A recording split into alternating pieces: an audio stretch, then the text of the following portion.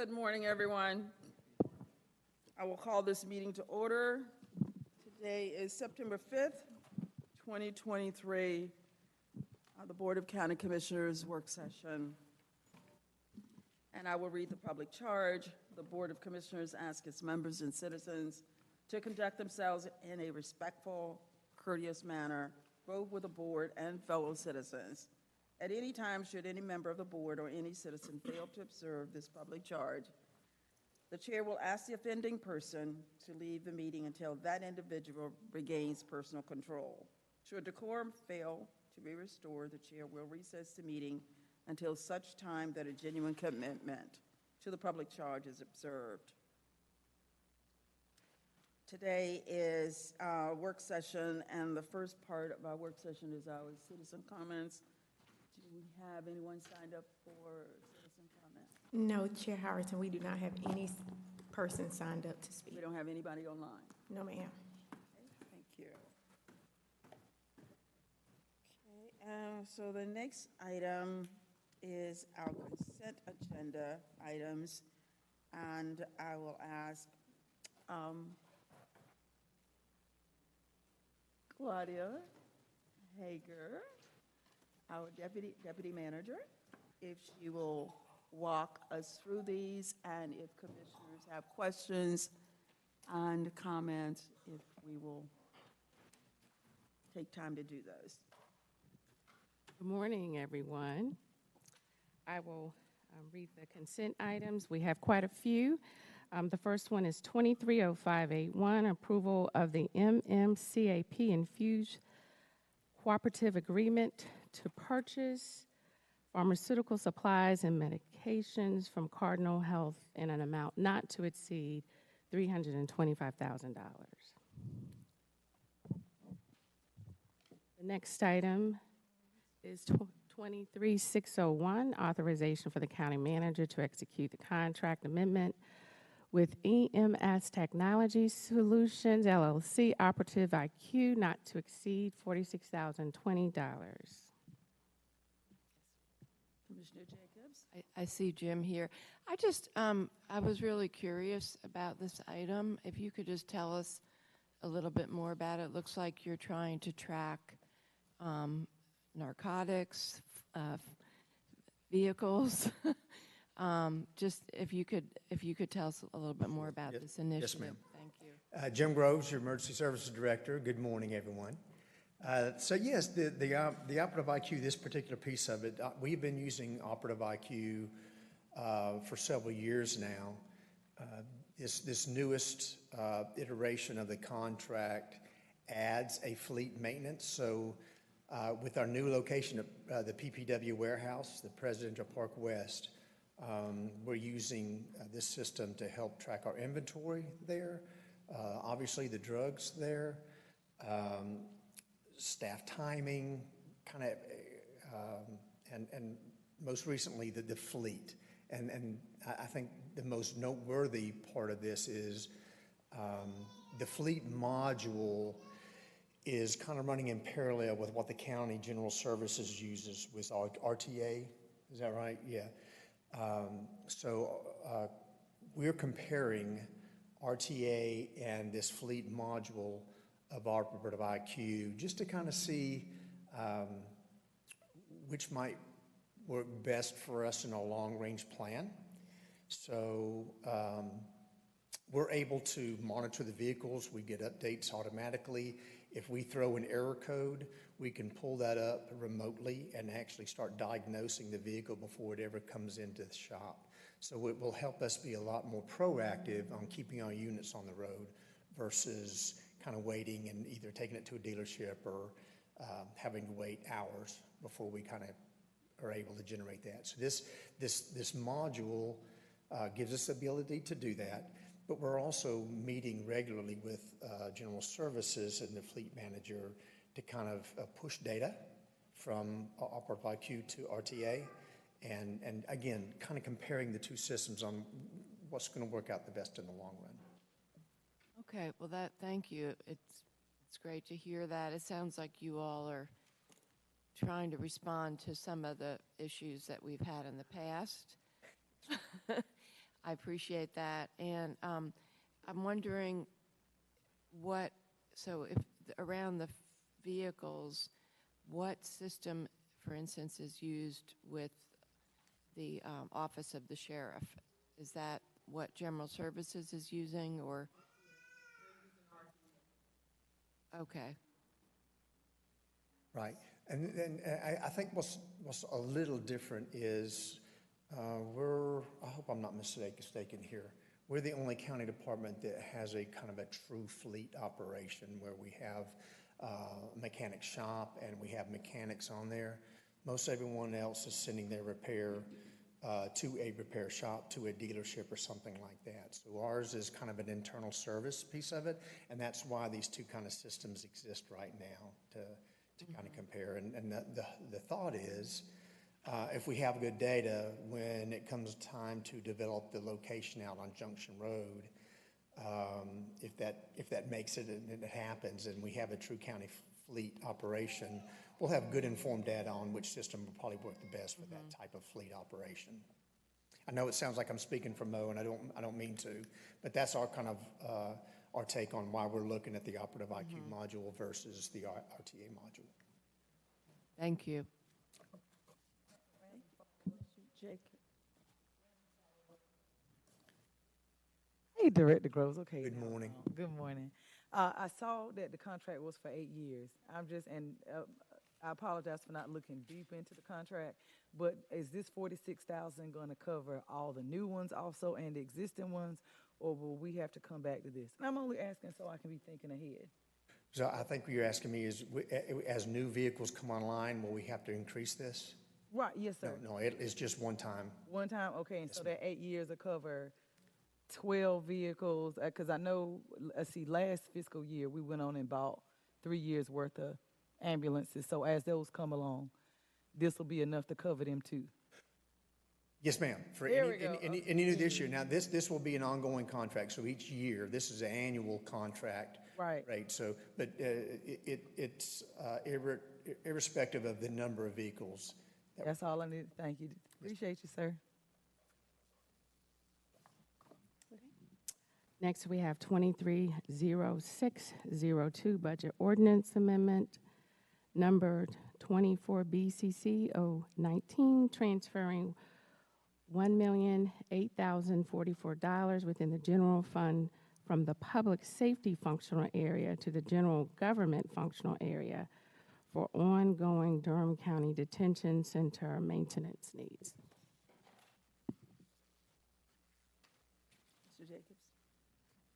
Yeah, I just, there is a lot of specifics here, so I was really curious about, because this is a significant amount of money, what are the specific maintenance needs that are being used for this?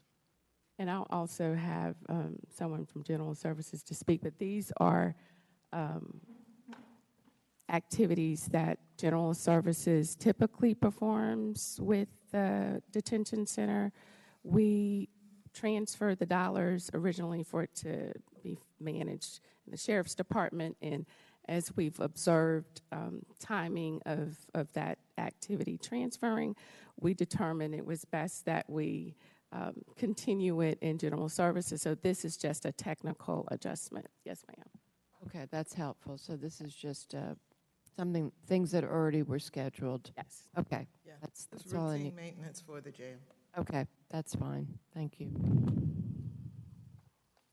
Okay, the next one is 230603, approval of a $480,395.72 contract in response to an RFP 23039 with Farmer Food Share to be the fiscal sponsor for the Durham County Double Bucks program. If I could have a little bit, this is exciting. I'd just like to have some more clarification around, it's Farmers Share, and then it's Bellwoods Residential Solutions bid amount. So just, we could have someone just kind of clarify this a little bit for us. Yes, ma'am. And Mary Oxendine, our County Food Security Coordinator will share with us on this. This is a combination of a RFP that was in response to a larger picture for food response in response to the COVID. Yes, so thank you so much for allowing me to speak today. So the Durham County Double Bucks program is a program that essentially matches the dollars at farmers markets throughout the county for SNAP recipients, WIC recipients, and those that live in Section 8 housing. And we wanted the commissioners, you all decided that you wanted to support that program and make sure that it continued. It was previously funded through grant funding, but that funding had run out or was running out. And so in order to be able to use ARPA dollars to support that program, we had an RFP, and Farmer Food Share responded. And Farmer Food Share already has a relationship with the markets and has been working with them on the Double Bucks program. So they'll be able to continue in that role in doing this with these funding. And Farmer Food Share is essentially like a food hub within Durham County that supports a lot of farmers as well as nonprofit organizations. So in the Bellwoods Residential Solutions, can you share a little bit about them? Yeah, Bellwood Residential. I think we weren't as familiar with this organization, but they do provide different business solutions, and were proposing to be the fiscal sponsor for the program. There were a very small staff. It was pretty much one person that would be managing the program, and there were some concerns about, if that one person wasn't available or if something happened. So Farmer Food Share has multiple staff on hand, and also Bellwoods also does not operate in the food system space currently, and does not have relationships with the market managers currently, and so it would be a better. It would take a lot more staff time and effort to get them up to speed on the project. Yeah, yeah. My other question is related to another organization in the community around Double Bucks. Claudia, have you been in touch with them around Double Bucks? Smith. Cameron Smith and her group around a community. Yeah. I need to look back to see if Communities in Partnership has Have an application in? have an application. So the RFP for this happened, Mary, it was last fiscal year, if I'm not mistaken. Correct. We started in February with board discussions. I think it was the 28th February budget meeting. And from there, the board gave approval for 2 RFPs to move forward. 3, actually. Yes. And so I believe in the May-June timeframe, the RFP actually happened. And so it was advertised, I think, for 40 days or Yes, and just so that you know, Communities in Partnership did have an East Durham market that was part of the Double Bucks program. They have decided to not have their East Durham market, their farmers market anymore, and have focused on creating a grocery store. And so they've focused their efforts on that. So we are definitely in close communication with them about that project, though. And I just had a conversation a week ago about the Double Bucks program with them, and they did not understand why they weren't included. So if we could get some clarity around what's happening there so that we can communicate that to them. And I think that we'll be able to share more at the October meeting. I can't actually, there's some conversations going on that I can't talk about publicly right now. Okay. But we can definitely share more at the October meeting. That'd be great. Thank you. Thank you so much. I saw hands over here. A quick question.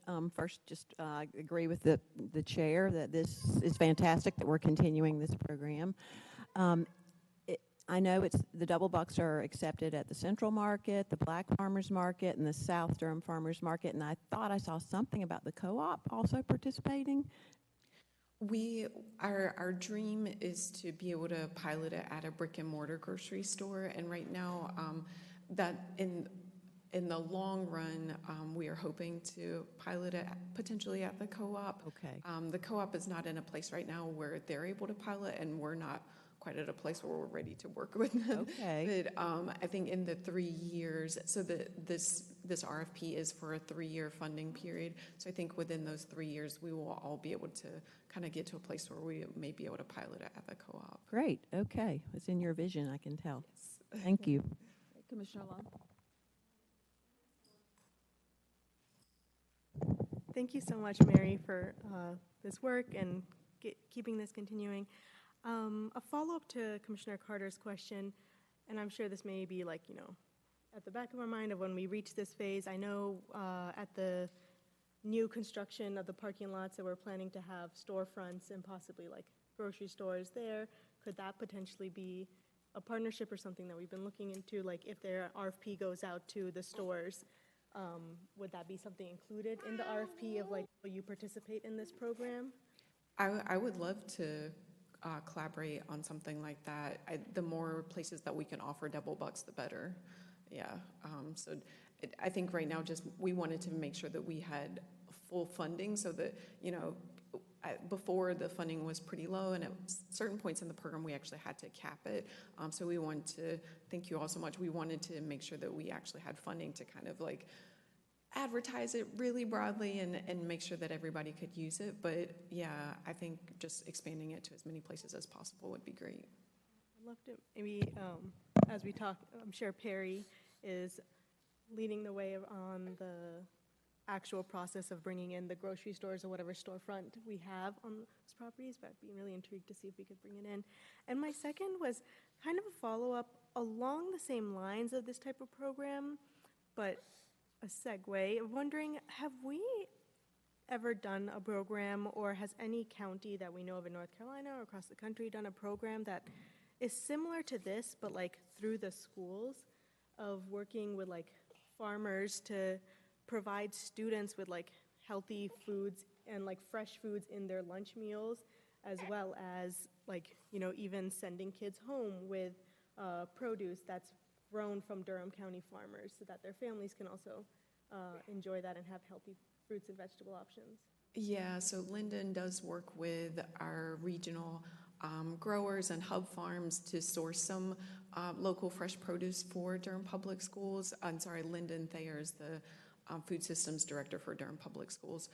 But she has definitely worked with our food hubs to make sure that we are bringing in some of those healthy foods to DPS. And then again, as we're dreaming, that is one of her dreams, to be able to produce suppers or snacks to be able to send home with the children. That's not something that we're able to do just yet, but she's working on it. Okay. That's great to hear. Thank you.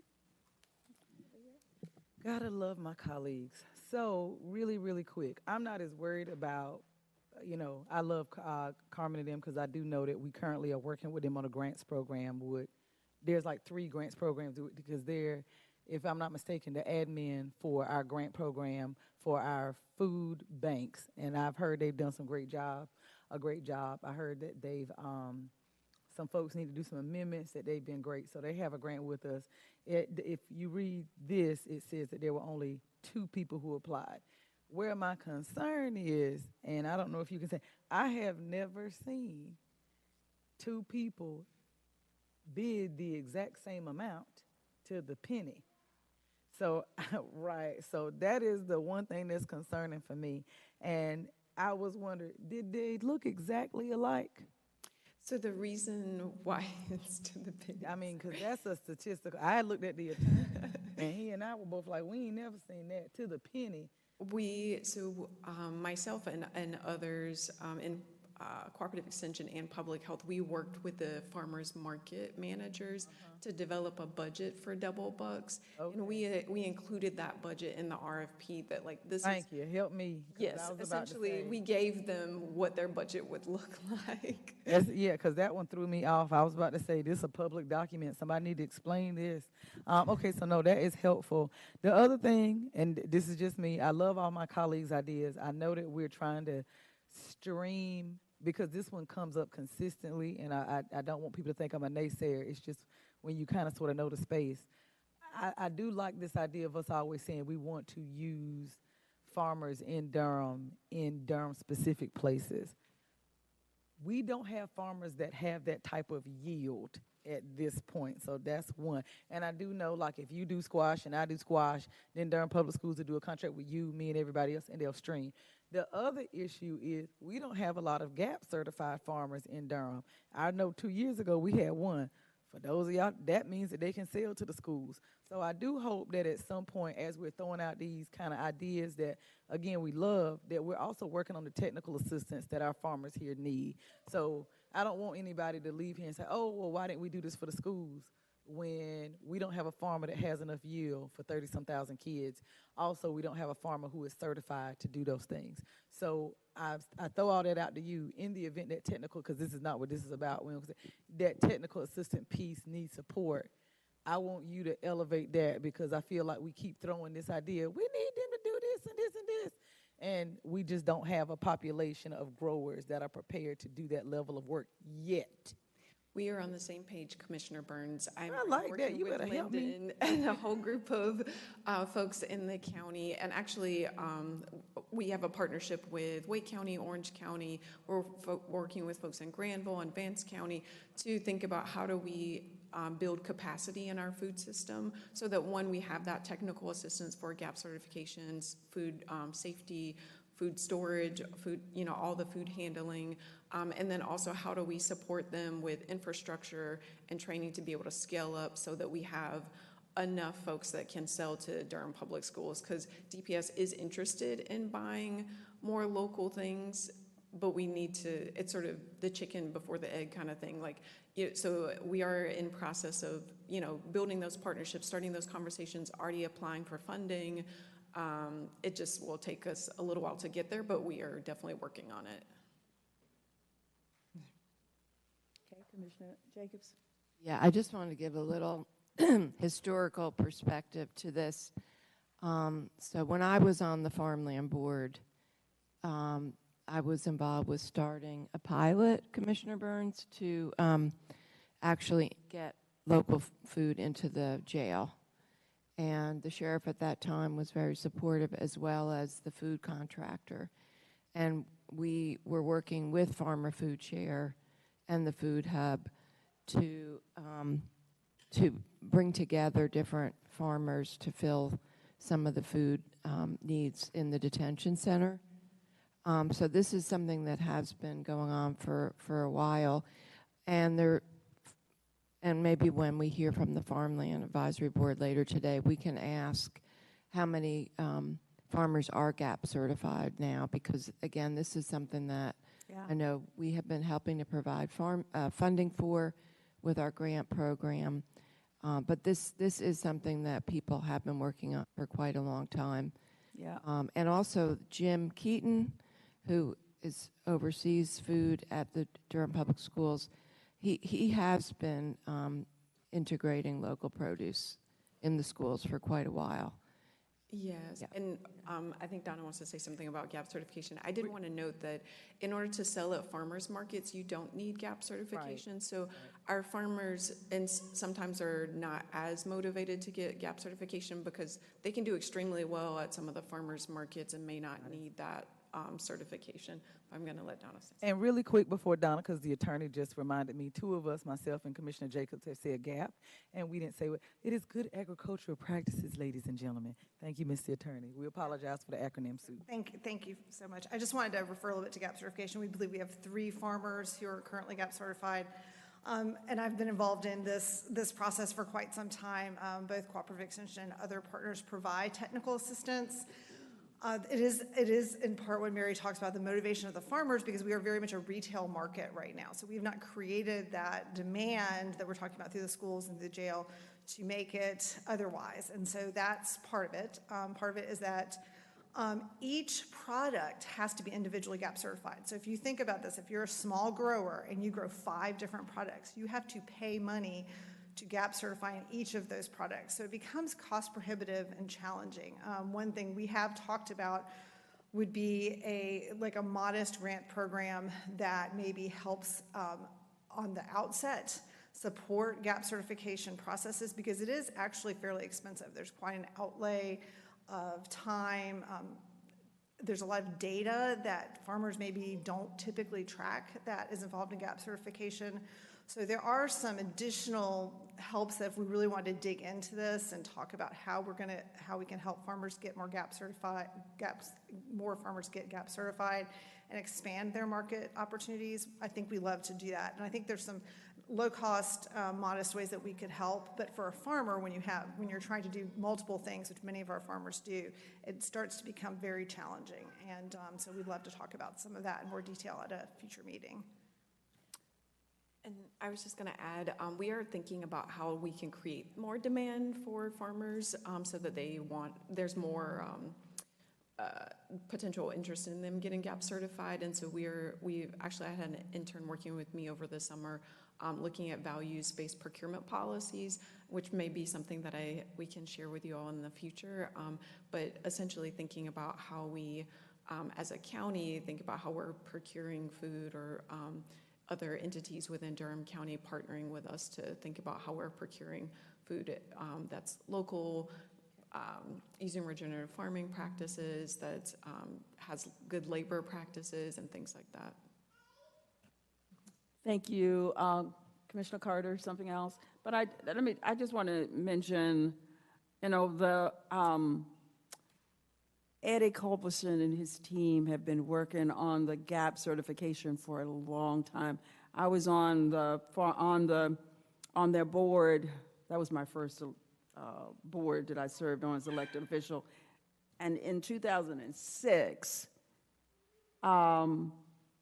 they started trying to get more GAP certification. So they have come a long way. And what I'm hearing is still a lot more to do. So thank you for sharing that. And Commissioner Carter? One thing that might provide additional impetus for this would be the farm campus, if that dream ever comes to fruition, and I'm so hopeful that it will. So as that feasibility study unrolls, we may learn that this is one of the needs that would support the creation of the farm campus. So we'll see. Yeah, absolutely. And we are definitely moving forward on that feasibility study and look forward to sharing more information in the future. Thank you. Thank you both. All right. The next item is 230605, approval of the resolution titled North Carolina State Department of Transportation request for addition to the state-maintained secondary road system.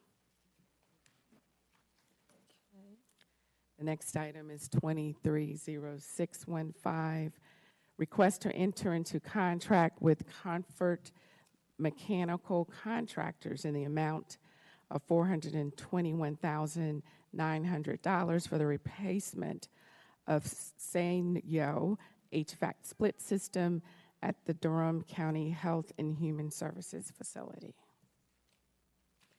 Mr. Jacobs? I just had a question for Mo. I know the building, our Health and Human Services building now is probably around 12 years old. So I imagine we're going to start to see things like this. Was this the life expectancy of the system? Well, the systems that were put in are approximately 13 years old. Okay. And they're split systems, so they're the ones that are surface mounted. Right. We would have expected them to last a little bit longer, but we cannot get replacement parts for these systems that were put in. So. Okay. What kind of warranty is going to be on the new systems? Uh, it- The normal warranty, which is a 1-year warranty with regards to manufacturers and installers' responsibility. So That's not basically what we get nowadays. We don't get, 5 years and 6 years anymore. Okay. All right. I mean, I actually have split systems, and they're under a 10-year warranty. Yeah. But so these don't have anything like No. that. No. Okay. I guess because it's a commercial use. Mm-hmm. Yeah. Exactly. Yeah. Okay. Thank you.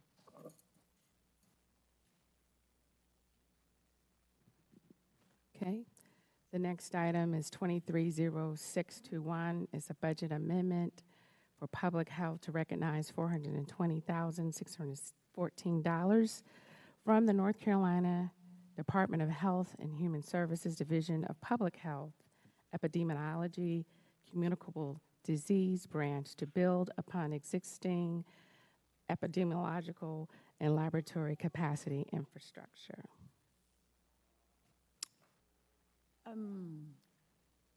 Yeah, you here. It's always great when we have Great. additional grant dollars in our public health Great. department. Always, always. I love it when we're getting in dollars. So we want to speak to that, and also if there's any news that you have around testing for COVID, also for the, just any news that you'd like to share with us. About the, Good morning, Madam Chair. Rod Jenkins, Public Health Director. Just want to make sure I understand the question. any news you'd like to share with us around this grant, this funding, and anything around COVID that you'd like to share? So, Indeed. floor is Indeed. Good morning. Again, as I've said so many times before, COVID is still here, still around. However, in conversations with my elected officials, I've apprised them that the detection measures and COVID metrics that you've become so accustomed to receiving are eluding us at this time, primarily because we're not getting those information that we desperately need from the CDC any longer. The two metrics that we continue to monitor heavily are hospitalizations and wastewater surveillance. We continue to see increasing levels, but nothing that rises to the level of, fear or, really contemplating reinstituting mass mandates, if you will. But I think in a nutshell, what I've been told by Dr. Zach Moore, state epidemiologist, is that we need to continue to be vigilant, continue to keep ourselves safe. If you feel the need to wear a mask, please do it. 3 W's still apply. But I think when I saw Maceo Carlton first thing this morning, he said, "I need to get my vaccination." I said, "Yes, you do." So, of course, keeping up with your boosters is the surefire way. I will end by just saying, there's a lot of immunity in the community, and that is the reason why we are at this point right now. But I continue to tell folks to stay vigilant, get your booster. It is on an annual basis now, and prepare for the fall. There's a new booster that's coming in the fall, so we continue to promote and administer boosters at the Health and Human Services Building. In particular about this funding, it does allow us to continue our work with COVID.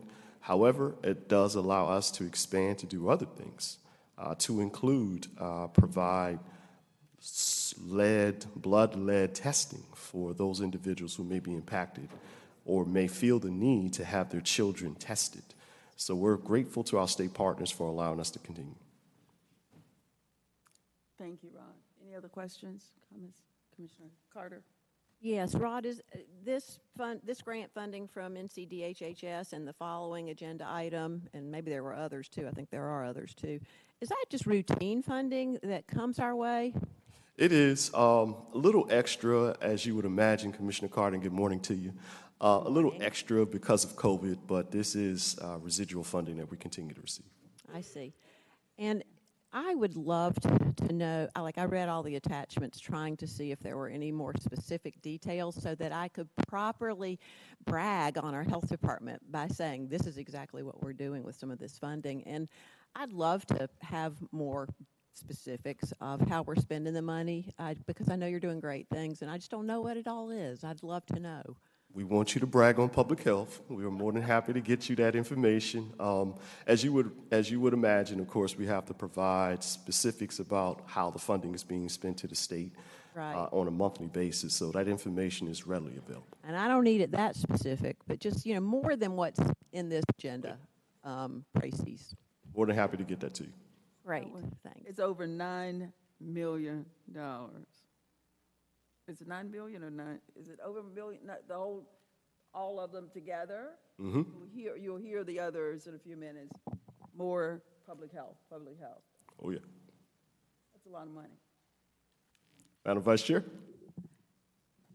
I have a question about the new booster that's coming out. Mm-hmm. Will we? How will that be distributed to people? Will people have to go to their primary care doctors, or will public health also be providing those to people? Excellent question, Madam Vice Chair. It is going to be widely available. You can go to your primary care physicians. Definitely going to be available at most hospitals, but of course we always welcome everyone to come to the public health department to receive it. But there are no specific parameters about receiving it. And when it's available, I strongly encourage everyone to go get it. And will there be a cost for people at public health or for the? Very good question. While there's still debates about the commercialization of COVID vaccines, we are fortunate in the state of North Carolina to be a part of what they call a bridge program with the CDC that allows us to still have our medications at no cost. Okay, great. So the booster will be free at public health? Correct. Great. Okay. I think that'll be important for us to get the word out to people about. Thank you. Yes, ma'am. Commissioner Long? My question was going to be if there were going to be any requirements to be eligible for the vaccination, as well as how often should residents be getting the boosters? Is it every 6 months, every year? I think you must have been listening to me materials conversation. It's actually on an annual basis now until it changes. So what I've been trying to tell people is that when you go for your annual physical, make sure you get your booster at that time. Should the environment change to where there's a need for us to get some new type of booster because of a particular variant, we will certainly make the general public aware of it, and public health will be on the ready to administer.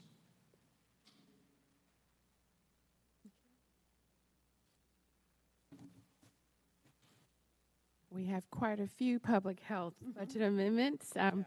230622, budget ordinance amendment to recognize $461,250 from the North Carolina Department of Health and Human Services, Division of Public Health Epidemiology, Communicable Disease, branch to expand communicable disease surveillance, detection, control, and prevention activities. The next one is 230623, a budget amendment to recognize $98,702 from the North Carolina Department of Health Human Services, Division of Public Health Epidemiology Section and Communicable Disease Branch to approve the creation of 2 full-time communicable disease control specialist positions.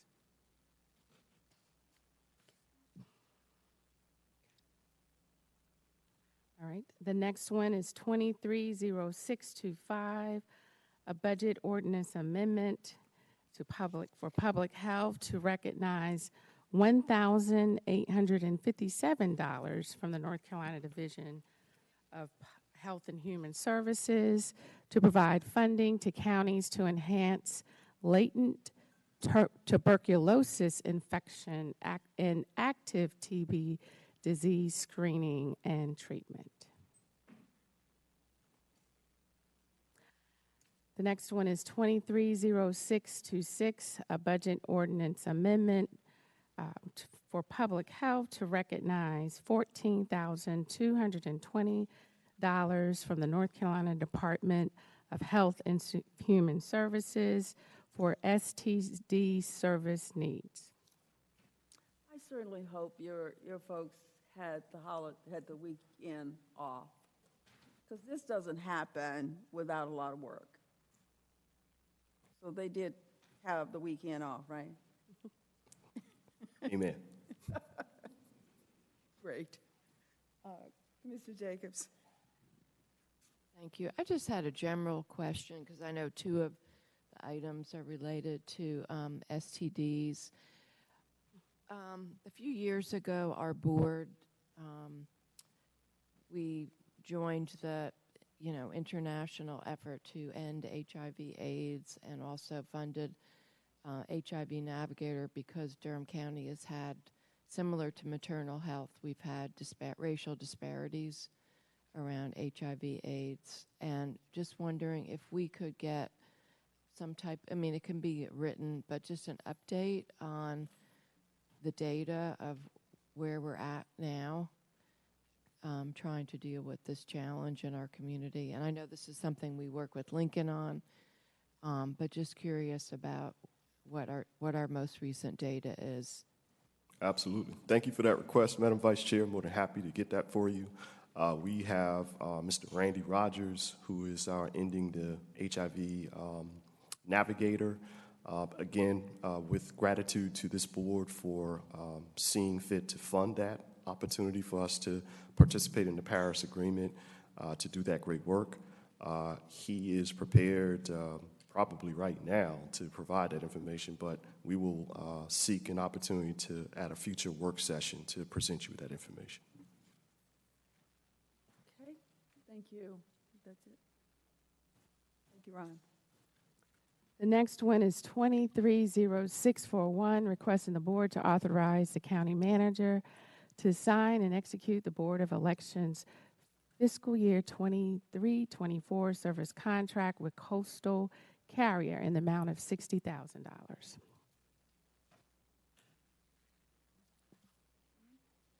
Okay, the next one is 230645, approved budget amendment and capital project amendment appropriating $1,263,635 of fund balance from the Sewer Utility Fund to create the new wastewater treatment rehabilitation and upgrade capital project, as well as approve the county manager to execute a contract with Hazine and Sawyer, the professional engineering services, for the Triangle Wastewater Treatment Plant Rehabilitation and Upgrade Project in the amount of $1,053,026, and execute any related contract amendments not to exceed a total project budget of $1,263,635. Carter. I just have a general question about RFPs. It's really not specific to this, and I don't need the answer today, but this is just for my own general edification, honestly. If we have a contract when the score is so close, like in this one, Hazen and Sawyer had a score of 293, Freezer and Nichols 292. When the score is so close, I'm imagining we look at, what the cost for each of them is, but in general, I would like to know what other things we consider, and specifically, I'm wondering, are we allowed to look at MWBE contracting as one of the criteria for selection for being considered? So just for future. Okay. But this just was such a close outcome with the bid tabulation. It just made me think about that and wonder. We can bring more information, and your comments are aligned with the practices that we use to evaluate proposals. The level of MWBE participation is an area of focus and consideration as we look at our targets, but we can give a more detailed response.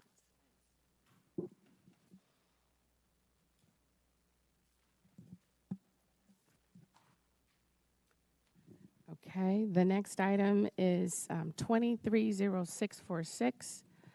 Approve the county manager to sign the local assistance for stormwater infrastructure investments, ARPA acceptance resolution to receive $400,000 from the state of North Carolina Division of Water Infrastructure for the Whispering Pine Stream Restoration Project.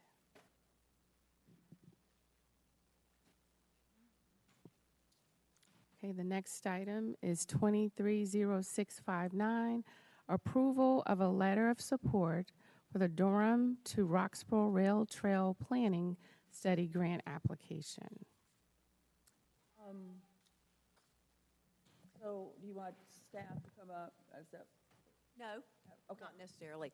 I just really wanted to say how exciting this is, because I feel like this trail has been in one of our plans since 2010 or maybe longer, and I just want to thank Ellen and our team for being so proactive and going after this $500,000 of funding. It's very exciting. It'll be a greenway, that will connect a lot of important locations along its route. People are asking in northern Durham all the time for more infrastructure like this, greenways. So it'll go a long way if we get it, and I certainly hope we do. And thank you for going after it. Yeah, just for the public, could you just come up, Ellen, and just give the public a kind of an overview so that they know, as this is exciting, as Heidi Commissioner Carter just said, and we'd like the public to just kind of get the framework here. This has taken a lot to make this happen. Certainly. Ellen Beckman, Transportation Director for Durham County.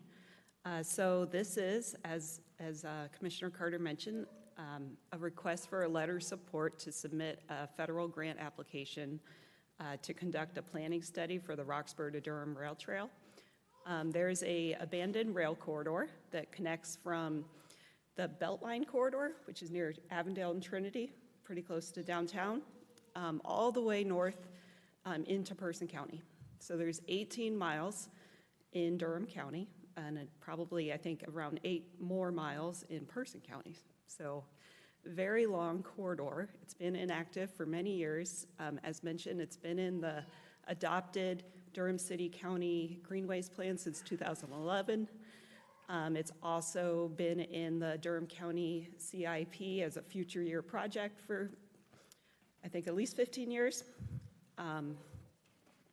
There is some hopefully some movement on the acquisition of the corridor, which prompted us to look into grant opportunities to conduct the study. The study would look at the benefits, the cost, how it would be segmented over time, grant strategies. It is a very long trail. This is a very ambitious project. I want to make sure it's known that this is a long-term project, kind of like the American Tobacco Trail, that was purchased in the 90s, and it took 2-3 decades to get it complete. So we're coordinating on the preparation of this grant application with the City of Durham Parks and Rec Department. We expect it to be a joint project. And we're also working with the Central Pines Regional Council on the preparation of the application. I want to recognize Ryan Eldridge in the audience. He's a transportation planner here, and he's doing a lot of the work to put the grant application together. Okay, thank you. Thank you. Any Commissioner Carter? Jacobs. Thank you. I just want to say ditto to Commissioner Carter's comments. And I was wondering, just for perspective, this being an 18-mile trail, and are you saying that total is 18 or plus the 9 in Person County? 18 is in Durham County, plus Okay. 8 in Person County. So it's 26 miles. Okay, 26. Abandoned So, rail corridor. right. Okay, so just for perspective, the American Tobacco Trail, which goes through Durham, Chatham, and Wake counties, is 23 miles. So this is actually even more significant in terms of the length. But I really want to highlight the regional, the fact that this is also a regional project and really important for us to be connecting Durham and Person County, which we really need to be doing more of. But also, I'm wondering, are we also going to be looking at this not just for recreation, but also as a way for people to commute to work? Because that's what we've seen with the American Tobacco Trail, is that it's great for recreation and exercise, but people are using this trail to commute to work, to get to jobs, to get to education. So is this going to be also looked at with this study? Yes, for sure. There's a map in your materials that kind of shows some of the destinations along the route. It goes through the Bragtown neighborhood, crosses and connects to Go Durham Route 9A, so it helps provide access to transit through that neighborhood. Also, continues north up through like the Welcome Venture Park and the Trayburn Corporate Park area, so jobs up there. There are many schools along the way as well, so we could look into opportunities to add spurs and connections to those nearby destinations like that. Okay, I'm really glad to hear that, because I just want to make sure we're looking at this very broadly, especially with, electric bikes, really transforming the ability for many different people to ride bikes at all ages and distances and topography. And I'm wondering, I know we're going to be providing a letter written by the chair, but because this really has the possibility of having regional impact as well as serving many purposes, are we going to also try to get letters from, for instance, our MPO, some of our state reps, NCDOT Multimodal Division? Would like to know more about how broadly we're going to be looking for letters of support. Very broadly. Last week I started sending out requests, so definitely MPO, definitely NCDOT, Person County. I should add, Person County is already doing a feasibility study for their segment. They got funding through NCDOT to conduct a feasibility study, so this is really a complement to something they've already got underway. So the city of Durham, of course.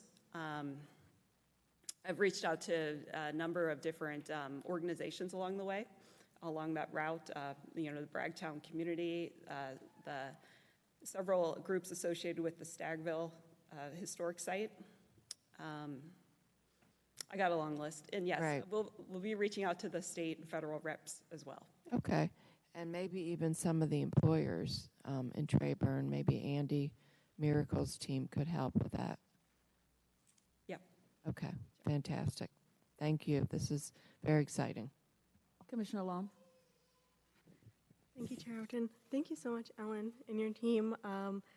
This is a really great opportunity. I have one question, and this may come out of the actual study, but from what we already know about this portion of the trail, is the goals and hopes of also taking into consideration safety of the trail, of this area also doesn't have really good cell service and cell signal, so people who are out on the trails, especially if they're out there at night, is there going to be consideration for those security poles that you can press in case of emergency, that or any sort of lighting out there, since just for safety? Yeah, we can incorporate that into the study. Okay, that'd be great. Thank you. Should get Yeah. grants, all I gotta say. With all the Yeah. potential has been highlighted. The only question that I've heard, Ellen, has been, as Commissioner Long mentioned, is the night lighting and the safety factor for people that may be out there at night.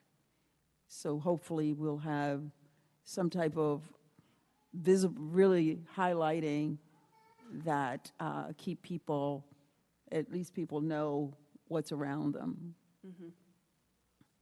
And I know that'll be in the, Yeah, we can. that's in the making of the soup. Yeah. Thank you. There are no other questions. Thank you so much. If there's anything else you have? Hopefully, this is the first of many grants to come to make this a reality. I just want to emphasize that this is a big project. It's going to cost a lot of money long-term. We're going to have to go after a lot of different grants to get there.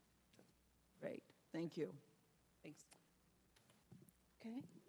All right, the next consent item is 230661, request for consent of access to the North Carolina Department of Environmental Quality to allow its Division of Waste Management and Contractors access to the 721 Foster Street site. The next one is 230665, approval of easement agreement, legal description, and dedication plat with the City of Durham for a required sidewalk easement necessary for the 300 East Main Street mixed-use development project. And you know, that's this board's little baby here. I have one question regarding on the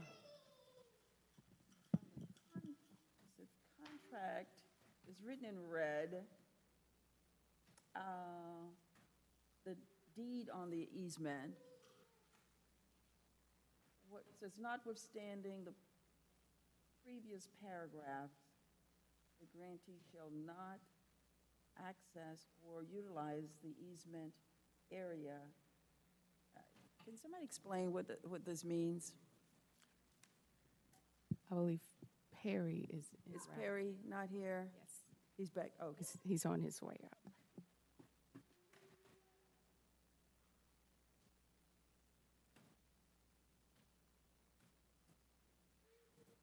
Good morning, Commissioners. Perry Mans, Deputy Director for County Engineering. Good morning. That paragraph that you referenced, that was just added by the city that just further highlights the fact that the city will not impede or impact the construction. And so that's simply what that is. So, that the city will not impede the construction. yes, they will not delay the construction. That's basically what that's stating. So, Okay. All right. Any other questions? Commissioner Jacobs? Thank you. Well, I'm really excited to see that there's going to be, I guess, a new bus stop. Is that correct? yes, Commissioner, there's actually going to be 2 new bus stops. There's going to be one on Liberty and one on Main Street. That's fantastic. And just since you're here, wondering if you could give us an update on how things are going with the affordable housing portion. Yeah, absolutely. So we totally anticipate full-on mobilization of all the subcontractors before the end of the month. That will be the framing, the PM&E infrastructure and things like that. As you know, this is a very complicated project. And what happened was when the affordable housing contractor got in to really assess what was constructed as part of the concrete podium that was constructed in phase 1, they noticed some discrepancies. For example, let's say a plumbing line may have been off by 2 inches or something like that. And so they actually have the concrete contractor and others on site now to actually resolve those minor issues or discrepancies that they ran into. And they also took a little bit of time to revise the design to get away from that 97-year-old water line that's in Queen Street. We're actually going to make some taps out in Maine. And so we took a little time to redesign that. So when the contractors get on site, they really can hit the ground running and won't experience any more delays. So we totally anticipate, like I said, full-on mobilization before the end of the month. So, Thank you. yes, ma'am.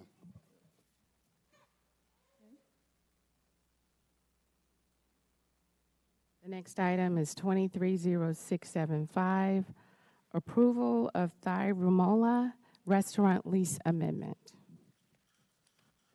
So we really gonna get a restaurant by March 1st of '24. Perry? Before he tried to sit down. All right. Good morning, Nancy Mitchell, Senior Real Estate Officer for Durham County, and I'm going to say yes. Okay. That's my final answer. Well, you know, the restaurant company that we are in lease with is doing everything in their power, and certainly it is to their advantage for this construction to wrap up as quickly as possible. This is a new building. This is a new process. Things were unknown. We, as you know from our previous discussions and discussions you've had with other projects that the county is carrying on, the lingering effects of the COVID situation. Yes. All of these things have sort of conspired a little bit, but we're plugging away. Well, I think we're all excited to be able to have a restaurant. We are indeed. Here in that building, which would be close to us. So we thank you for your hard work. Any questions or comments from the board? Mine is really quick. One, you answered my first one because you said they're doing everything they can. And I remember 2.5, the burger place that never came to fruition. Like there's a bunch that we haven't been able to do. Then there was somebody else that was interested in the other side. I guess they've seen how tumultuous this has been and they ran off. So my question is, do we know if anybody else is interested? Are we pushing the other side of it out that way? And that's just a quick yes or no out of my curiosity. We are marketing it absolutely through our partners at Trademark Commercial Property Real Estate. They are marketing it. There is interest from time to time. There are certain constraints that the building presents that make it a challenge for some. We've had some that are interested but need additional space for brewery equipment and things of that nature that we simply can't accommodate. So we're not everybody's cup of tea, but we'll find somebody. Well, you're my cup of tea, and I'm going to pull a Commissioner alum and pull Shannon into this. Shannon had a really, really great suggestion the other day. I don't know. A lot of our restaurants out here, we have, you know, we got the cookery. You know, we have a lot of commercial kitchens where our food trucks come in. But it would be really cool if we could make that other side. Again, ladies and gentlemen, this was Shannon Trapp's idea, not mine. I want to get all the credit for it. To maybe incubate that space for some of our food trucks. So I'm just throwing that out there in the atmosphere in the event we decide to outfit it ourselves and make it a place where folks can sell their food, grow their food, and almost make it like a food hall. So just thought I'd throw that out there. Again, Shannon Trapp's idea. If it comes to fruition, I'll be taking all the credit. Thank you. Thank you. Okay. Is that it? That is it. And the one about the Farmland Preservation Board. Yeah, so what Ms. Hager is saying that the farmland, so commissioners, the farmland team members will not be here this morning. They didn't realize that it was being put on the agenda for discussion.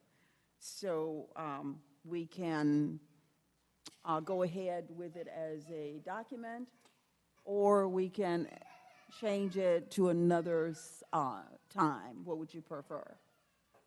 Commissioner Carter? I feel a fair bit of anxiety over this.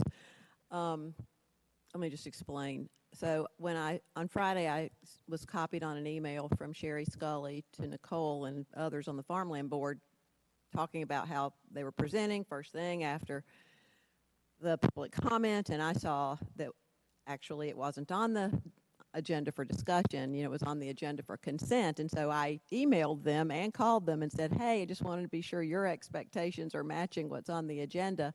Because when things are on the consent agenda, we don't discuss it. We might pull it, we might ask questions, but it was clear they were thinking they were going to make a formal presentation. So anyway, at that point, they said, well, that's, okay, thank you for letting me know. I won't come then, right? That's why they didn't come. That's why Nicole, the chair, didn't come. And they also said it was fine to move forward with it. There must have been some miscommunication. They would like to present at some point in the future, not, it's not imminent, but the main thing, and I did want to lift this up, was the Farmland Protection Plan has not been updated since 2009. And so they would like, then they're seeking grant funding to work on that. So they are hoping that will happen, and I don't know whether they actually need grant funding or if it's something the county could fund, but nonetheless, I just did want to say that for now, but my recommendation would be to go ahead and approve their plan on consent. And we can ask staff to be in conversation with them about presenting at another meeting. Okay, Commissioner Jacobs? Yes, I'm fine to approve their report or plan. I definitely, if they would like funding to update their plan, I really would like them to have the opportunity to present. I also actually have a request of the Farmland Board that is time sensitive, so I'm kind of, if it could be conveyed to them as appropriately through staff or through you, but I think probably through staff, is that a number of our boards and commissions have weighed in on things like the comprehensive land use plan and the future place type map, and they, in their report, they just spent a lot of time discussing the importance of the volunteer agricultural districts, and they actually have been expanding in Durham as we have been supporting small and minority farmers in Durham. There's really been kind of a revitalization, actually, of small farming in Durham. I will say thanks to, in small part, to the support of our board, but also the support of the Farmland Board, Soil and Water, Cooperative Extension, Mary Oxidine. We really are creating a strong local food system, the Durham Public Schools. But my point is, I would like them to evaluate the future, proposed future place type map and the urban growth boundary and its impact on farmland and the volunteer agricultural districts. So that is my request. If they could, Soil and Water staff, the Farmland Board, please provide us some input. So I know that they did participate in the public engagement sessions around the policy work groups, and I know I think they provided some input, and I see people shaking their head out there. But yes, I also want to just make it very, very clear. This was on the consent agenda, not for a presentation, and that's why they're not here to speak and ask questions. I feel a level of frustration around this because it was clear they wanted to present, but they're not here to present because it was on consent. Yes. Do you understand? I just want to Yes. be sure there's no slackness on their part. Absolutely. Okay. Absolutely. I remember, I thought it was on the consent agenda, and evidently there was a request that I didn't know about to change it. So I didn't know that it had been changed until our clerk just let me know. Well, I didn't request it was changed, because I had actually, since I'd talked to Nicole and Sherry, anyway, just want to make it very clear. Okay, They're so- such a hardworking team. No, Yeah, I'm So not. Monica, yeah. Monica, you want to speak on this? And then we can have the staff follow up and see if we can get it on the October, if they are ready. And they may are coming later. They had several things, that they were hoping to talk to us about, and it seemed like it might be better timing in the long run for it to be later, unless we're eager to hear from them now. So, Excuse me, I would just state that during our, We have agenda prep meetings prior to the agenda meeting, and this item was listed as consent, and so there was no presentation of any sort. There was an email that was sent later on after the agenda was already created that they would like to present. So by that time, I did move it. It was over the weekend, so your conversation was already had with them, and by the time you guys got here this morning, the item was placed as a presentation because that was the last email that I had received. So I can reach out to them so that we can move it to a later date and they can present. However, we can still go ahead and move it now from discussion to consent. So on the meeting on the 11th, you guys can go ahead and approve it unless you want to wait and approve it at a later meeting when they present. I think we can move it to the next meeting consent agenda if no one has any objections. And then if they want to present, especially around the urban boundary, no. That's time sensitive because we're going to be approving the plan in October. So if they're not going to present till October work session, that will not be enough time.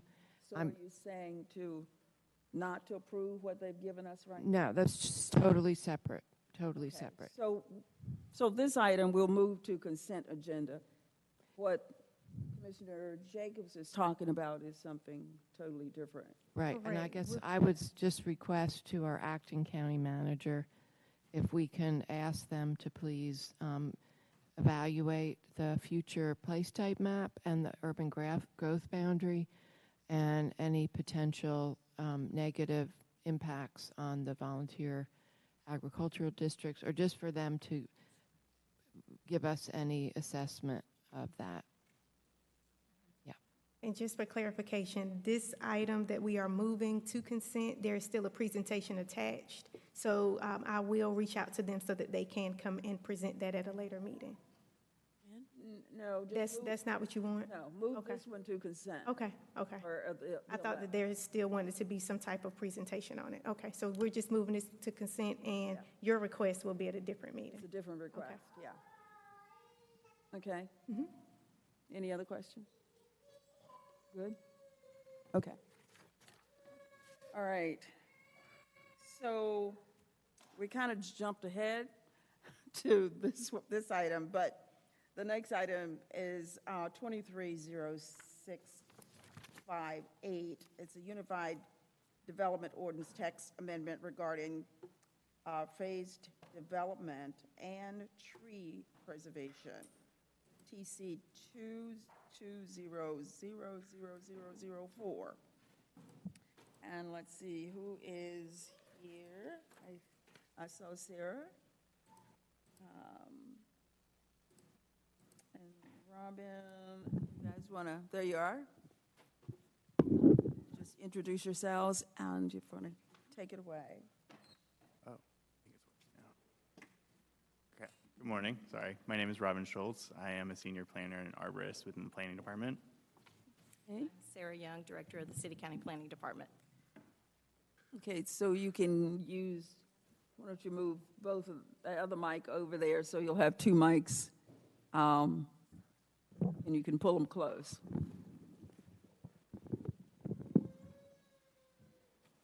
All right. Can you all hear me all right? Okay. All right, so good morning. My name is Robin, as I said before. This morning I'm presenting information about a proposed Unified Development Text Amendment, case TC 220004, phased development and tree preservation. So the why of this text amendment sort of gets into, we've been seeing an increase in the amount of large residential developments. There have been repeated concerns from residents, council members, and staff, such as issues with erosion control, especially for large tracts. We've seen an emphasis on tree replacement rather than preservation, and we've seen large residential developments with little to no topographical character and or poor soil health.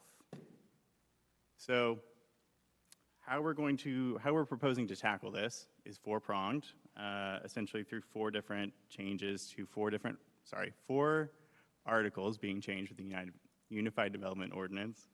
Article 8, environmental protection. We are creating a tiered system of tree preservation and phase development with the addition of incentives for tree preservation and inclusion of the compact neighborhood tier when not zoned for the design districts. In Article 9, landscaping and buffering, we are increasing the current buffering standards so that any residential development which masquerades will now have to provide a buffer with an opacity of 0.6, which is approximately 30 feet. The changes to Article 13, additional subdivision requirements include the establishment of a new Section 13.6 phase development, which creates a maximum cap of 50 acres for any singular phase and denotes that lots in previous phases must be stabilized before any new phases begin. This section establishes other phasing requirements which will be covered later. And as a result of public input, we've also made changes to Article 7, design standards, and incorporated grading setbacks. And so, in response to these ongoing concerns regarding the impacts of grading on neighboring properties, we've added a new UDO section to the design standards called grading setbacks. When projects utilize mass grading, an additional 10-foot no grading setback, shall be required from all exterior boundaries of the development site. Projects which grade but do not qualify as mass grading shall provide a 5-foot no grading setback. Just as a reminder, mass grading is defined as grading of 4 or more acres at one time. So the exceptions to this are grading for trails, utilities, access, infrastructure, or any code-required plantings. So getting into the proposed tier system, note that it focuses on residential development. There is the ability to utilize tree replacement still, but preservation is incentivized. It promotes smaller phases of grading and more distribution of canopy coverage, and it includes incentives for affordable housing, varied housing types, and further environmental protection.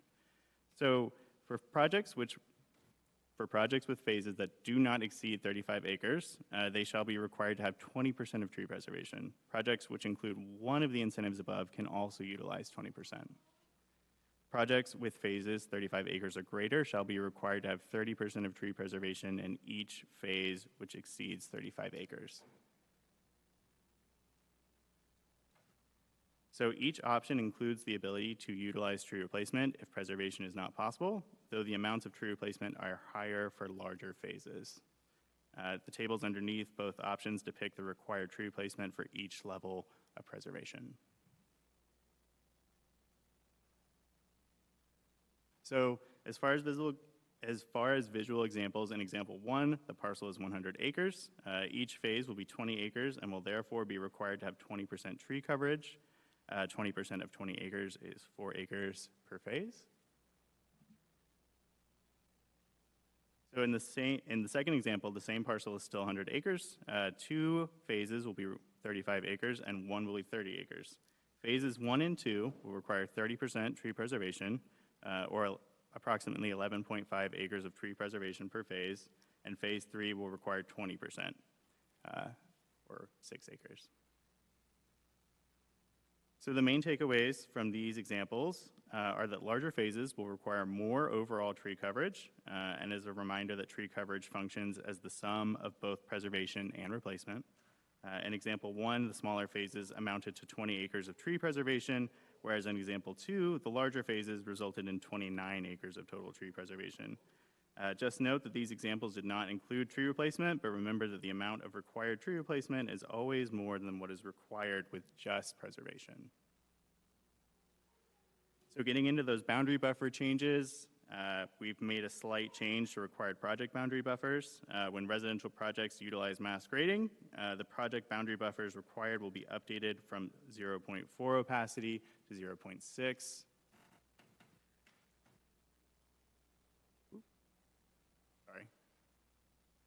Currently, the UDO only requires this for residential development in the suburban tier. The new text amendment will expand this to projects in every tier that propose mass grading for residential projects. So moving on, phase development. So the new section 13.6 is a new UDO section to be established, which will denote the additional requirements for phased grading in subdivisions. The main takeaways are that no phase can be greater than 50 acres. Each phase shall be able to stand alone. This is similar to existing language in the UDO. Note that some plans will only have one phase. Additionally, there are provisions in the section, I'm not going to read them all, but they relate to the specifics of phasing, infrastructure, tree preservation, and erosion control. So we've been asked to look at Cary's ordinance, and after speaking with their staff, we've determined the following. Cary's grading ordinance functions as a three-tiered system based on density rather than land disturbance, as we're proposing. Projects which exceed 8 units per acre have no grading limit, though they do have stricter standards for lower density projects. Additionally, Cary does not have a provision in their ordinance for tree coverage, just open space, champion trees, and buffers. Our proposal accounts for grading restrictions regardless of the density. Additionally, we require tree coverage and open space, buffering, and specimen tree preservation. Cary's ordinance also allows for more flexibility in the grading restrictions, and ours does not. Also worth noting that Durham was recently audited by the state for sedimentation and erosion control practices and was determined as meeting or exceeding state standards. And lastly, I just wanted to provide some quick math. The maximum amount of grading which can occur within a phase within that first or base tier is 27.92 acres, which is 20% of the 39.4 acre cap, because once you hit 35 acres, you are pushed into the second tier. The maximum amount of grading which could occur within the second tier is 35 acres. Just as a quick note, these calculations are based on the assumption of tree preservation rather than tree replacement. If utilizing tree replacement, projects would ultimately need to provide more tree coverage. And finally, I just wanted to make a note that regardless of the grading tier, it will not change the fact that all projects will be required to plant street trees, vehicle use area plantings, screening plantings, and any other required plantings for site development that are required per the UDO. Thank you, and staff is available if there are any questions. And I'm sorry that's so long. Thank you for your presentation. On page 5, you said that it's being required on every, what was it? Go back to see what it was. Pull that up again.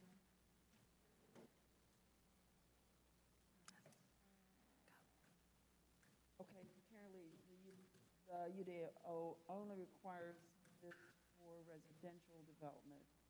Yes. So the new text amendment will expand this to projects in every tier that rating. Can you give us an explanation as to why? So this will still only apply to residential project. Well, excuse me, this is going to be within the suburban tier still, and then the urban tier. I think what she's talking about, hang on, was, wait a second, sorry. We're trying to find, share the part that you were just talking about. This, I think. It was on page 5. Page 5. Yeah. Yeah, this. Boundary buffer changes is what it's. Right. So now this is saying that any residential project in any tier which mass grades will have to provide that buffer. Is that what you're asking? So I still didn't hear an explanation as to why. As to why we've expanded it? Yes. Why it's required for every tier. Right. And so I guess we've essentially gone from just the suburban to every tier because we've received a lot of feedback about these large projects, especially as they are graded and visible along the street. And so we essentially took the language out that says in the suburban tier, which is why it now relates to every tier. But essentially, that's sort of what we got at these large residential projects when they're grading these like large projects, because it has to have 4 or more acres graded at one time for it to apply. We required those buffers in that case. Does that make sense? Not really. I'm not hearing any. Was it some type of data, some type of analysis? What? how did you get to that? So one of the things that, although the majority of residential development that we see happens in the suburban tier or on the edge of the suburban tier, we also heard concerns that some infill projects in the urban tier would also, potentially cause the same types of issues. So maintaining this buffer around the perimeter and making it, a little bit wider would help to defray some of the erosion issues, water moving onto other, property kind of unchecked. And so we realized that this was more than just a suburban development problem, that this could also be a problem in the urban tier for large residential projects. So was there community involvement or?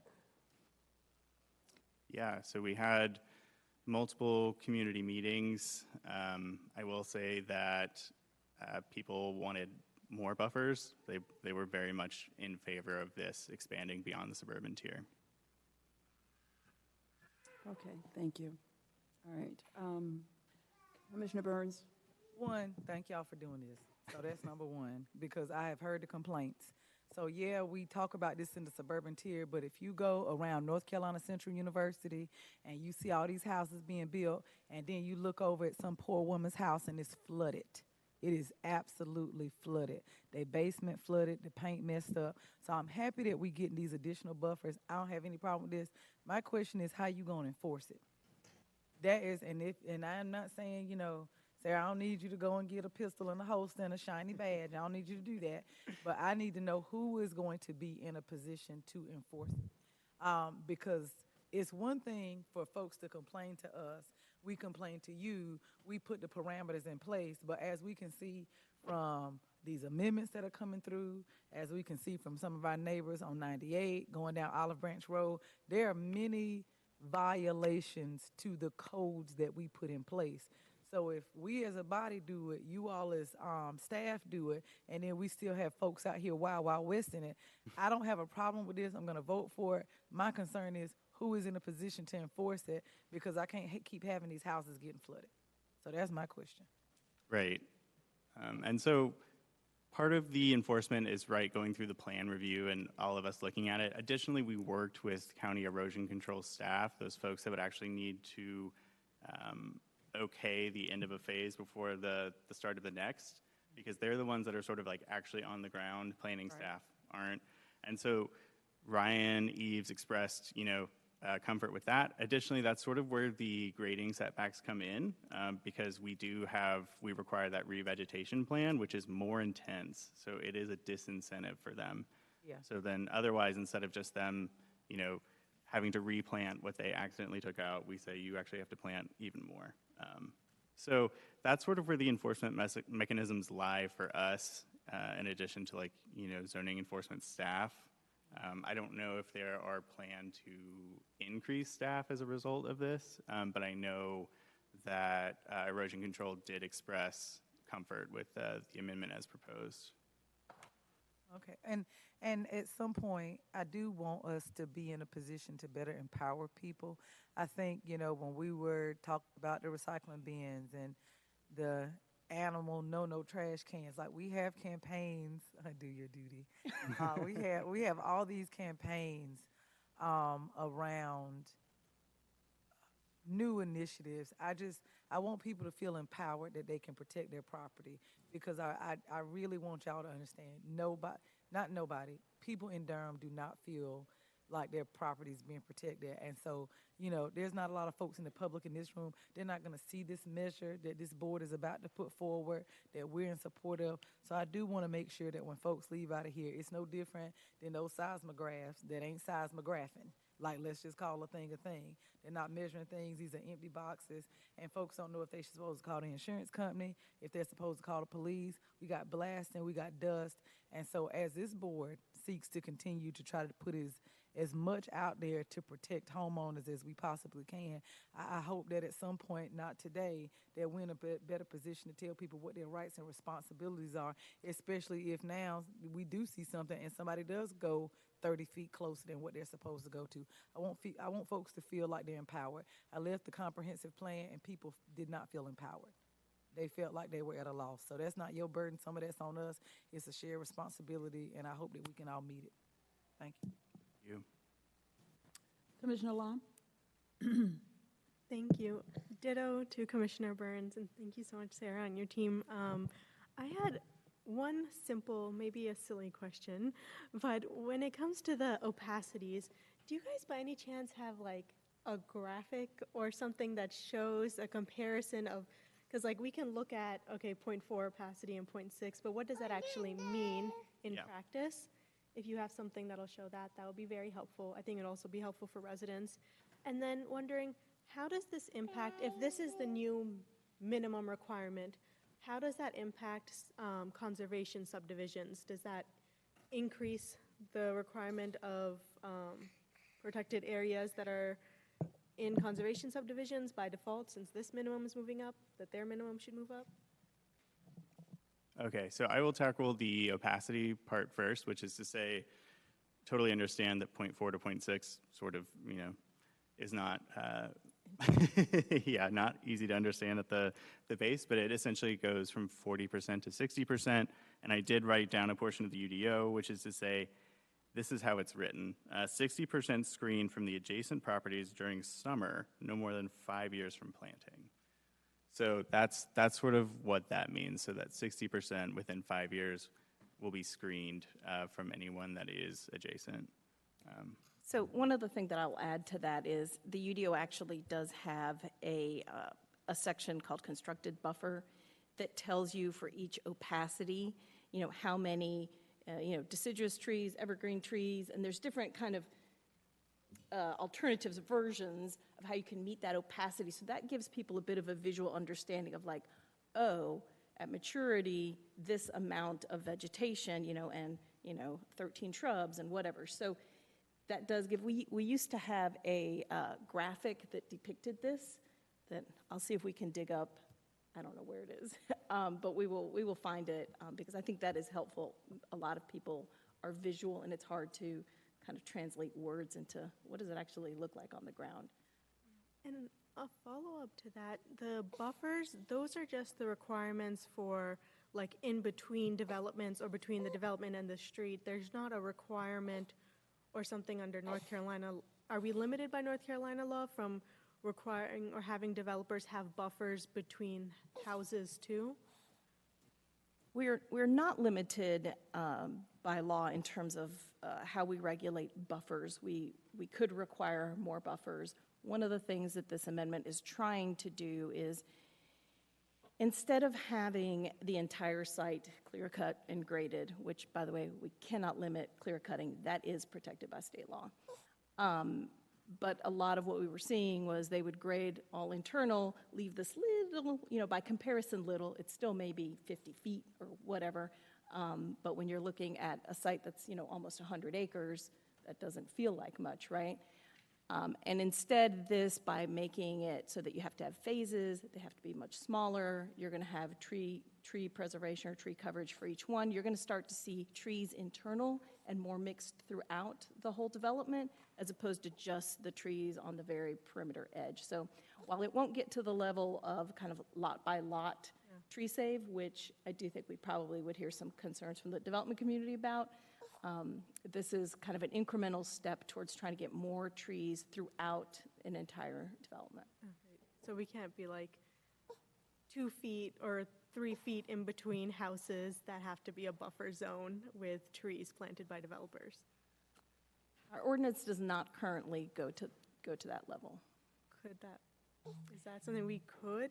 That's something we could definitely explore in the rewrite of the Unified Development Ordinance that's going to be coming up. There's lots of things that we have to balance that may work well in a suburban environment where houses are further apart, in an urban environment where houses are closer together and density is higher. It wouldn't. So we'd have to kind of explore all those things together. Yeah, I think it'd be interesting to see, like, especially in the Olive Branch area. I know there's a lot of developments that are already on their way, but as the city starts to, annex and build more, how to get as much green space and open space into those areas. And your question about conservation subdivisions, so this would also apply to conservation subdivisions. They're not exempt from these requirements. Would they have higher requirements? So currently, the conservation subdivision standards allow you to claim the tree preservation. So if you had more tree preservation, that would count towards your required, kind of set aside the conservation area. So it wouldn't necessarily mean that you would be conserving more, the way that the conservation rules are written right now. And I know we talked a little bit about this offline about the flood zone areas and conservation subdivisions. Can that be excluded from the conservation count or conserved area count, since that's not developable land anyways? There are some limitations under state law. We do have to give people credit for some floodplain and I think riparian buffers in terms of counting it towards open space and other things, but that's not specific to conservation subdivisions.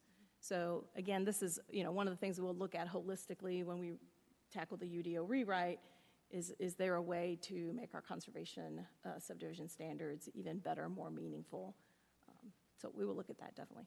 Thank you so much. And I just want to thank you all for all of the work that also went into the joint public hearing. We got emails from residents about how much they appreciated being able to listen to other people and also have their voices heard. So just thank you guys and your whole team for that. Thank you all for being there. Commissioner Carter? I actually do have some questions, and I really appreciate this work, and I'm so glad that you've tackled this and think it's a step in the right direction. So thank you. One question I have is, are all trees counted equally? Like, what counts as a tree when you're preserving a tree? How big does it have to be, I guess? Yeah, so trees are not all trees are created equal.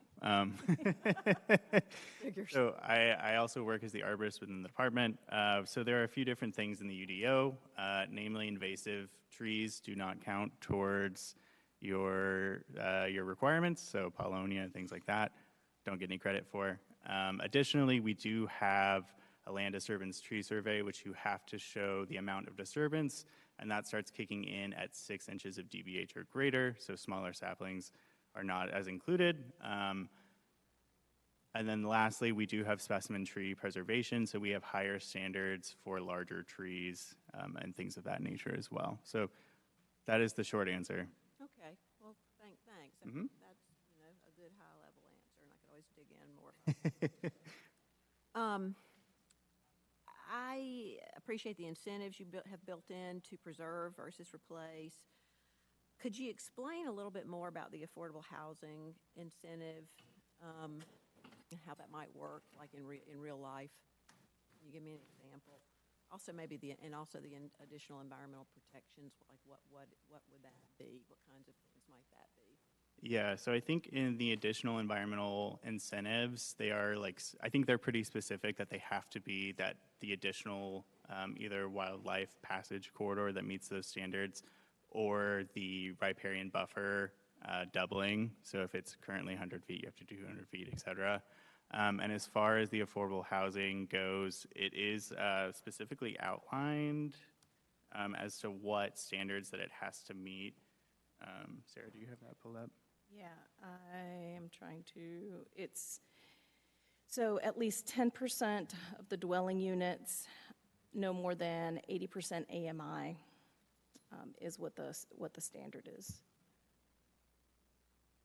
And then the incentive would be fewer trees would have to be conserved, but replacement still would be. Yeah, I think it's also important to remember that the fewer trees is really not fewer. It's the trees we require today. What we've done with the other tier is kind of up to the ante.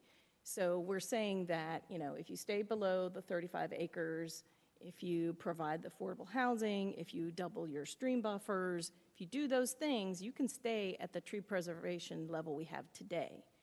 But if you don't, then you're kicked up a notch to this higher.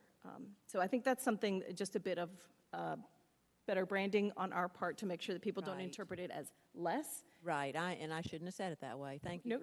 No, I think that's really important because we want to be equitable you know, we have a legacy of being inequitable where green spaces are concerned with affordable communities, and we're not, that is not what this is about. Right, and we were really Clearly what I hear careful you say. for that reason to not make affordable housing the only way that you could stay at that level. That's why, you know, so it's not just that you will, in essence, have less trees if you're doing an affordable project. You could also have less, and by less I mean the same as what is required today, if you do, you know, smaller phases, if you know, do more in terms of your riparian buffers. So we wanted purposely not to make that the only thing to make sure that we were not creating an equity issue. Very good. Also, to me, I really appreciate Commissioner Burns' comments about the applicability of this in the urban tier.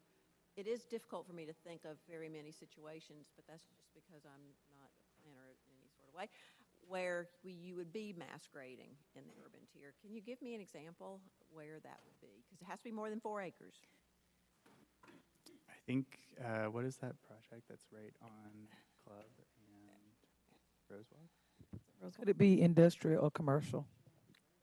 Well, It had to be residential. this only applies to residential, but we do have some residential projects that have come in lately in the urban tier where there's been some either flipping a previously commercial property to residential or just, you know, amassing some formerly vacant parcels, putting them together and developing there. So it is happening more and more, I think, as, you know, we continue to grow and infill is a Right, and we popular want to grow by alternative. Right. infill, right, that's Yeah. desirable, I think.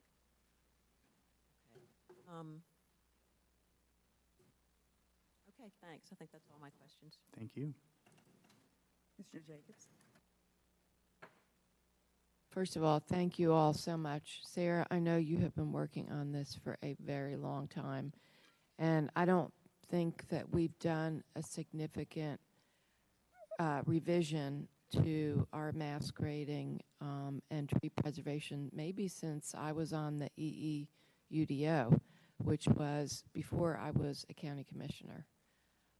So it has been a really long time since we looked at this, and it is very, very needed to address some of the issues that we have seen on the ground in Southeast Durham.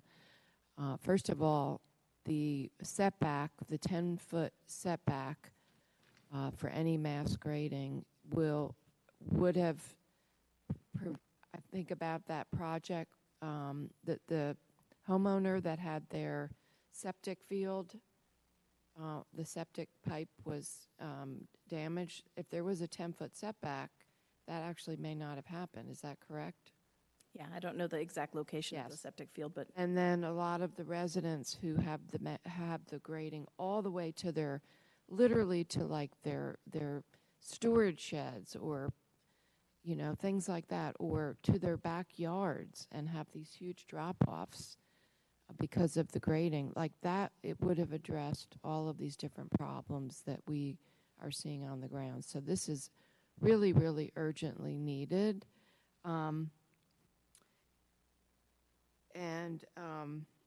You know, I guess one of my questions is, does this get approved by the city council first or us? it's going to city council this evening, and then we'll be with you all next week. Okay, but when does it get voted on? Hopefully tonight. Oh, tonight. So they've already looked at this during the work session? They typically don't have the same kind of work session involvement. Okay. They did not pull it or discuss it at work session. Okay. Well, I'm I'll just take going as a good sign. say for the record, since we don't get to vote on this first, that I certainly hope that this is going to be approved by our city council.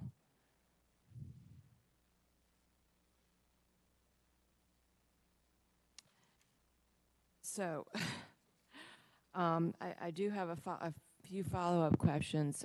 I would like to see what Commissioner Carter was asking about, the affordable housing provision. On page 2 of the actual language, under suburban tier, where section 2 so it's, whatever it says, 4.C2, one, whatever, I can't even say it properly, but the one where it's referring to 10% of the dwelling units, it refers to section, as defined by section 17.3. If we could get that language, because does it require 30-year? It does. Okay, all right, 30-year. And is there, and I'm sorry, you may have already said this to Commissioner Carter, and I was distracted. I was signing something. Does it lay out how many are 30% below or 50%, or is it just? It does not specify. It doesn't. No. Okay. All right, because the 30-year requirement is critical, but I would say that one thing I really have learned at the program that was at the library a few weeks ago with the Coalition for Affordable Housing and Transit was the importance of us having the 30% and 50% AMI and below. That is really a critical need in our community. So I think I would be concerned if the 10% were all between 60 and 80%. I'm not sure how much we're actually really moving the needle if there's not. So I don't know if there's any way to address that at this point, what your thoughts are on that. I mean, one thought that I have is we aren't seeing AMI proposed, or affordability for that section of AMI proposed by right very often. If we do see it, it is through the rezoning process in which it's proffered. Mm-hmm. And so we realize that this amendment may make development more expensive in many cases, which is part of the reason why this is included. So I don't know how much authority we also have to require it at that AMI. Mm-hmm. Yeah, I think, so our experience has been at the lower AMI levels, like 30%, you're talking, that's a project that needs deep subsidy. That's not something that market developers are going to work into their project. What we've been typically seeing is 60, 80 on rezonings. And most of these large subdivisions, so we're talking out suburban areas, a lot of them are proffering at those levels, and those negotiations are happening there. What we have heard is that a lot more developers would provide at the 80% if that was an option, which is why the bonus, it's getting used some, but certainly not as much as we would like. So throughout the ordinance, we're trying a variety of different approaches to see what we can get. But 30% is definitely not something that an ordinance provision is going to be able to compel on its own. So, this is certainly something that we can revisit, just like we've revisited the affordable bonus, I think 2 or 3 times now, trying to fine-tune, see if we get more uptake on it. We can monitor this, see how it works or doesn't work, and make adjustments. I guess maybe we'll get the deeper affordable housing with the number 1 using the LIHTC. Yeah, the other thing that I'll mention real briefly is that the consultant that we've hired to rewrite the UDO, part of what their first task is just taking a deep dive in the UDO, evaluating it, coming up with a set of recommendations of what they think should or shouldn't change to align with the comp plan, to align with the latest and greatest and best practices, but also taking a hard look at our affordable housing provisions and making a set of very specific recommendations how we can improve in terms of our affordable housing incentives in the ordinance. So I'm looking forward to that, and I would imagine this is one of the things they will also give us some recommendations on. Okay. And then the sections related to the stream buffers and the wildlife corridors, will those be permanent? I mean, how do we protect those actually? So for the wildlife corridors, we do reference the the portion of the ordinance which talks about conservation easements, most of which are held in perpetuity, but that ultimately depends on the language of the easement. But that is to say, if they would be essentially protected as long as the site is developed in the way that it currently stands, and that any sort of change would require going back through the site plan process. Yeah, and if there was, it would be a site plan violation if they were to intrude into that area. So that's how it's protected. As Robin said, if that's, for instance, if a whole neighborhood, which is highly unlikely, were to completely redevelop, then it kind of starts from scratch, right? But we're talking in residential neighborhoods that these areas on the site plan would say, it's protected. You would not be able to build in there, do any disturbance, et cetera. Okay, so I see in section 5, it refers to paragraph 7.2.5C.1, which I assume has the language about being some type of conservation easement. Yep. Is there ability to also have a conservation easement related to the stream buffer? The additional stream buffer? It doesn't reference anything like that with that one. You can. The thing regarding conservation easements that we've been sort of learning recently is that they require a lot of enforcement, and a lot of environmental organizations are moving away from them and towards deed restrictions instead.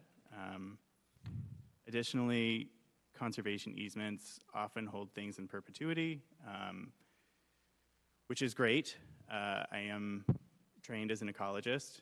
However, I'm also a planner, and therefore sometimes holding something in perpetuity is not always the best. Things might change in the future, et cetera. How we use land might change. So we could include language for a conservation easement, but I don't think that it is appropriate at this time. Additionally, for those riparian buffers that are included with high levels of biodiversity, those are monitored by the Natural Heritage Program as well. So this would just provide that additional buffering that goes beyond both the UDO and the state. And then to sort of get around it, they would have to redevelop the entire neighborhood, which, as Sarah says, is like pretty uncommon. So you're saying that now it would be, with going to the 300 feet, that would be a deed restriction? Or I'm just trying to understand how it's really going to be enforced. That would be as part of like the site development plan. So to get around it, they would need to essentially like redevelop the site, showing how whatever they're going to build is then in line with whatever UDO standards are in place at that time. Yeah. I mean, I just think the reality is that when a neighborhood gets built,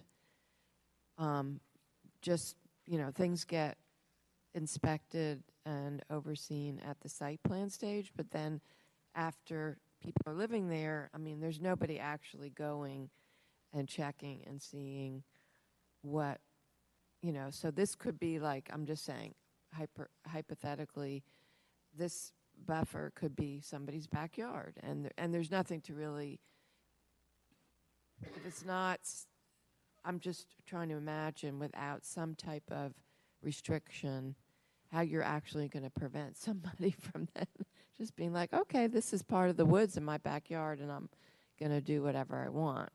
So, I'm just... Yeah, I totally take your point. I think short of a physical barrier, like requiring, fences or something, I think anything, even whether it's an easement, a conservation easement, if it isn't something that people can easily visually see on the property, we run the same risk of people intruding into it. So I guess one suggestion I would have would be, or asking, do we have anything in our ordinance which requires signage for protected areas? So for instance, if there was, nothing terrible, but just signage identifying this is a protected riparian buffer, no infringement is allowed or something. I mean, something like that. Do we do that with this type of thing? Yeah, I think permanent signage is a great idea, and that's definitely something, we've got a set of omnibus text amendments that I would be more than willing to put that requirement in there so that, this could go ahead and get adopted and we could Yes, reap the benefits of absolutely. this, but follow up in the next few months Okay. with that kind of addition through that omnibus. All I right, think well, if that's you an guys excellent can idea. think about that more globally, about when we would require signage and for things that we know is difficult to enforce. We don't have the capacity, but we want to make sure people know. Yep. Thank you.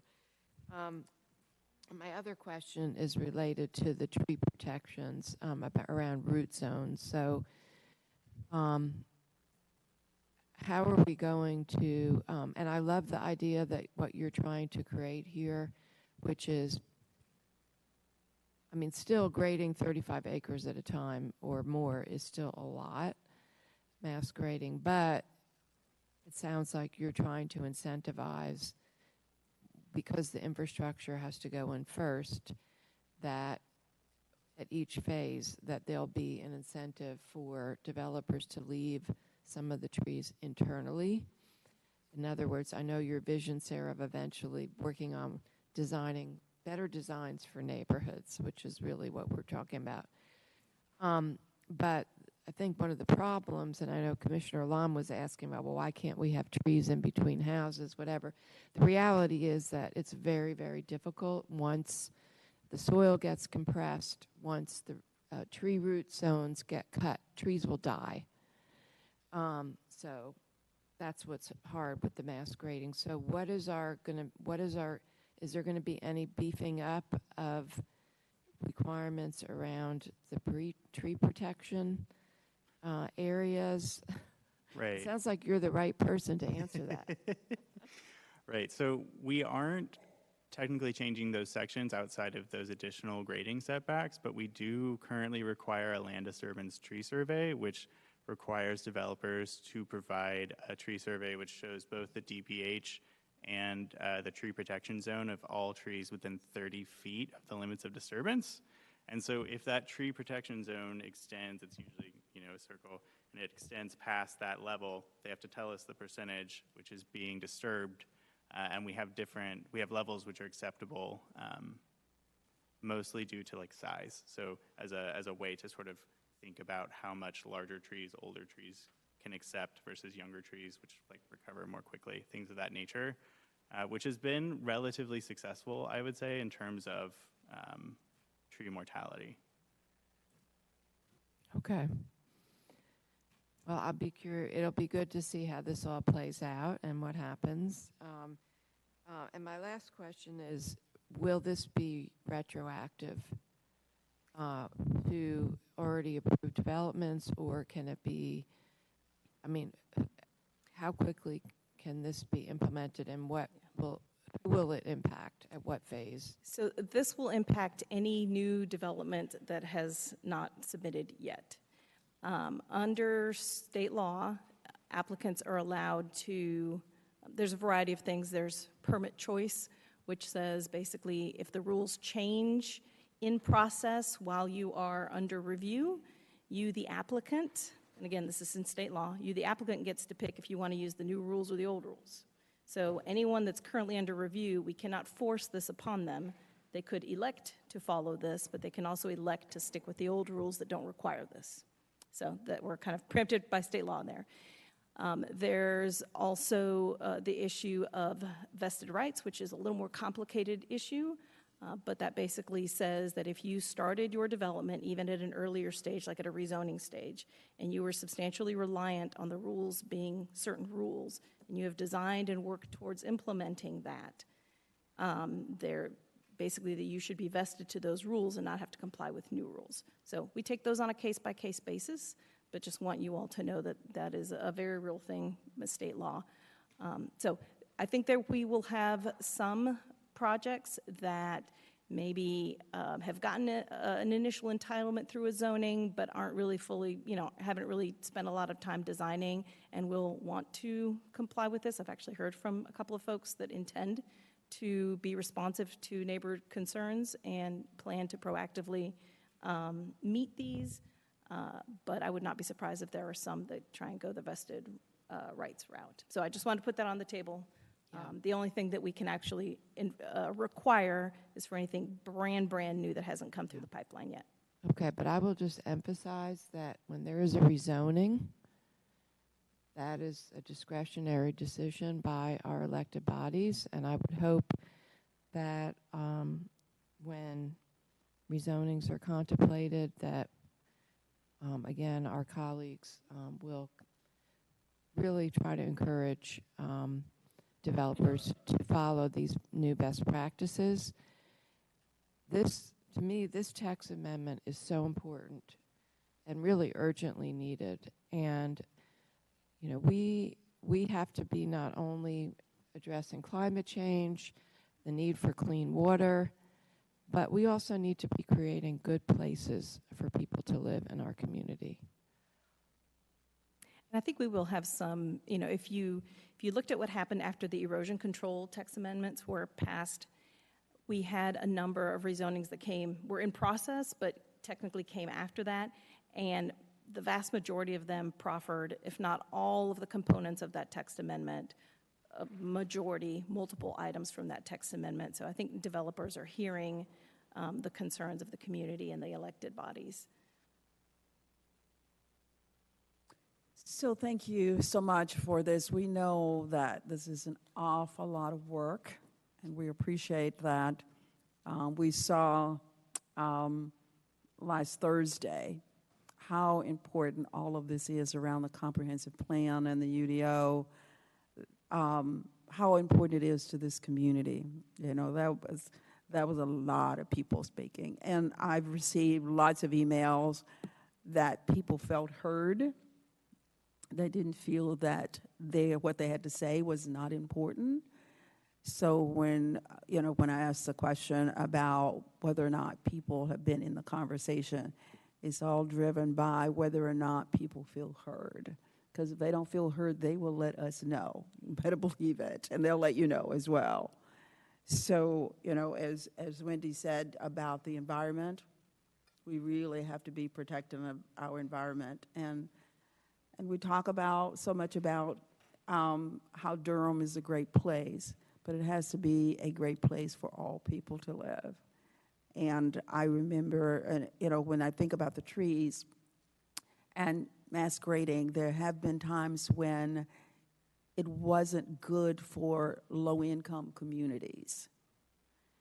So we want to make sure that it's good for all communities. So I don't have anything else. I think it moves on to the 11th on our agenda. So thank you so much for being here. If you have any other comments or anything. Thank you. Thank you.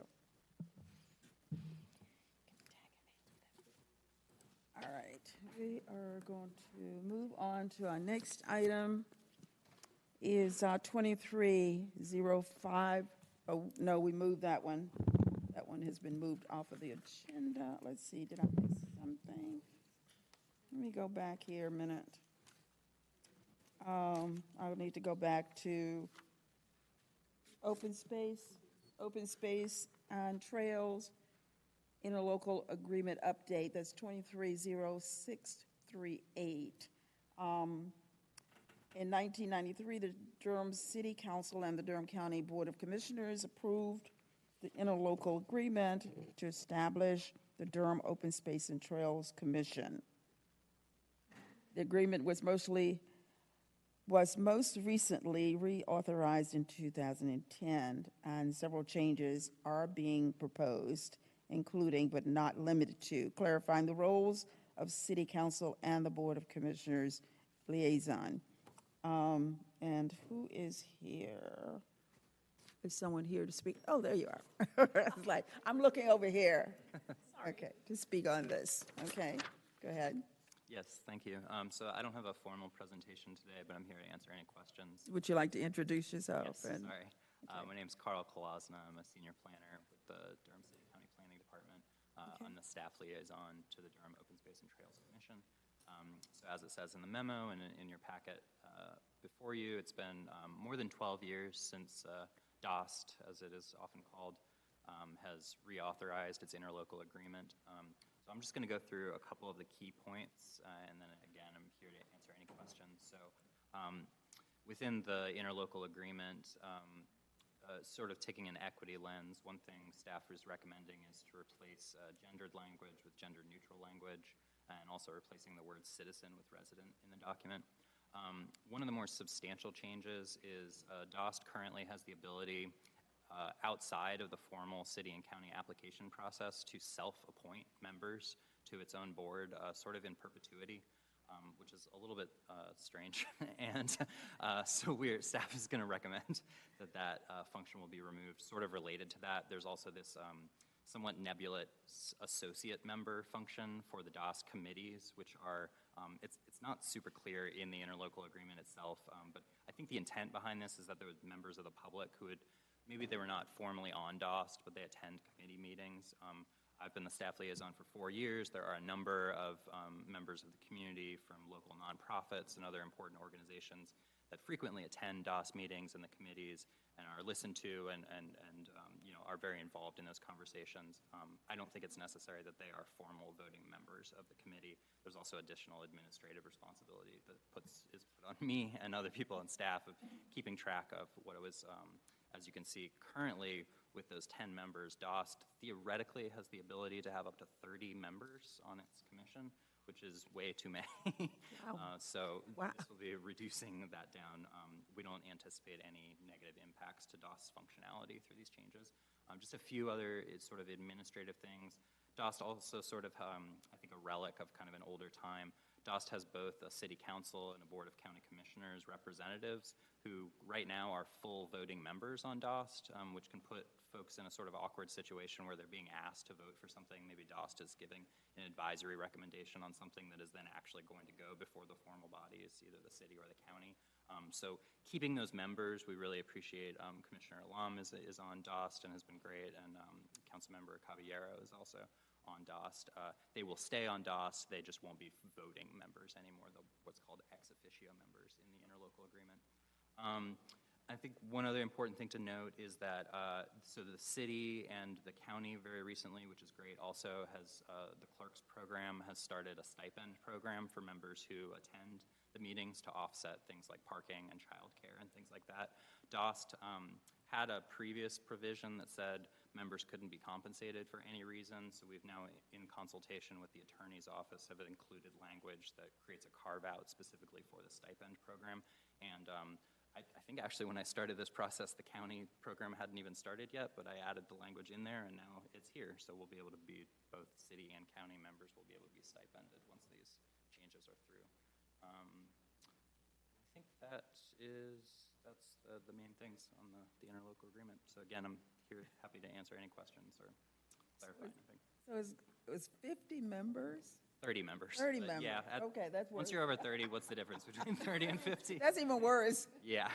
Thankfully, it has not gotten that large, but it's even just the administrative sort of. So it's going down to how many now? So there'll be a maximum of 17 members. 17. Still pretty big, but it's, you know, there's a lot of people involved.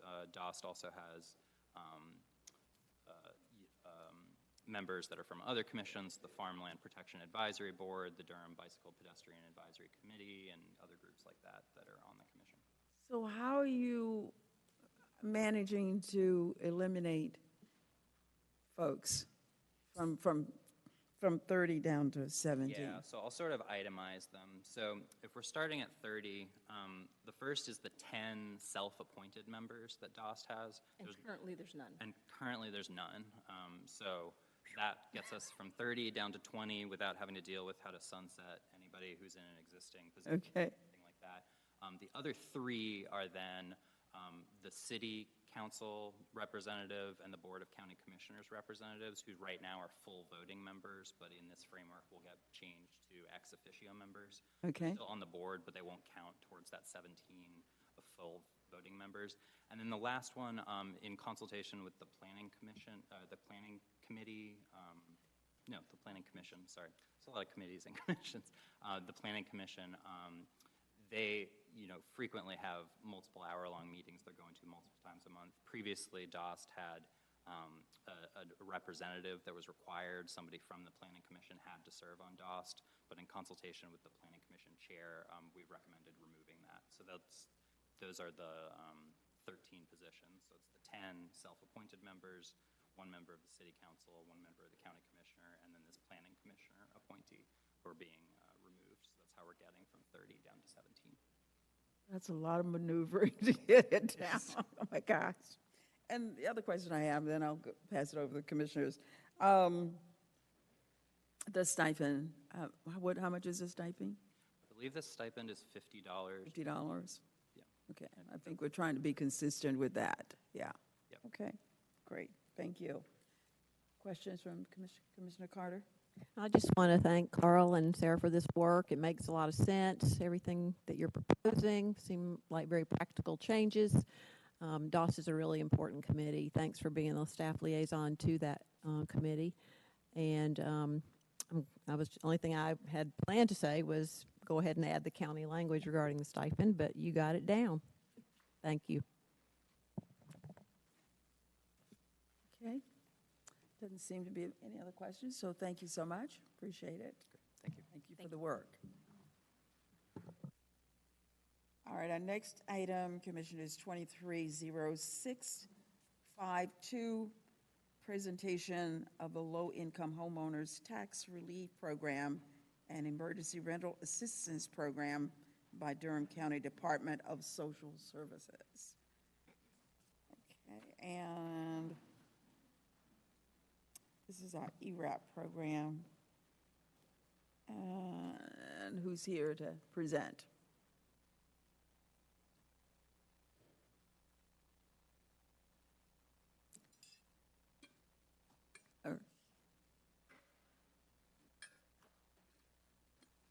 Okay, and if you will introduce yourselves.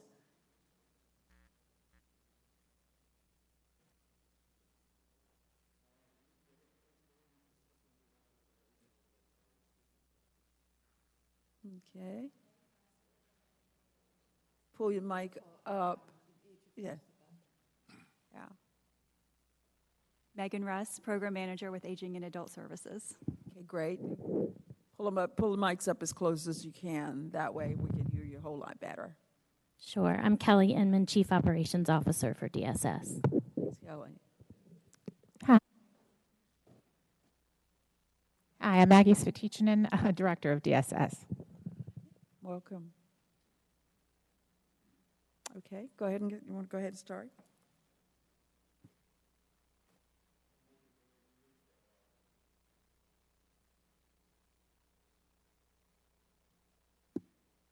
Good morning, board members. Wanted Morning. to introduce the low-income homeowner relief program with Durham County.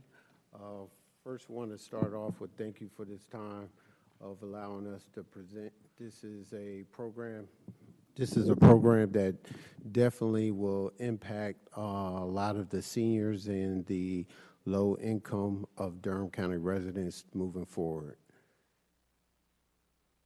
Wanted to start off with a brief overview of the program.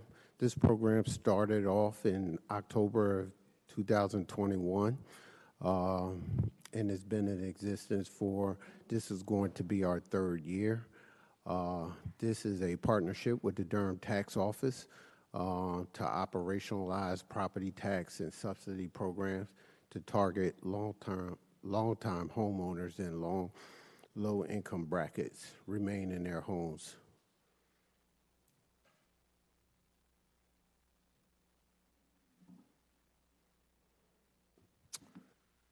The current rate of funding for this program is currently $750,000 county and $500,000 with the city, with a total of $1.25. Last year, the program spent $357,000, and that has a split with 202 with the county and 154 with the city. I'm going to give you some of the program guidelines currently. Property must be within Durham County. Also, residents who are not receiving any tax subsidy, state tax subsidy, moving forward. We are funding households with incomes of 80% AMI and under. And you have to you have to be in your primary residence. It has to be a primary residence and be there for 5 years. The current allocations are 30% AMI to 60%, and we will fund 1,500, whichever is smaller. And we also are going from 31% to 60% AMI with a funding amount of $1,250, whichever is smaller. And the last funding tier is 61% to 80% AMI with 1,000, whichever is smaller.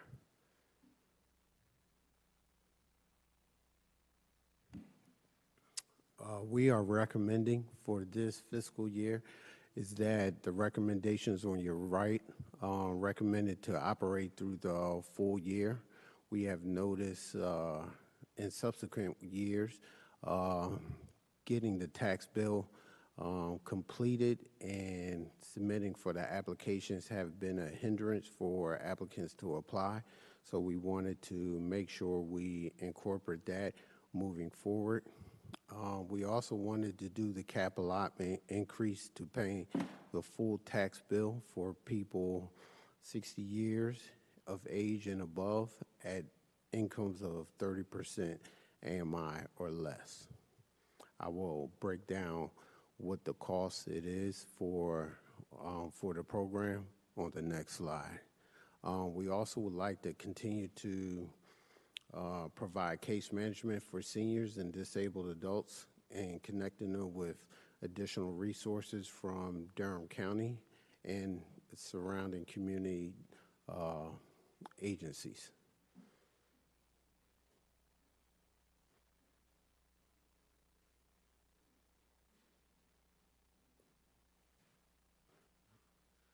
Our targeted outreach areas are 27704, which is covering Bragtown, Campus Hill, downtown Durham, East Durham, and Wellens Village, and also the Lakewood areas, and also covering 27707.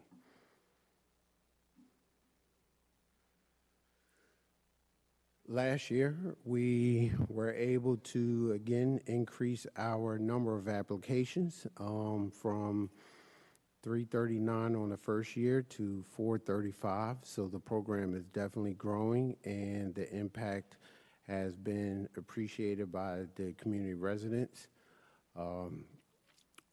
There has been a definitely increase even in this year. We have already received over 100 applications in the first month, and we'll continue our outreach for that program.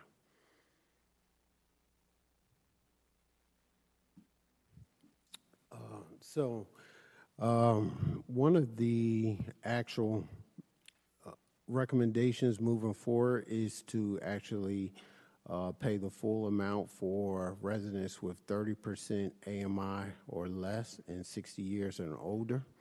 So we looked at some of the improvements that we can make to the program, and that is paying the full amount. So the average tax bill for people, for residents under 30% AMI has been $1,404. And the average assistance amount in previous years have been $1,073, which is a difference of $331. So moving forward, if we are able to adopt these recommendations moving forward, the average assistance increase would be spending is $35,417. Which is not going to make a huge impact in terms of the funding allocation of 1.25, but it will make a huge difference in the ability for seniors to be able to stay in their homes, pay for medication, and live in their own communities. Social impact of short-term case management. A lot of our programs within Aging and Adult Services, our main goal is to improve outcomes for seniors moving forward. We want to do a collaborative approach with families and helping them support as they age and as we continue to build an age-friendly community. We want to also provide additional adult and senior support by referring them and checking in on them and seeing what kind of referrals that we can make based off of their needs.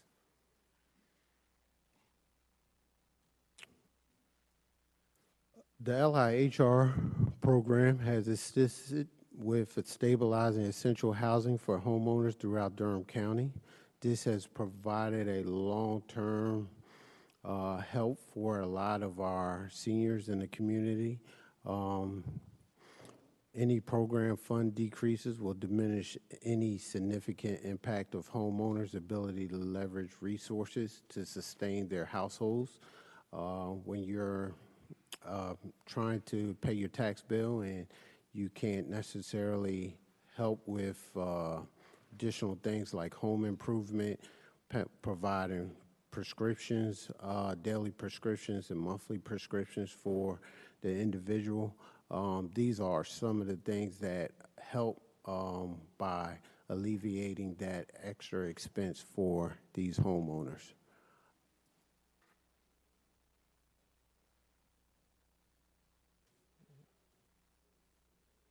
I think that's it.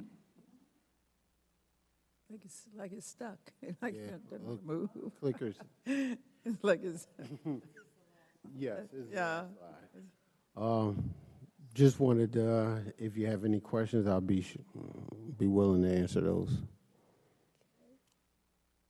Carter? Commissioner Burns already has her hand up, and I Well, actually need a I'm minute. gonna start.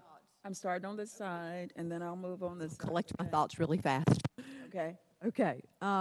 Thank you so much. This is one of our most important programs that I believe this board is very supportive of and proud of. Let's see. My main concern is, and I know it's yours as well, it's one you share as well, is how do we, it seems like we basically need to about double our enrollment in order to, expend all of the funds that we're providing. And we really need to, don't we? And so what more could, we do to be supportive, to be sure we are reaching all the people who could benefit from this assistance?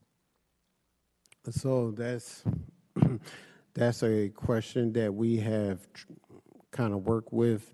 We've also worked with Duke Collaborative Program for Research.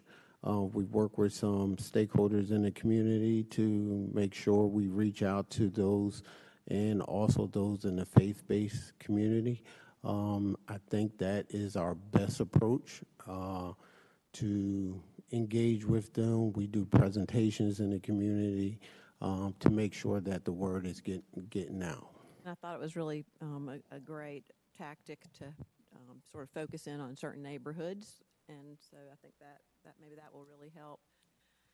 We want to be able to increase the number of programming and services that we're doing across the county, and of course our only way to do that is to increase the money that we bring in through taxes or other fees. And one thing that always gives us a measure of comfort as a board when we are increasing our tax rate, I believe, is the fact that we know, well, we're actually, providing some sort of a buffer against those who are lower income and are going to have trouble affording the tax increase. And so, in essence, it's a little bit of like, it's a way for us to help redistribute the wealth in some sense, but only if people are taking advantage of the program. So really applaud your efforts to increase outreach and focus in on neighborhoods where there are likely to be a lot who could take advantage of the program. The only other question I have is about wealth versus income. Someone asked me about this, a retired person who is not receiving Social Security yet. So basically just living on zero income but has enough wealth, right, that they don't have a problem staying in their house, they have enough assets, all that. Surely that person would not be eligible for this program, but I haven't heard anything restricting eligibility to income versus, just income, not considering, it's not means tested at all for wealth, I guess. Am I making any sense? You're looking at me like, what are you talking about? Which is totally fine. No, so currently in our policies is based off of your income per month. So we do collect documentation off of that. But that is something we can definitely look at moving forward and exploring those options for those that currently have other assets outside of their home. Doesn't sound like this has been an issue. No, it hasn't. And so why borrow trouble if it's not an issue? But when someone asked me that, I thought, oh, wow, that is not the intended recipient of these funds. And so just maybe have it on our radar going forward. But thank you for, for leading this effort, for masterminding these programs, all the work that you do for aging and adult services. Incredibly, incredibly important work. Thank you.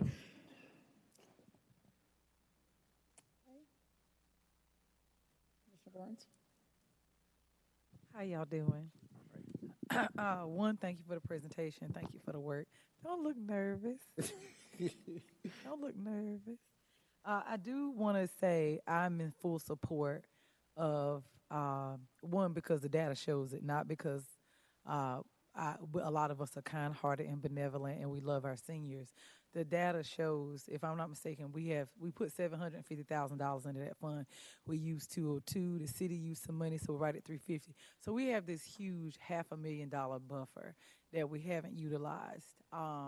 And in order for us to pay the complete tax bill for a person who's over 60 at 30% AMI is $35,000. I just want to state publicly, I'm all for that recommendation. Thank you all for going out and looking at the data and seeing that that's really where we are. I don't think that that's insane to ask for, because we can sit here, but once you're over 60, if you're really at 30% AMI, there are a whole bunch of other issues that are keeping you from work. So you're not even looking at retirement right now. I do get some of the wealth question, but I'm thinking about some of our retired teachers or professors that might own their home, and they really are not in a position. I love how you put it, that they can now go out and afford their medications. That extra $300 that you might be able to give somebody is the difference between them getting their insulin, even though it's capped at $35 now, or them being able to buy food that week. So I am here for that. I think my other concern is, as somebody who currently resides in the 27704, you all say outreach. Could somebody give me a definition of outreach? Because, again, we were in COVID, right? So I can't put the onus on you all to go out, put your lives in danger, knock on doors, do a lot of the stuff. I think we were like, this is a really great program, but so much of it was on Zoom. It was in newspapers. And I'm a big cheerleader for all the outreach that we do. Whenever people in the community say, I ain't know about it, that's your fault at this point, because I know what the team does. However, now that I do see this $500,000 buffer, and I know it was me and Commissioner Carter kind of sort of fighting back and forth with people to keep the money during the budget, I need y'all to help us help ourselves. So could you all define for me what outreach looks like? And so that, I'll stop here. The reason why I'm asking, I also don't want to pull on your capacity, because what we do as a board, oftentimes we create these really pie-in-the-sky beautiful programs, but you all don't have the bandwidth to do everything. So I want to know what outreach looks like for y'all, what that enhancement looks like for y'all, especially in those zip codes where there's a community center, but also if you need additional support to execute the outreach that would be necessary to hit that $750,000 mark. So all of that kind of in one would be helpful. So I'll try to answer that. So even last year and the year before, even though we were in COVID, we still continued to get on the ground roots and do those. There you go. Continue to do those ground roots efforts and hitting the pavement and doing presentations at faith-based community centers. We're welcome to do any presentation in any community. The application, and we also put a flyer in the tax bill. So that is there for all residents that receive a tax bill. So you will get additional notice through that. We also use our social media websites, continue to do our social media websites, the radio, and the DSS website. Okay. The only reason why I throw it out, you know, churches, when they have their community days, it's on the weekend.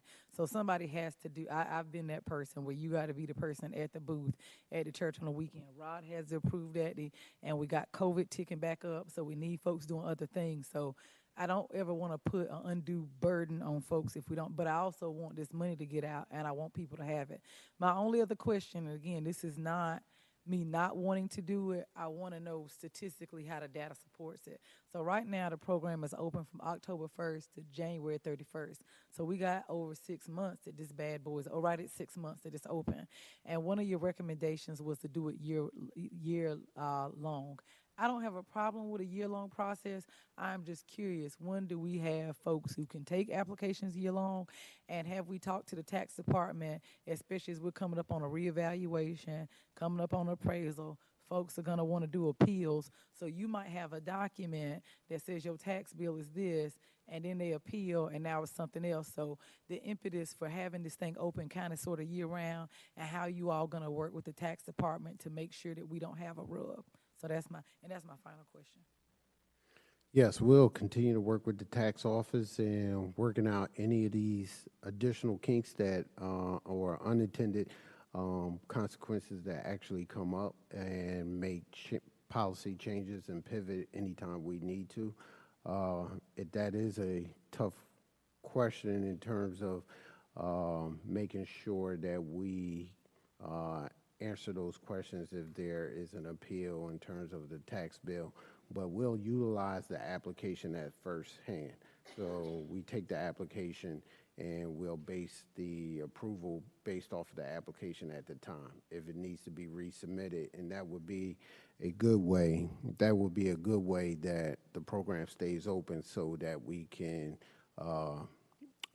change the application, because beforehand, if there was an appeal process after the deadline date, there would be no recourse. But by having a full year round, we could make a change to the allotment or the funding based off of that. Perfect answer. Thank y'all. I'm in support of the recommendation. Commissioner Jacobs? Well, thank you all. So glad you finally have the opportunity to present. So first of all, these recommendations actually have already been adopted by us. We approved an interlocal agreement with the city. So the good news is It's already no been problem. Everyone agreed that they were really, really important recommendations. And I appreciate how every year that we have done this program, that you all have, it's been very iterative, where you've looked at what's working, what's not working, and then you come back with ways to improve the program. So it's fantastic. I mean, honestly, it would be great if we did this all the time.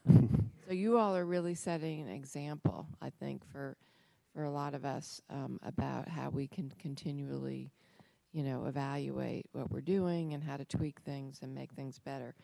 I want to share that when I keep referencing, but there was a great forum at the library that was hosted by the Coalition for Affordable Housing and Transit, and I shared at that meeting, something came up about this program, and they didn't have the updated information. And so I shared it with people, and people in the audience were stopping me and asking, how can I get more information? And the coalition leadership said that they would like to help partner with helping to, the question about engagement. So, Mr. Savara, I know, Lee, you know him. Yes. He said that they would like to help spread the word. And then the fact that we are going to be doing a property reval, this really from now on out, the outreach in the community is going to be happening from here on out. And I think it is an opportunity to make sure that people, as they're learning about the reval process, that they're also learning about these types of programs as well to help. One of the handouts that I got, which is really good, it's the North Carolina Housing Coalition, and this is like a one-page snapshot of the 2023 housing need in Durham County. And they say that, according to this is statewide data, that 31% of Durham County households, which is 40,619 households, are cost burdened. So I'm just going to refer right now to the homeowners, because I know you've got another presentation about renters. So according to this data, 18% of homeowners in Durham County, which is 13,486 households, are cost burdened, meaning they spend more than 30% of their income on on mortgages. I'm not saying that properly. It could be whether it's the mortgage or the taxes or whatever they're spending. So again, this program is really important. I mean, we know we're not serving 18,000 people, but we are targeting specifically our most, 30% AMI and below, especially with this new paying all of the taxes for our low income seniors. But we are also targeting everybody at 80%, 60% as well, 30%. So this is, I think, hopefully we'll see that helping with this, with the data that we have. So. Could I jump in real quick? Go ahead. So only two things with that. One, I knew about all the other recommendations. I actually did not know that we were doing the 35,000 and that we were doing it for seniors. So if that's something that we already approved, I can admit my ignorance. I know everybody else doesn't. I didn't know that we had decided to do that one. So yay for that. Thank you for that clarification. Two, if we are, I want to jump on to one of these, and it was something I was going to say for emergency rental assistance. But if we are doing additional handouts and pamphlets, because again, I didn't even know that we had gone above age 60 for that 30. We have got to own this information, not in a beat our chest way where the county, look what we did, but because they're very well-intentioned individuals giving out information, and they loud and wrong. They loud and wrong. I'm looking over at Rod right now. There's somebody named that was mentioned not too long ago, sent out a whole pamphlet on this program and on ERAP with none of the information right. That burdens y'all, that burdens us. So if we are going to do this, whatever bookmark we got to come up with, like we need to own this, because people are doing meetings at libraries, they're doing meetings they are nonprofits who are saying they speak for the county. They don't speak for us. And I don't want to send the attorney out there, but I also don't want y'all to get calls from angry constituents because the guidelines were wrong. So whatever that looks like, build it, push it, book it, and help us get it out. And that's for both of these programs. So I just need to interject here for a second, commissioners, so that the persons that are waiting understand that we may be later than we're supposed to, because there's another conversation coming up with the same group.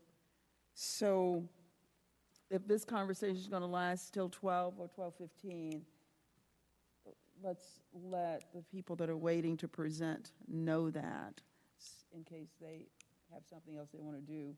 What time do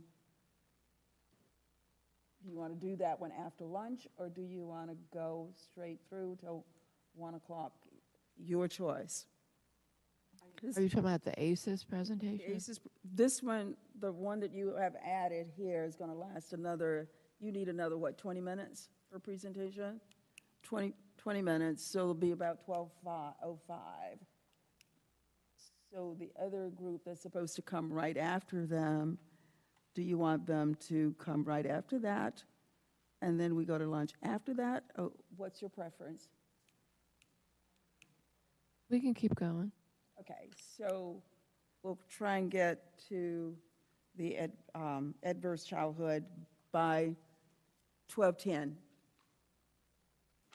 Okay, all right. So I just wanted to say thank you for the work that you're doing around this.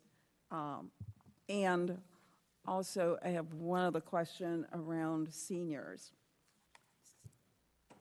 Let me back up a minute. You mentioned, you showed the communities that you're working with. what happens when people don't live in those particular communities? Can they still apply? Yes. Longer they're Durham residents, they can apply. As long as they're residents. So you're just targeting particular communities? Additional to what we have been doing in the past. So these are some strategic, so when we looked at the application process, we kind of looked at people's address and the zip codes, and we kind of felt where the need was based off of the lack of applications in those certain zip codes. So we're targeting to increase those efforts in that potential zip code and community. Okay, that makes sense. Thank you. That is, I didn't want people to feel that they couldn't apply if they didn't live in those particular communities.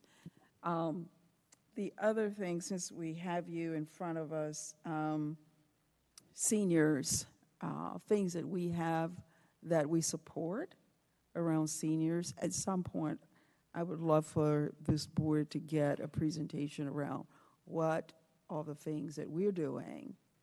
And I know that Seniors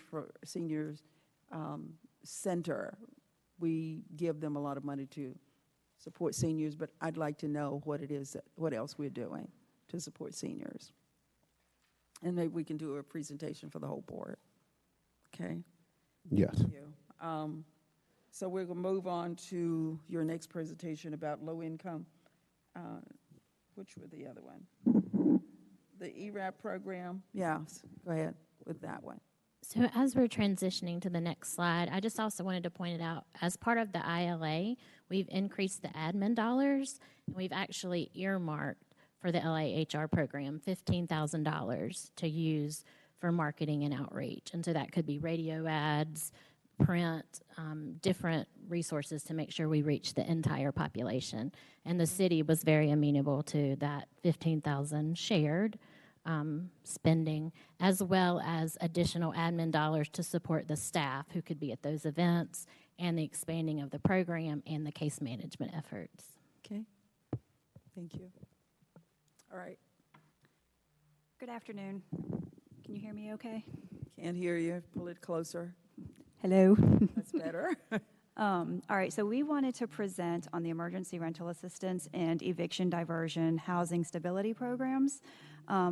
Mostly we wanted to share kind of where we are with our programs currently, knowing that over the last 3 years there was quite an influx in funding that we had to contribute towards these programs. Okay, so in 2018, Durham County did have the highest number of evictions per capita than the five highest populated counties in North Carolina. And that was 9,480 evictions that year. With all of the funding that we've put into eviction diversion and our emergency rental assistance program, this year we've still had 7,295 evictions. So, and that's specifically summary ejectments. There might be more that were classified in a different way.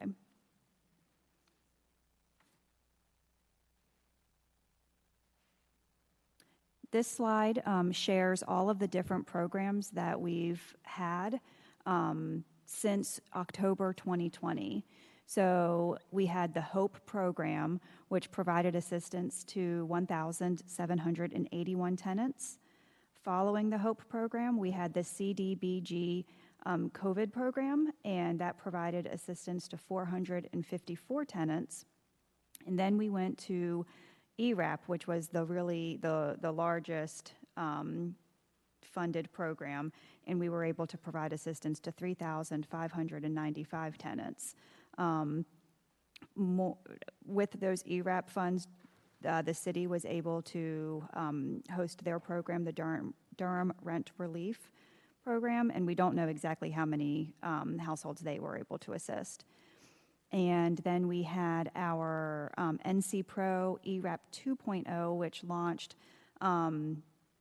effectively in August of 2022, and we've been able to provide assistance to 561 tenants. And throughout this time, we've still been able to have our county-funded programs, which includes eviction diversion. And in fiscal year 2023, we provided assistance to 101 tenants using eviction diversion funds, and that is compared to the 81 tenants that we provided assistance to in 2018.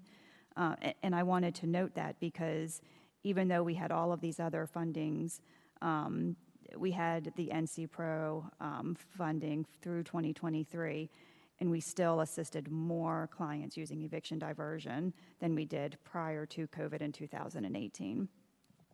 Megan, is it possible that some of these numbers are duplicates? It's not that they may be receiving assistance more than once. I was just going to try to tally the numbers. Some can be, yes. We did put some restrictions so we would not duplicate. And with the ERAP, you can only receive up to 18 months of benefits, so you could have maxed out. But someone could have received HOPE and then received NC Pro, you know, a year and a half, 2 years later. I would have expected that. Mm-hmm. Can you remind me what the dollar amount for the county eviction diversion is or was? So currently, the annual budget for eviction diversion is $150,000. Mm-hmm. I believe it was $180,000 in years previous. Thanks. Mm-hmm. Some important considerations. Prior to the pandemic, Durham County DSS allocated, this answers your question, allocated approximately $180,000 for eviction diversion yearly. Since 2020, we've provided approximately $26 million in assistance.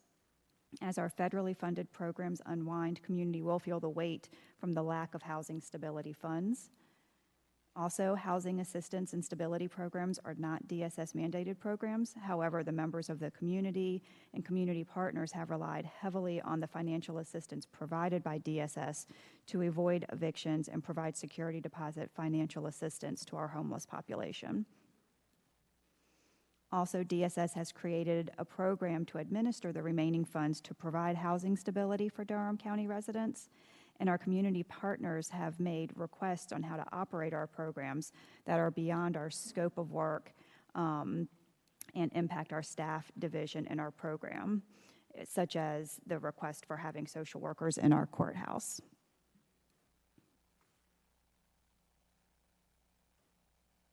The next slides go into the funding, and I don't know if Kelly, if you wanted to. Sure. Yeah, so we provided this information for informational purposes just to see the different buckets of money and the funding over the past years. The big story is, as Megan mentioned, that our community over the past 3 years has received that $26 million in federal funds, and this is just the direct-to-client portion. So we'll go to the next slide, Megan. And then these are our Durham County funds that went to direct to the clients over the past, the same time period. And so you can see eviction diversion, while we budgeted 180, there were times that we expanded on that funding from our other emergency assistance. And also, you know, we had the COVID eviction funds, and even opening doors, we could serve the clients better and give them more funding by using eviction diversion or ERAP, and so that's why you would see that decrease of the opening doors monies. So, but again, $1.5 million of Durham County dollars for the purpose. And what's the budget for opening doors? It's around $66,000. So we did shift that funding in those years to eviction diversion, as well as other emergency assistance funds. Okay, next slide. And this is just an overview of our ERAP spending. All of the different funding sources that came across as ERAP, and want to be transparent to this board and the community about the funding that is available and left. And so you can see we're right at $1.8 million as of July 31st. And that's how much is left from our beginning allocation of $7.1 million of NC Pro County 2.0. And that's how much is left. So, quick question. Given that the federal dollars are no longer available, what happens when that runs out? Is that just, it's going to be the city and the county funding it? Well, and that's part of the purpose of coming today, is because just wanting to prepare our board and our community that we have been spending about $180,000 a month on eviction diversion, rental assistance, and previously we were spending $180,000 for the year.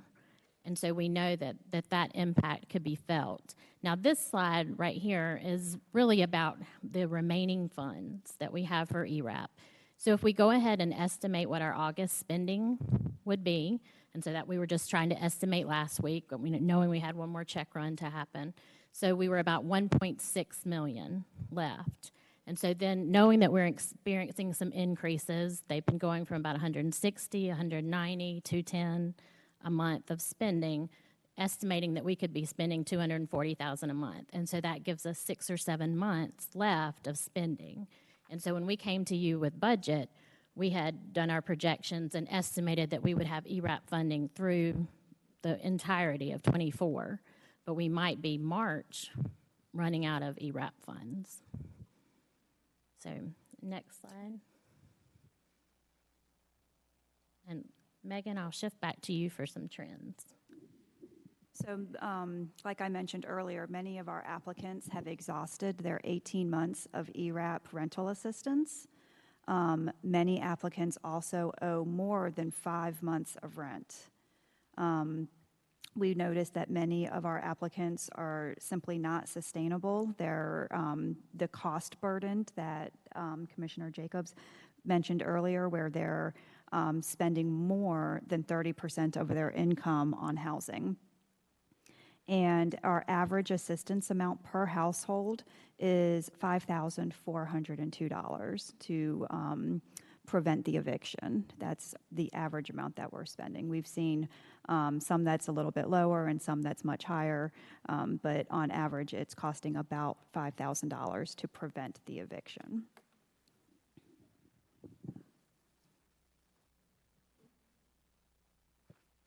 And Commissioners, this is a link to our open data portal for ERAP, and we update that after the 15th of every month. And so just wanted to share that link with you all and the community as a place to watch the ERAP funds and look at the monthly spending. So what is the data showing in relation to how often a citizen is on this? Is it, what's the data showing? How long we're funding someone that's using ERAP? So when they receive the assistance, it's a one-time assistance. It's only one time? But it can cover multiple months. We have seen people that have applied in the fall, and then by winter they're trying to apply again.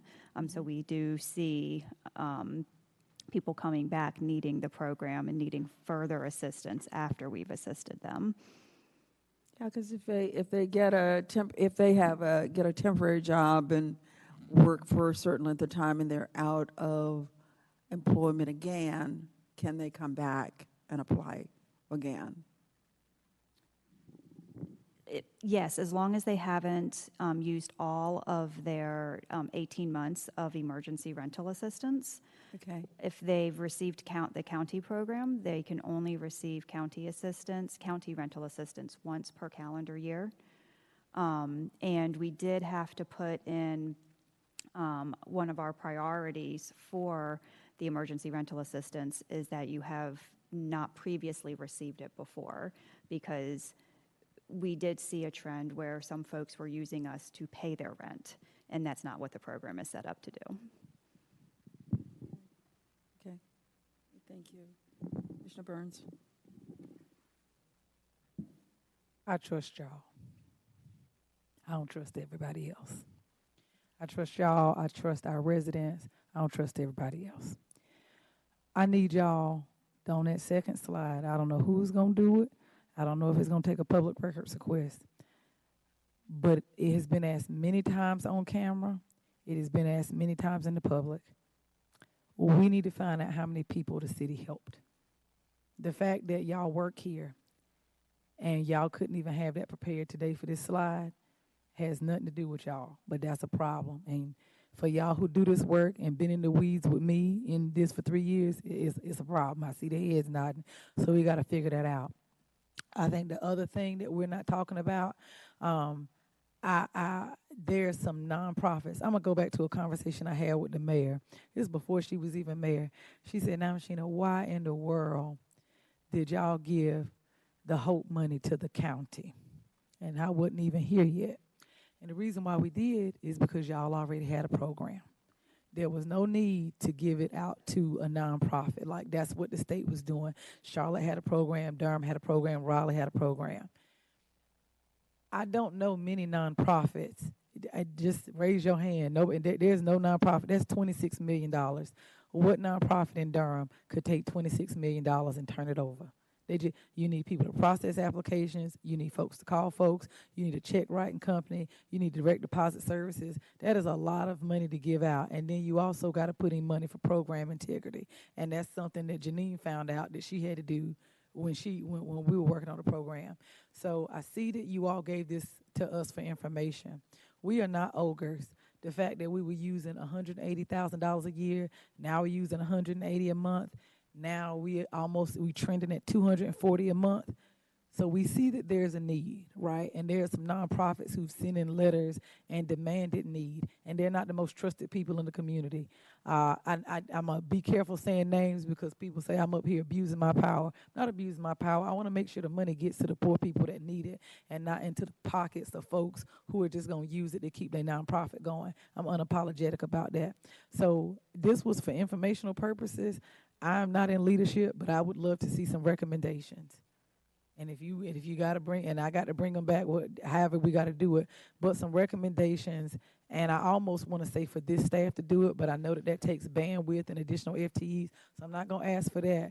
But to find some folks who are trusted in the community to do this. Another issue I have, there was only one city and county in the entire state that had to give money back to the feds. We don't need to say it. We know who it was. There's also an issue with this 18 months. So folks really need to think about what that 18 months means. So we could do up to 12 months back and 6 months forward.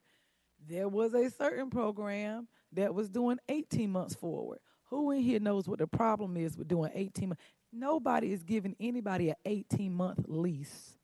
You're not in Durham, you're not. Corporate housing maybe, but nobody is getting an 18-month lease forward. So what we were seeing with those 18 months was 12 months back, so you're back rent, and I think we're on average 5 or 6, and then we said we would push forward 6, and then we were doing it in 3-month increments, and this is a stating us and saying, okay, you can come back after 3 months.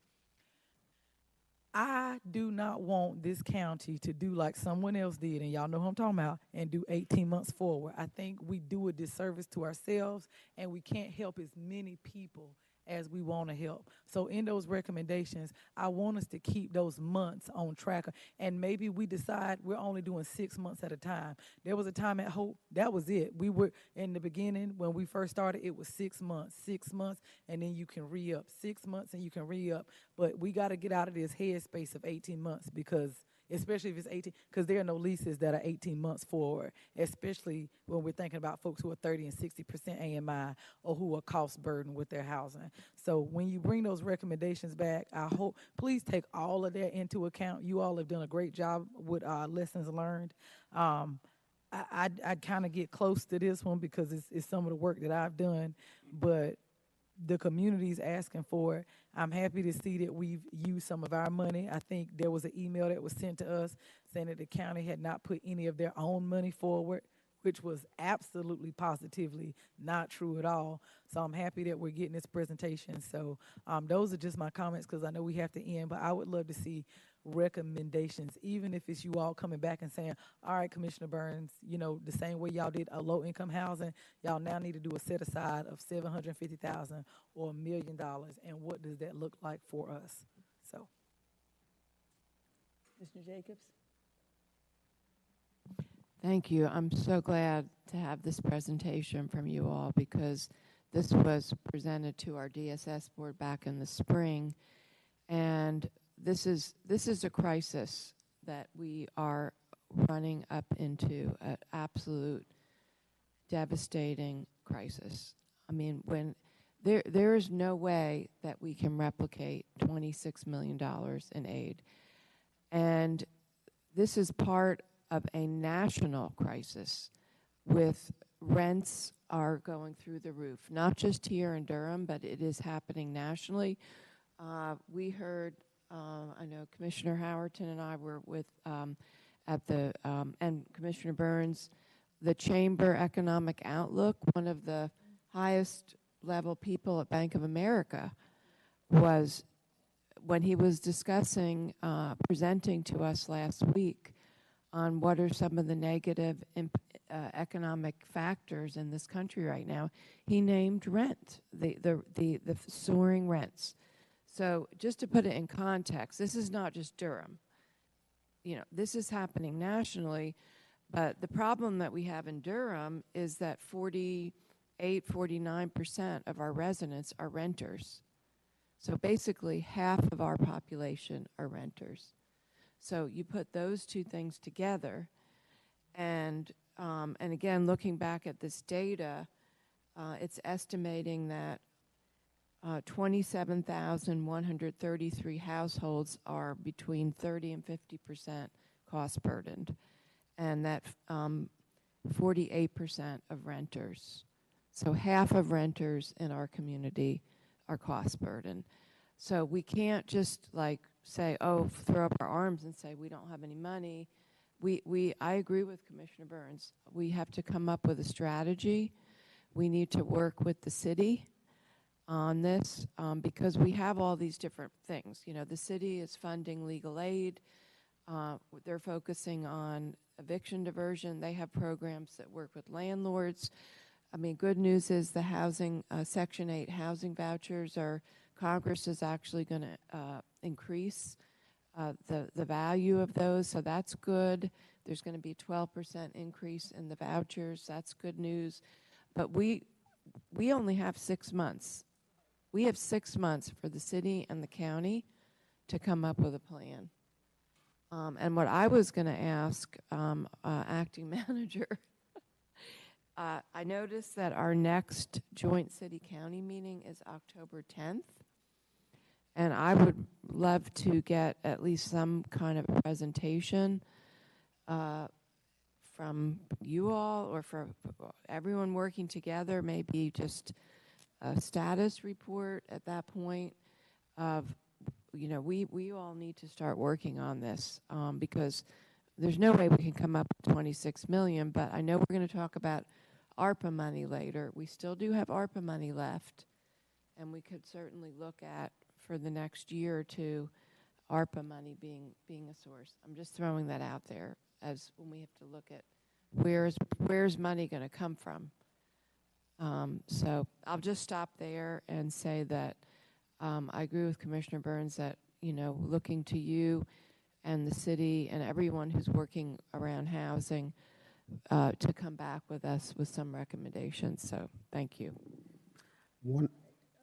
One of the trends that we have, we met with the Landlord Association a couple weeks ago. One of the trends that we're starting to notice with the application and the amount of funds that is requesting for us to provide is that before COVID, it was somewhere in the neighborhood of something reasonable, about 1,500 to 2,000. Now we're starting to see requested funds close to 8,000 to 9,000. That may be something that we can look at. Why is that there's the big gap of 1,500 to 2,000 prior to COVID versus now? The bills are so much larger. Because the landlords know we don't pay it. That's always true. Money grab. I'm sorry, I know that's what this is. Like, the trend that he's talking about, y'all, we seeing it on the state level. They are raising these rent, because we can't stop somebody from really evicting somebody. If somebody just expect, we don't know what the lease look like.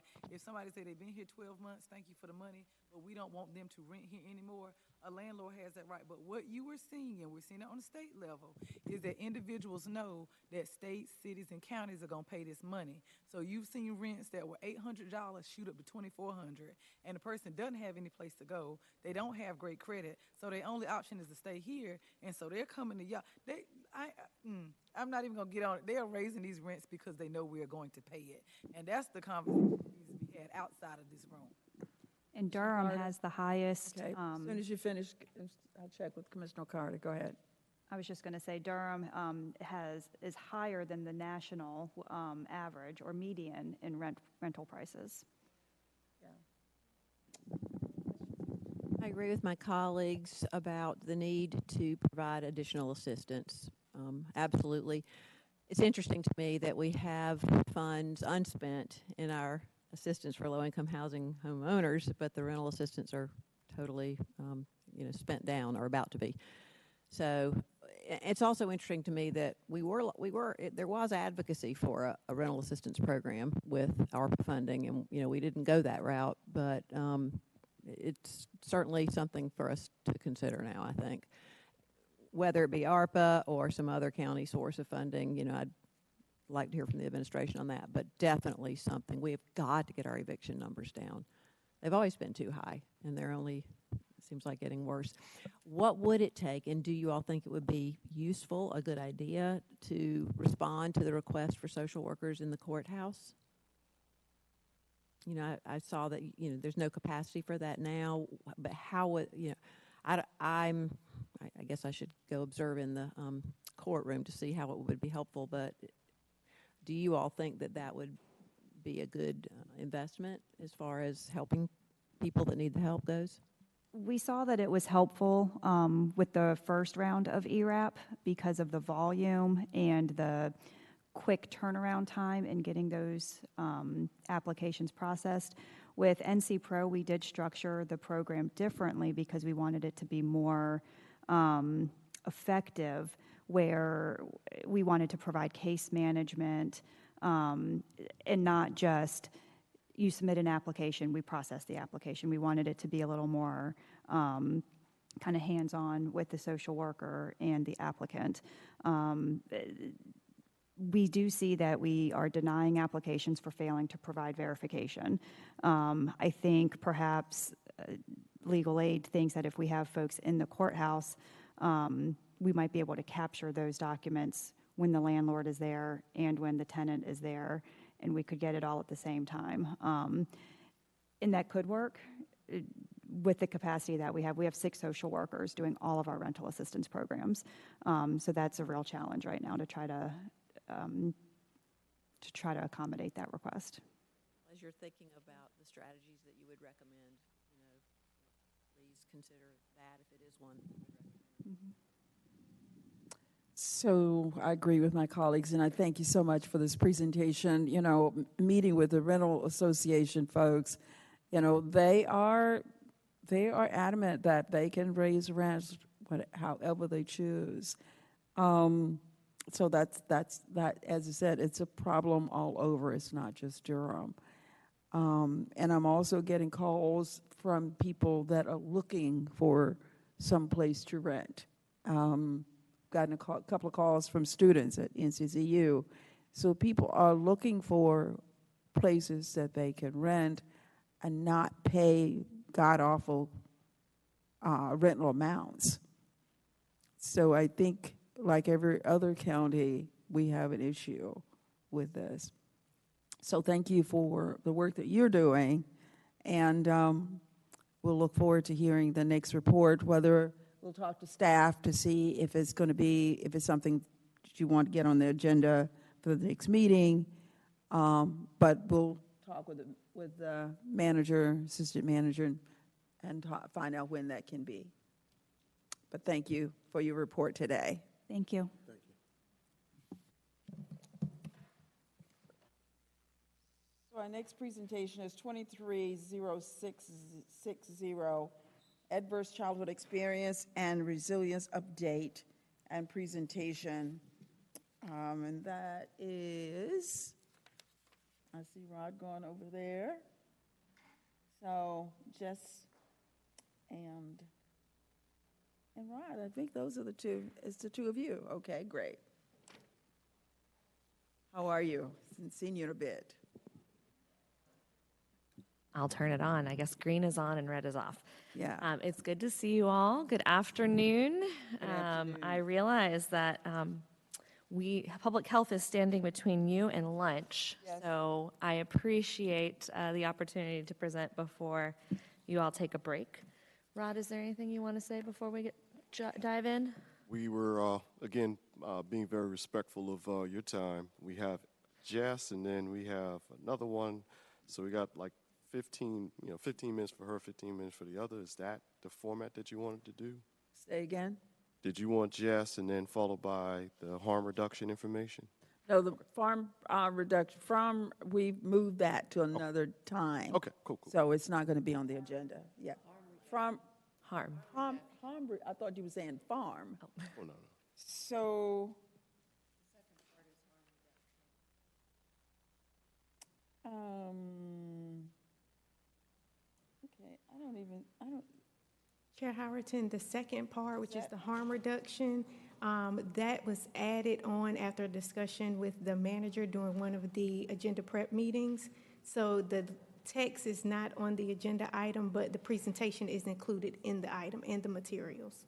It's included in this presentation? Yes, Or is it a ma'am. separate presentation? Separate presentation. So it's 15 minutes each, which equals out the 30 minutes that is allocated on the agenda. Staff has been prepared to. Okay, go ahead and time. get started. All right. Quicker you get started, The quicker you get to lunch. Absolutely. I know. Thank you all. So this will be, since I just saw you all in September, or April, which was actually a good amount of time ago, we will make this as quick as we can. But I wanted to give a few updates on accomplishments since April about some of the things that we had talked about that were coming down the pipeline. One is that we do have 5 newly trained teachers in the community resiliency model. And once again, that is the training that is around reducing stress, building resilience through 6 simple skills. We're really excited that this is a partnership with the Partnership for a Healthy Durham Mental Health Committee, and that we have 7 different sectors represented in those 5 people. So you'll see on here we have someone who works in maternal health, works for a community-based organization that does antenatal, doula services, and postpartum. We also have someone who is part of a youth and community health organization, someone who is a social worker and also a loxetician. So she is able to serve in 2 different capacities. We have someone who is in social work at NCCU, so is not only a social worker, but also working in higher education, and then someone who works in food security for a community-based organization. And so we are starting trainings. Our first one is going to be a co-training they do with me, with the city's holistic empathetic assistance response team as part of their onboarding. So we are mapping out the organizations that they will be, and community organizations that they will be training with. I know we just talked about our seniors. We're talking about our senior centers and how to reach our seniors with this program as well. But really excited that we have this up and running. We talked about policy at our last meeting, and I'm excited to say that DART did meet in August to vote on 12 to 15 ideas based on things that community has already told us that they want to see done.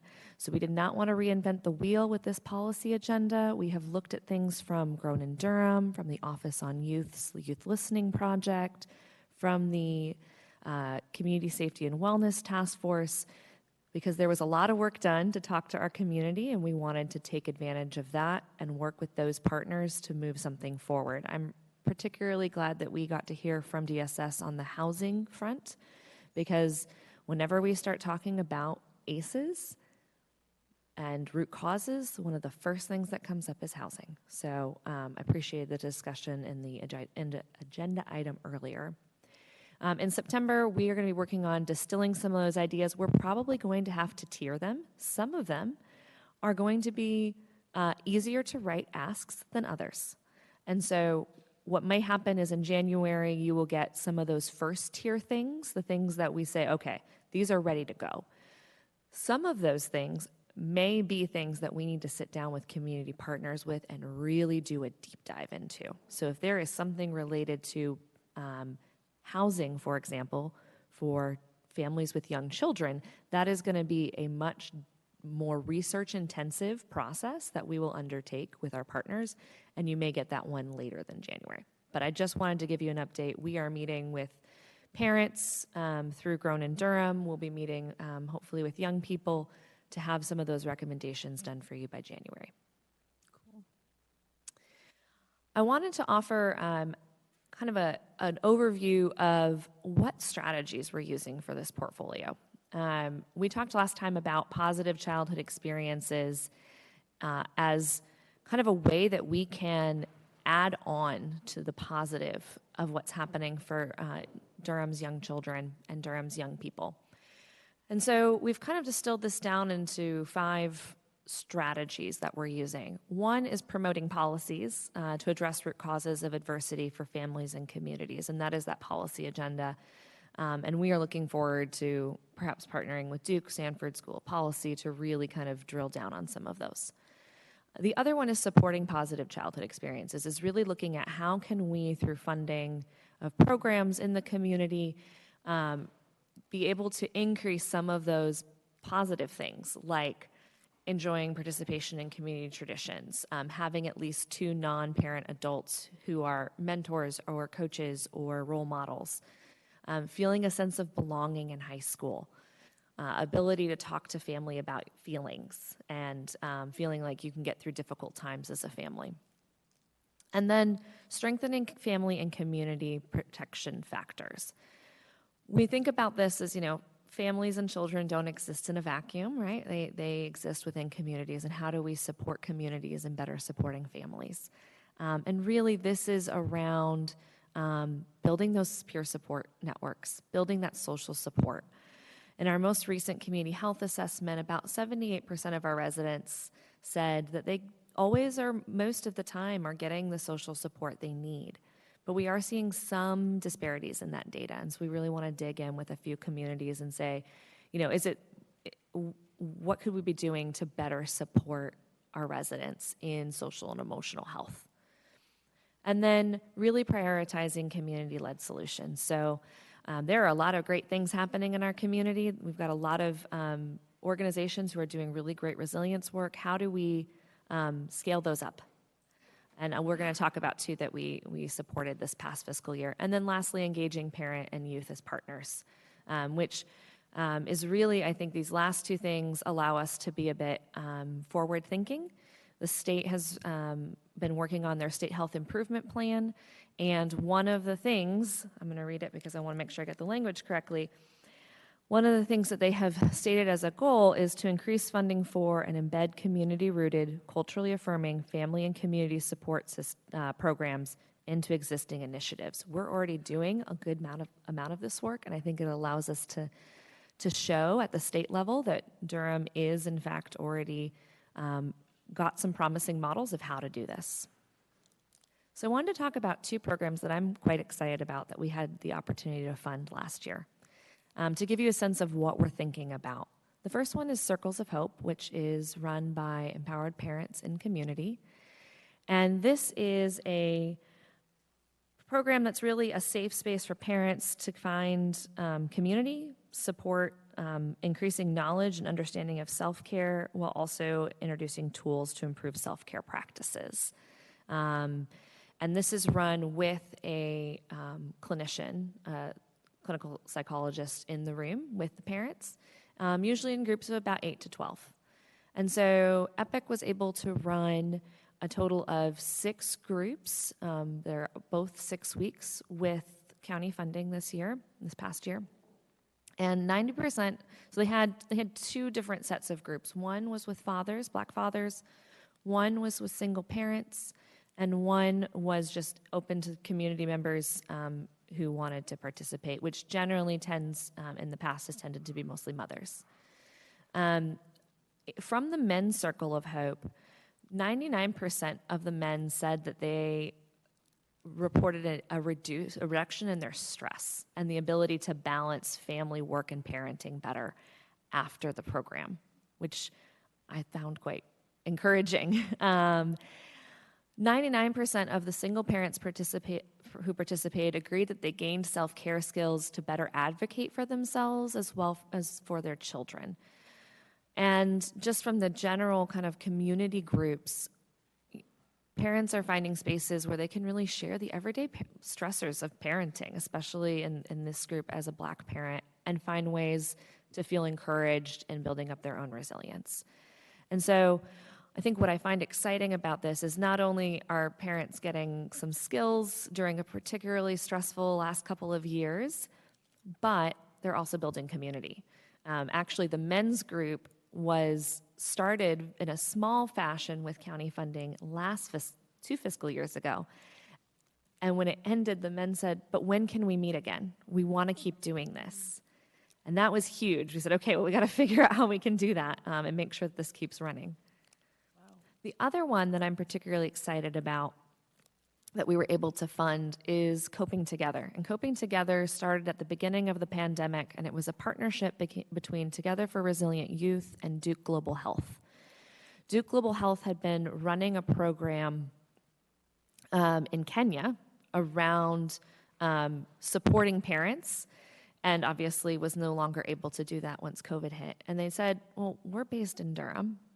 Does anyone want to partner on adapting this and being able to run something similar in Durham? And so Together for Resilient Youth stepped up to do that. And we were able to fund some of this work last year, which reached 31 households and was an opportunity. This is run a little bit differently than the EPIC groups. This is run by community health workers. And it's the whole family that participates, not just the parents. So the whole family will participate, make family goals together, talk about problem solving, talk about communication styles, and how to reach family goals together. And that goes back to that, did I feel like I could talk to my family about my feelings? Do I feel like my family will support me through difficult times? Adding on those positive childhood experiences. And so you can see some of our young people were involved, so I understand how to handle negative situations now. That's from a 13-year-old. I know at 13, I don't know if I knew how to do that. So this is, really encouraging to see. And that many of the participants were saying very strongly that I am confident that I can use the skills that I learned in this program for a long time. So we have some promising work going on. The challenge is sustaining that work and really saying, yes, it is great if we can reach 31 households with the funding that we currently have, but really thinking about how do we launch off of the foundation that we've built in this program in the last 3 years. And so our current needs right now are the ability to provide sustainable, expanded community-based services through contracts. So we've been able to support 1 or 2 programs through the course of the year with the funding that we currently have. And the goal would be to be able to expand that to support more organizations who are doing this kind of community-led work, but also to be able to expand which communities we're reaching. I know last time we were here, Commissioner Lum asked me particularly about the LGBTQ community. That is one that we're currently in conversations with. That would be another some set of organizations we could think about partnering with.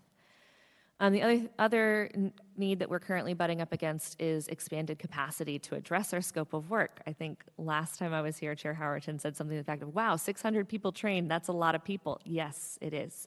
And so to be able to maintain the level of work that we are doing, we are going to need to figure out how to expand our capacity. And then lastly, one thing that I feel very strongly about is that we're able to do outcome evaluation. We're able to say, not only that we reached this many people and that the pre and the post test said that they learned something, that is fantastic.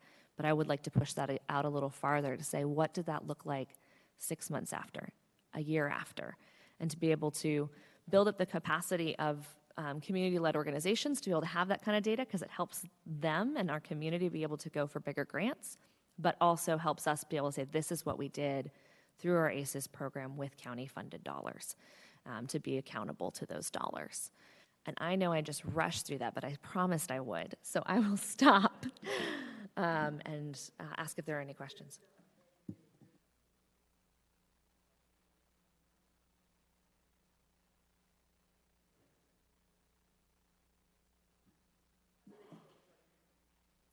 That's a great question. That's one of those places where we need it a little to expand our capacity a little bit, because when we do community resiliency model training, the hope is that it's not a one-time training, that you're having a chance to actually practice those skills regularly. And so one of my goals is to be able to host regular meetups for people to come back and practice skills, to be able to go back and do refresher courses, or be able to host kind of informal, come have coffee either on Zoom or in person and practice at this time that has been a challenge.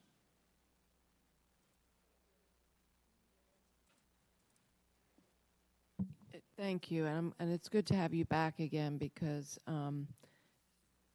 this is really important. And I guess one of my questions would be, I know you focused on some of the kind of community-based efforts to create community resiliency, but I think I'm also really curious just about how can we have impact in terms of having an ACES approach within Durham County government and within our own programs and services that we have. I mean, just thinking about how do we have strategically the most impact. And I know one of the reasons that we brought you on is because we wanted to have a, trauma-informed Durham County government. So I guess I'll be interested in hearing more about that part of it. Because, I do worry that kind of what you said, the sustainability of, doing RFPs and funding community organizations, just what does that look like long term versus what we can do just within Durham County government? Because most of our programs, most of our departments are touching people, the staff and just the things that we're doing. So I would like to hear more about that. And I just, when you were talking, I was also thinking about the Surgeon General, who I think we have an awesome Surgeon General right now, but he focuses so much on things like resiliency and social isolation and the importance of people feeling connected, and kind of what you were referring to is how do we have I feel like Durham is that we are very community oriented, and that I feel like, the city's going to be having a welcoming week of activities. That there's just so much we can do to just, to your point, how do we make sure that our whole community is about that.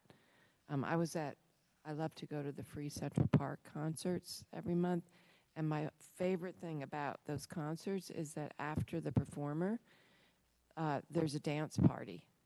I don't know if anyone's ever done it, but I haven't missed one yet this year. There's one on Friday.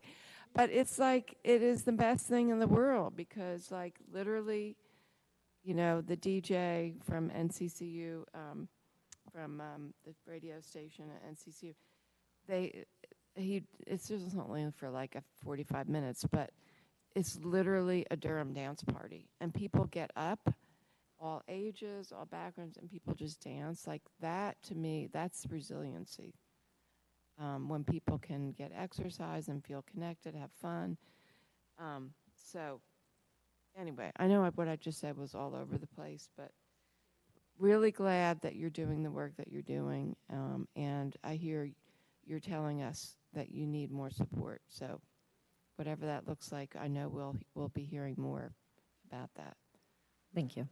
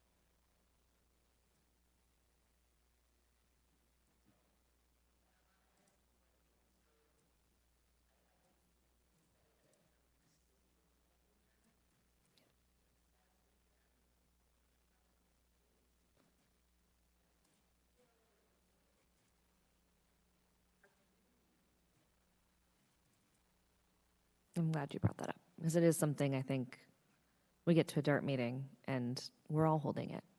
And so I would say that there are a few things on our possible policies that would either indirectly or directly answer that question. I think that I was particularly impressed by the Building a Safe Community event that happened, was that only last week? Maybe it was 2 weeks ago. And I heard actually quite a bit about resilience there. You know, how do we help young people feel connected in our community? Some of those social connections, this is certainly not an area where I am an expert, and I will be the first to say that, but I think that there is definitely a role for that resilience conversation within the gun violence and gun safety conversation. And so it is something that I know our frontline providers also are holding a lot of as well. Jess, thanks for your presentation again today and for your ongoing work that we all really believe in. And I really appreciate the way that you're incorporating feedback from various community sectors and also from any current plans that are already out there. You mentioned several. I think that's great. Am I understanding you correctly that you're going to be coming back in January with some specific policy recommendations for us, funding recommendations, that kind of thing? There'll be policy proposals in whatever that form takes. I don't want to forecast too much because it is a process that we're doing in partnership. But I think there are a number of things within specifically Groningen-Durham and the Youth Listening Project that fit really well into the work that DART does. Mm-hmm. Fabulous. Really glad to hear that.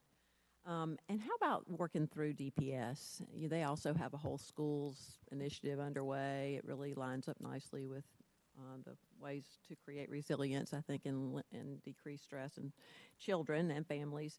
Just wondering what the collaboration there looks like. Close collaboration, I think I would say. Rod is honorary co-chair of Whole Schools Movement, and I serve on their advisory council. We have a meeting this evening. So I am working very closely with Dr. Soto at DPS Foundation. We actually are due in Atlanta later this month for a grant meeting. They were able to secure a grant through called the Build Grant, and the whole team will be down there talking about kind of next steps. They have really started working with adults in the building, and I think that that's a great first step. Great. Yeah, I know we were talking as a community about trauma-informed schools in the early 2000s because it does make sense, right? It just takes a while to really implement it thoroughly and effectively. But thank goodness you guys are so connected to, because that's where we have a captive audience of 33,000 children and their parents. It's a great system through which to work on all of these initiatives. And the only other thing I wanted to ask about, I remember there was a webinar back during COVID, I guess, about prenatal to 3 policy roadmaps for, per state. And we are doing this, guaranteed basic income, which I think is actually probably on their roadmaps. But there were others that seemed not to involve funding necessarily. It's like one I remember was decreasing administrative burden for continued SNAP benefits. That this was something we were hoping the state would do. I believe something, like a person would only have to qualify once every 2 years instead of annually. So I didn't know whether that was also informing our work currently. That was a great webinar. I think you all Yes. probably had something to do with it. So I think it did inform the Groningen-Durham work, and so I'll do a quick double check on that. I meant to say during my presentation that the basic income pilot is a fantastic way to start addressing ACEs, and so I just really wanted to commend Chief of Staff Trapp and the county manager and you all for approving that, because I think we know that lack of access to basic needs is a huge parental stressor, and there is definitely strong evidence that indicates that it helps reduce adverse childhood experiences. So I think that was a great investment on our part in terms of addressing ACEs. I agree. I'm really glad you said that. We should be explicit about that. I think we know it's true, but right, that was one of the reasons we're doing it. Yes, exactly. Yeah. What I did want to come back to one question that you asked, Commissioner Jake. Is that okay? That's right, yes. Around the trauma-informed organization, kind of trauma-informed county piece. We are doing that currently. We have a pilot at Durham County Public Health. We are in the process of doing implementation planning for that and really identifying champions who can sustain the work. So, we don't want it to fall on just one person. That's not sustainable from a burnout perspective, but it's also not sustainable from a longevity perspective. And it is something that we are operating as a pilot so that we can test to make sure that this is the way that we want to roll it out across the county. But we are already working with colleagues at the Justice Resource Center and have had discussions with them. And then we are also hosting a healthcare provider symposium in November to train healthcare providers across the county in trauma-informed care and skills. So that is definitely, we have kind of three big buckets, and that is, where there's so much we could be doing, and we have narrowed it down, and it's still, to really sustain, to keep that work moving forward and growing, the capacity really is a big issue there.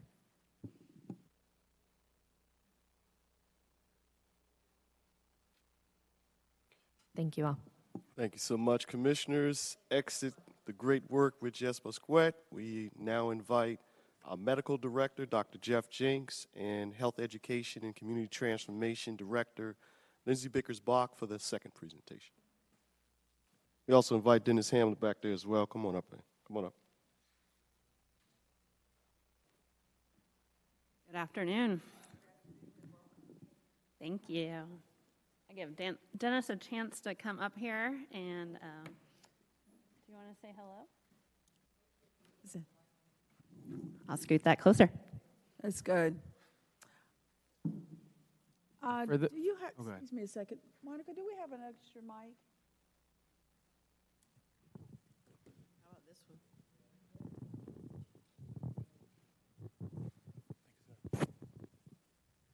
Do you need one, Ron? Oh, you have one, I see it. I couldn't see it there. Okay, now, that's better. Go ahead. I think I've met most of you before, but I'm Jeff Jenks, the medical director. Okay. Good morning. My name is Dennis Hamlet, program manager in health education. Welcome. Welcome. All right. Well, thank you for having us all. We are going to walk through a little bit of how Durham County Public Health is responding to the opioid crisis, thinking about the science that's in place, and also how we're thinking about all the people who are affected by the opioid crisis. So my goal is to give you a very brief overview of the epidemic. I know it's something you're well aware of, but to really think about where we are in September of 2023 and why there are some specific avenues that we want to be thinking about in terms of opportunities to act. So the biggest thing that I think is really important to understand as we think about why are we talking about an opioid crisis and an overdose crisis is acknowledging, first off, that opioids are very addictive. Even short-term use can lead to addiction, and misuse can stem from the fact that opioids cause both euphoria and relieve pain. And that is something that it's very easy for the brain to say, I like this. This is something I want more of.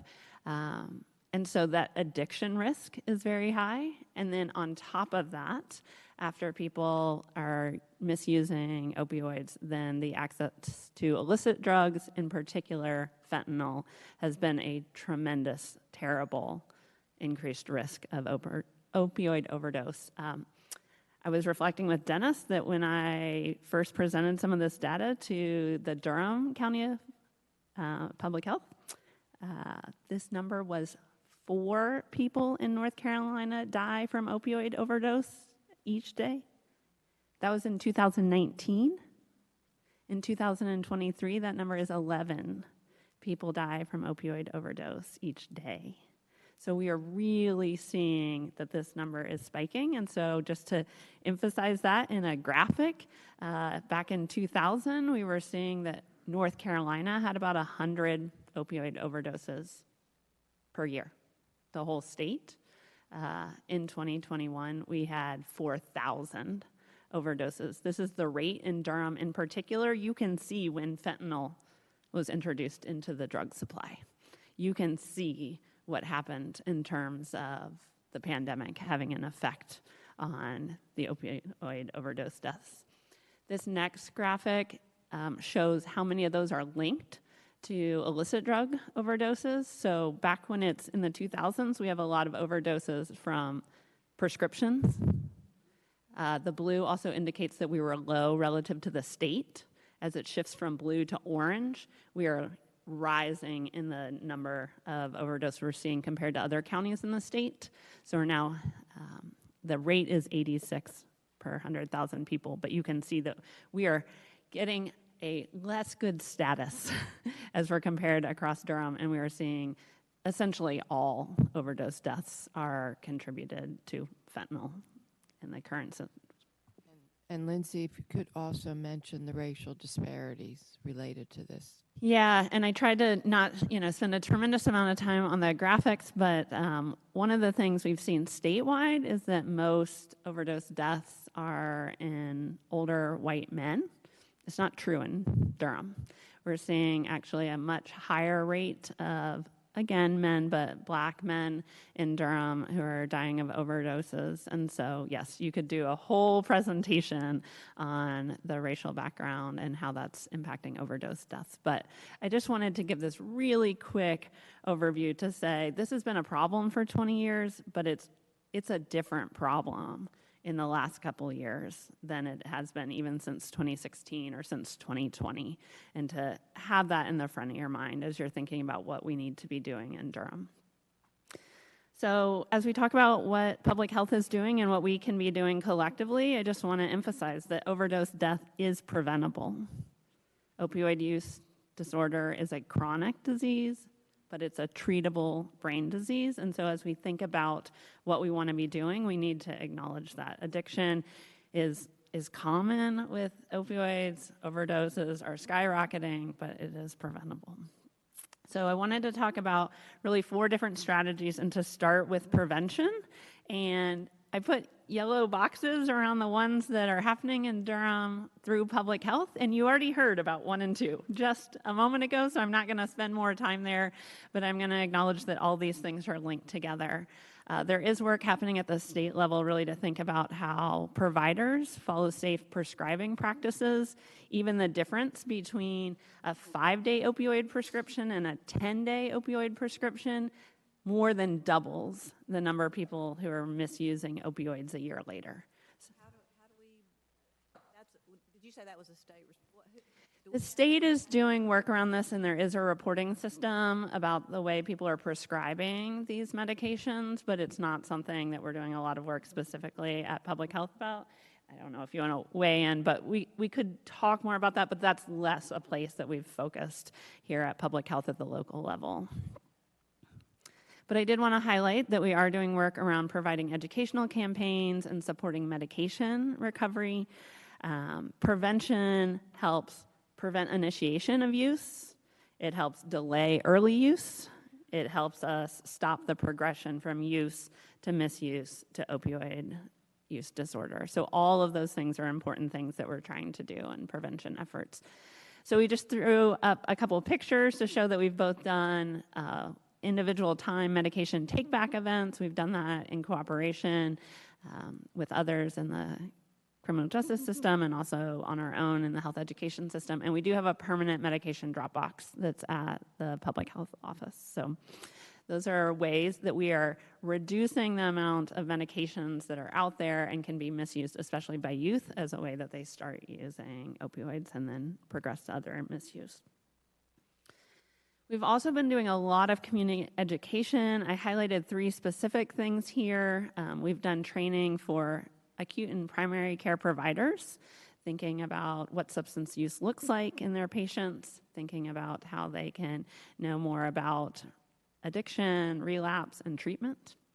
We've been doing work with Durham clergy and other health ministry leaders. We did provide a faith-based mini conference last year and are interested in repeating some of that work that we do with the Durham Health Ministry Network.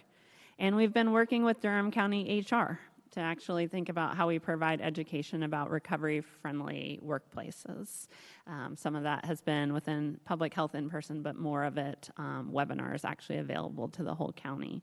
And so again, these educational campaigns actually help people have a better understanding of what is addiction, why is there a really great likelihood of relapse, and what they can do to actually access treatment.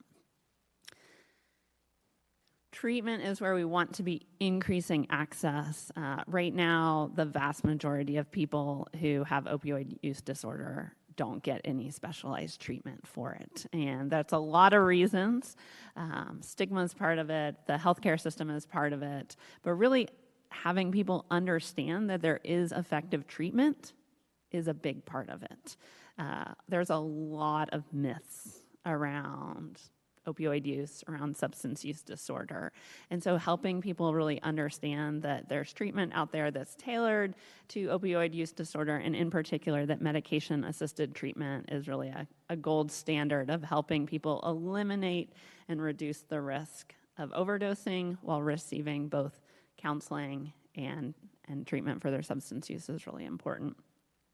So one of the things that Durham County has invested in is the Community Linkages to Care, or CLC, peer support program, and it really is built around peer support specialists who have their own lived experiences with either treatment for mental health issues and or substance use disorder. And the idea of the peer support specialists is really that they're connecting individuals to a network of support and also preparing for recovery in whatever way somebody's ready for that at the particular moment that they interact. The peer support specialists also work with our community paramedics and EMS to be a part of our post-overdose response team, where they're actually responding to any overdose in Durham County within 72 hours, going out to the location where we have contact information for somebody who's overdosed and checking in and seeing what resources can we offer right now at a moment that we hope and sometimes find is a moment immediately post-overdose that people are especially receptive to moving their behaviors, potentially moving into treatment.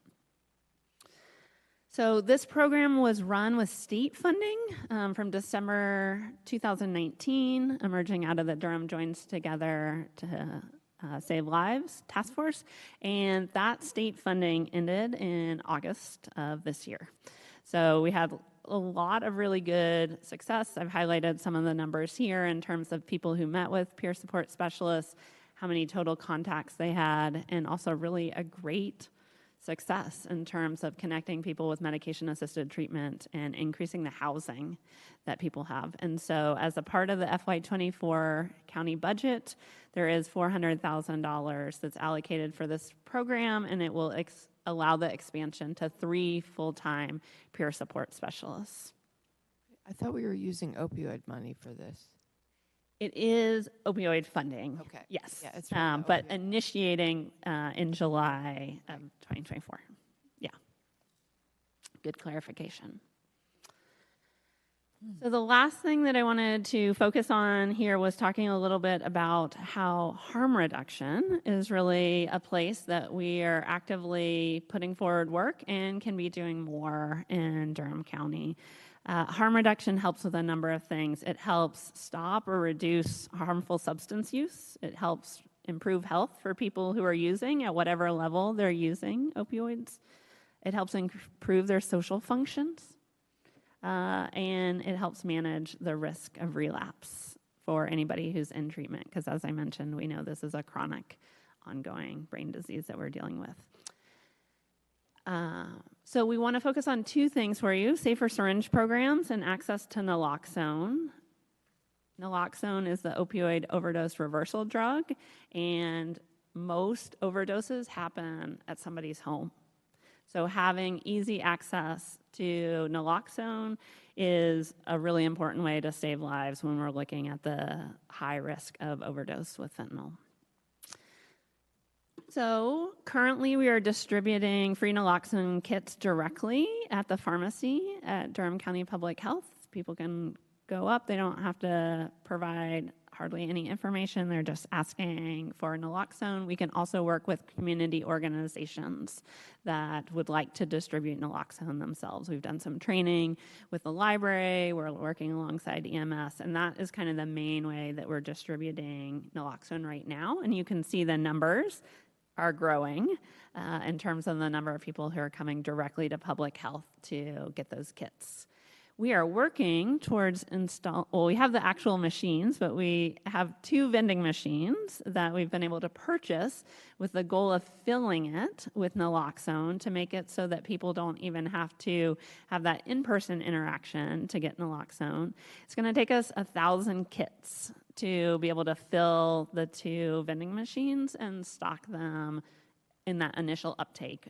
Dennis has done a lot of work around this and knows that as soon as you fill it, people empty it out almost immediately right at the beginning. So there's not 500 slots in each, but over the first month, we know that that's what we need to actually stock it. So our goal, we have 426 kits in reserve right now, and our goal is to be able to launch the one in the detention center next month, but we need to have additional naloxone supplies to be able to both keep up with the number of kits that are being requested in the pharmacy and be able to fill and launch the naloxone vending machine. The only thing I'll add is that the ultimate goal or dream would be to have one of these vending machines in all of our libraries as well. But as Lindsay alluded to, it's very expensive to fill them. How much did you say to fill a vending machine? Well, so we're working towards having 1,000 kits, and each kit is $40. Yeah. You can get cheap naloxone in a syringe. That is easy, but for the actual Narcan that we can hand out in a library or at the detention center, it is a branded product, and it is $40 a kit, which is 2 doses of the ability to give 2 doses after an overdose. So then the last thing that I wanted to highlight as a harm reduction program that we've been doing for a long time now, since the North Carolina state law allowed, but we do provide safer syringe kits at our pharmacy, and this is a picture of the supplies that you get. So everything from the Sharps container to sterile water for cleaning, sterile syringes. Also, we're providing fentanyl test strips, and we were just able this month to purchase xylazine test strips to put those in there. We have resource guides and also what's required by law, which is a safer syringe program participant ID that people are receiving. Lindsay, could you explain this xylazine, what that is? Yeah, so fentanyl is one of the drugs that have, Jeff is offering to give the clinical explanation, so I'll allow that. Yeah, xylazine, it's a animal sedative that has no approved use in humans, but it's found its way into the illicit drug supply, mostly fentanyl, but some heroin and cocaine. And it prolongs and deepens the high from the opioid, which is why it's being added. It's also a little bit heavier than some of the other substances like fentanyl, so you actually get a little bit more bang for your buck if you're a drug cartel and making these illicit substances, because it's a little bit heavier, so you are able to use a little bit less of the other substances. It can cause overdoses. Typically, if someone's overdosing, probably the bigger player is going to be fentanyl. The other thing that we're seeing is people can get these horrible skin wounds, either at the injection site or sometimes away from the injection site, and that has something to do with the way this medication works. We're not really sure why. And so, we thought it's important, to provide the opportunity for people who are purchasing these substances to know not only is fentanyl in the substance, but xylazine. The last numbers I have statewide are 28% of fentanyl products have xylazine in them. Now, this data is probably about a year old, so it's not like the illicit drug supply is completely overrun with xylazine yet, which is, I think, a good reason to have these test strips available. People can make hopefully informed choices. While we're on that one, I was going to wait to the end. For our viewing public, xylazine is also Trank. Am I wrong with that? Thank you. The street name Trank. Okay, the street name of it is Trank. It was since my attorney got me using other words. So I've seen the videos out of Philly with Trank. Quite frankly, I've driven down Fayetteville Street and seen it. So I brought this up the other night doing a regular session. We got folks stepping on drugs, and y'all know that we're trying to make these highs longer, make it stronger because they can't get access to fentanyl like they used to. Is it true, like, I know you say sores, but are we not seeing people going around in a trance-like state? Are we not seeing paralysis? Or is that? I've not heard of those effects with xylazine. There are other, like bath salts. Right, yeah. Yeah, as another illicit substance which can do that. I've not seen that with xylazine. It's possible. Okay. But yeah, the big concern, aside from overdoses, these horrible skin sores, which really can require extensive debridement. Yeah, potentially amputation, but extensive debridement, skin grafting, they can be really serious. A couple other points for your consideration. About 3 months ago, State Health Director Dr. Betsy Tilson was in Durham for a violent death reporting system meeting that I serve on the board. And she asked me as an aside, she's like, "Are you guys seeing any xylazine in Durham?" I said, "Not necessarily at that particular point." Fast forward 3 months later, it's hit. So I can say with assurance to my board that Durham is probably one of the first health departments to offer xylazine strips inside our Safer Syringe program. Okay. So to wrap us up, I was just going to share a little bit about what we think are some current needs and open up for other questions. This is the current resource guide that I think some of you have seen, and we have hard copies here, but this is a way that we're providing current information in both English and Spanish to the Durham community about different treatment providers, harm reduction services, housing, and more, and have been able to distribute this to a wide variety of organizations, but we do continue to need to print more and keep updating it, so that's one of the things we're keeping in mind, but also sharing has been a big success, is directly providing resources for individuals who use drugs. We do suggest that we consider in Durham County a harm reduction coordinator. We have seen several other counties do this, and you can see the reasons that harm reduction, we really feel like, is the strategy that we're doing some of, but not enough of with the current statistics that we see in Durham County.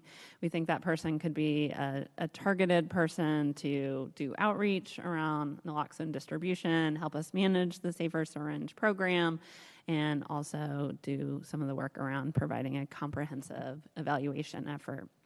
We do want to be direct that we need more money for naloxone in the Safer Syringe program. We're kind of shocked how often we get funding opportunities at the federal and state level that say, please work on the overdose problem. Consider the following non-allowable expenses: naloxone, sterile syringes. I mean, it happens all the time. And so really most of our harm reduction program has operated on $100,000 from the state. That's been like where the funds have come from. Because even when we've gotten other outside grant funding, it has explicitly excluded these things as things we are able to pay for. So you heard me say that we're working on filling a vending machine, but until we can actually have the funds to have enough naloxone in it, we're not going to start a vending machine that's then empty 3 weeks later. We also want to emphasize that there are lots of opportunities to have increased collaboration between public health and other parts of the county. So we do have a Durham County Public Health Opioid Response Committee that these two co-lead, and so we are working to have budget where that group can think about how we provide training across public health. We acknowledge that we're all seeing the same patients, and the people who come in for the Safer Syringe program also come for family planning or who come in for immunizations, and we want to have good training and be on top of how we talk across public health. We also think there's an excellent opportunity to gather experts across the county as you think about how to use the opioid settlement dollars. So we are glad to be part of that, but also acknowledge that there's other people across the county who have really great experience thinking about how opioid use affects the different services they offer. And we also think there's an opportunity to offer a Durham County data dashboard that looks at things like the overdose rate, the number of kits that are being distributed, the collaborations that are out there. We think that we have good resources in public health through our population health division that could help put that together, but we also know it's not just a public health dashboard that makes the most sense. So we highlight those as some things for increased coordination opportunities. I know it is past lunchtime, so I'm going to pause there, but offer that we are happy to answer any questions across the board. We'll just say thank you for your time. I know you guys are probably lightheaded, and your public health officials want you to get something to eat. But we will just say that we thank you for the trust that you've always given to public health, and you all know that if you fund us and allow us to do the strategic initiatives that we need, we feel confident that the results will come. Well, I want to say thank you on behalf of the board for your presentation and all the work that you're doing. This is such an important topic, and, the Association of County Commissioners at their conference last week, this has been a week ago, they had a lot of information about this topic. And,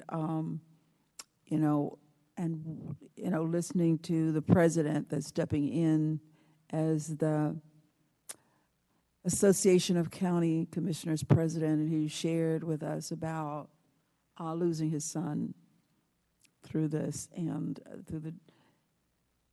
it's just really it's a nasty thing that's happening to folks, nasty.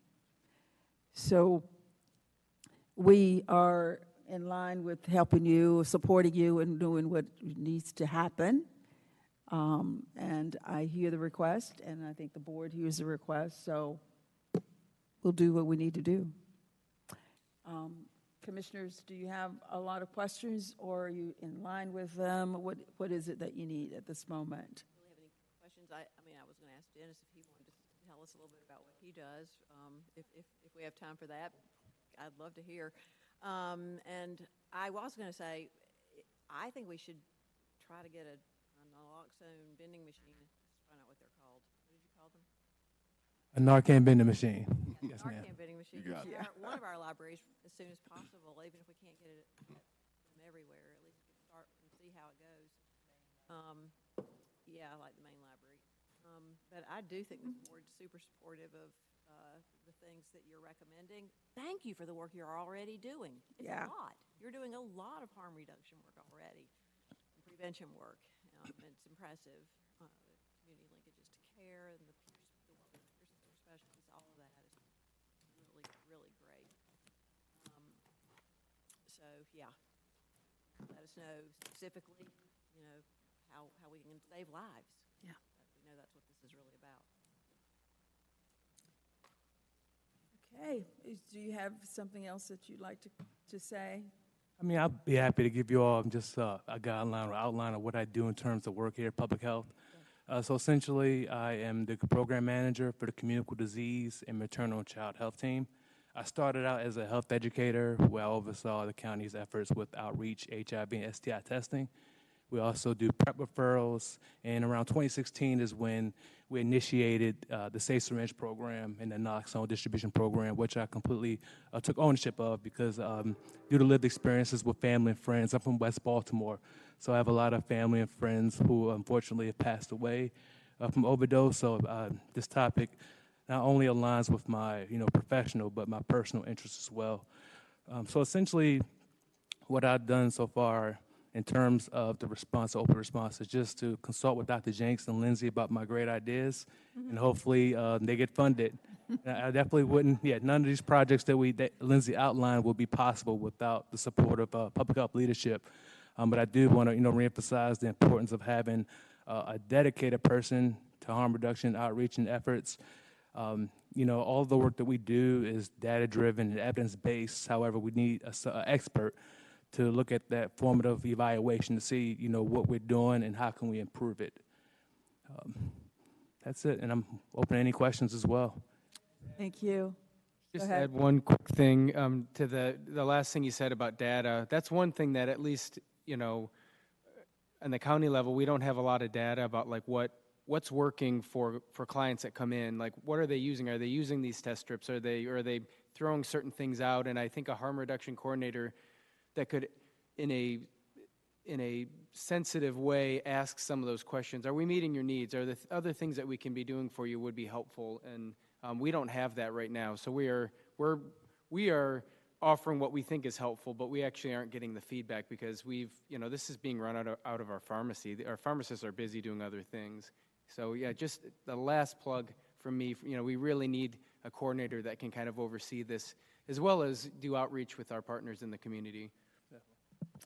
Thank you so much. And our staff will bring us a proposal and let us know what we need to do next. And we are going to break for lunch. I'm going to give you 2 minutes, and we're going for break for lunch. I am starving. Absolutely. Yeah, I just want to say I strongly support this, and I learned about what the public health staff has already been doing on their own time on the side at the harm reduction conference in Durham. This is critical. We literally are losing people by not funding this now. It's urgent. We have the money with the opioid funding. I would just also ask that you come back as soon as possible for us with a budget. Also, that I do want to hear more about how you would work with the Harm Reduction Coalition, because I think that's a really important piece of this, is they are the folks who are out in the community. So I would like to hear about that. And also, there had been a recommendation that we get the equipment for people to test their street drugs. And Lindsay, I know you guys are doing this, but you didn't mention the envelopes for people to send their drugs to UNC that you guys are also giving out at the pharmacy. But if you could, I know we don't have time now, but come back, when you come back, talk about how you will work with the Harm Reduction Coalition and also about the whole testing the street drugs. Absolutely. We are glad to do that. I am talking with Lofton Wilson from Harm Reduction today at 3 o'clock, so it is regular and recurring. And we just say thank you. I know we're pressed for time, but please know that budget has already been submitted to Mrs. Manager. Thank you. Thank you for your leadership on this. Thank you again for your report. Thanks so much. No.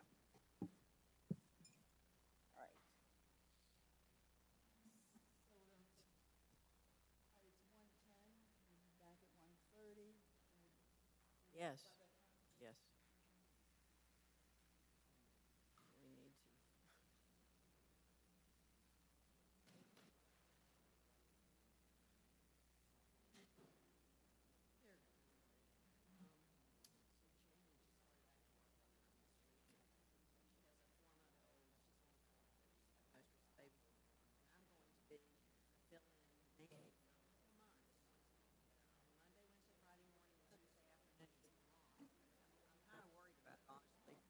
But she has had just so much trouble finding childcare. I know. It is. I love doing it, but it might.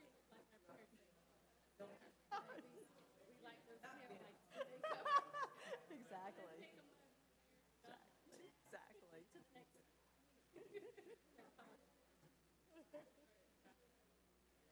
So anyway, I'm a little worried about being able to get my county work done and, like meetings and stuff. When meetings just happen. On no regular schedule. I just feel like if it's a couple of months, if I have to miss some things, I'll just miss them. It'll be okay. Right. There's a solution for everything. I don't find many of them, but there's.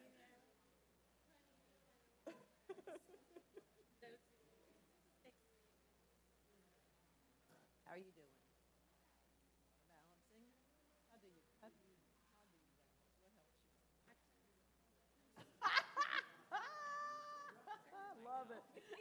Oh, yeah.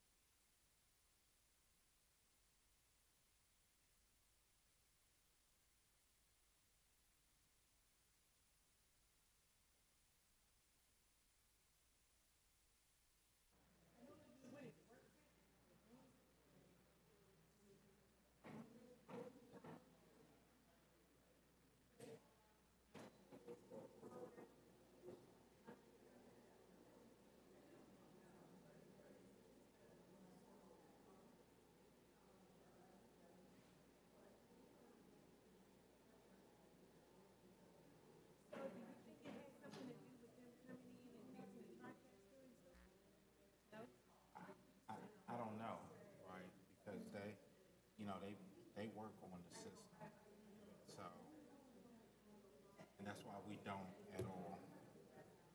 But we'll see.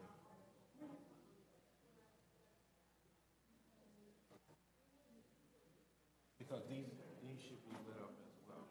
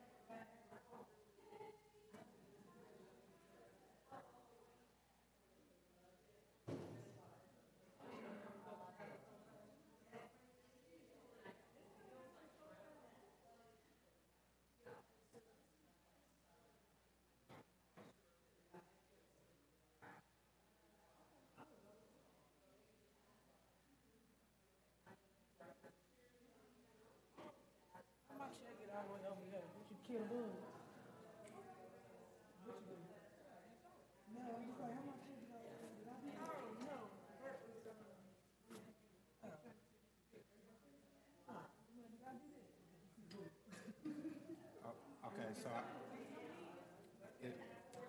it's a power issue. Can I leave it up without any questions while I check? Oh, okay. Thank you.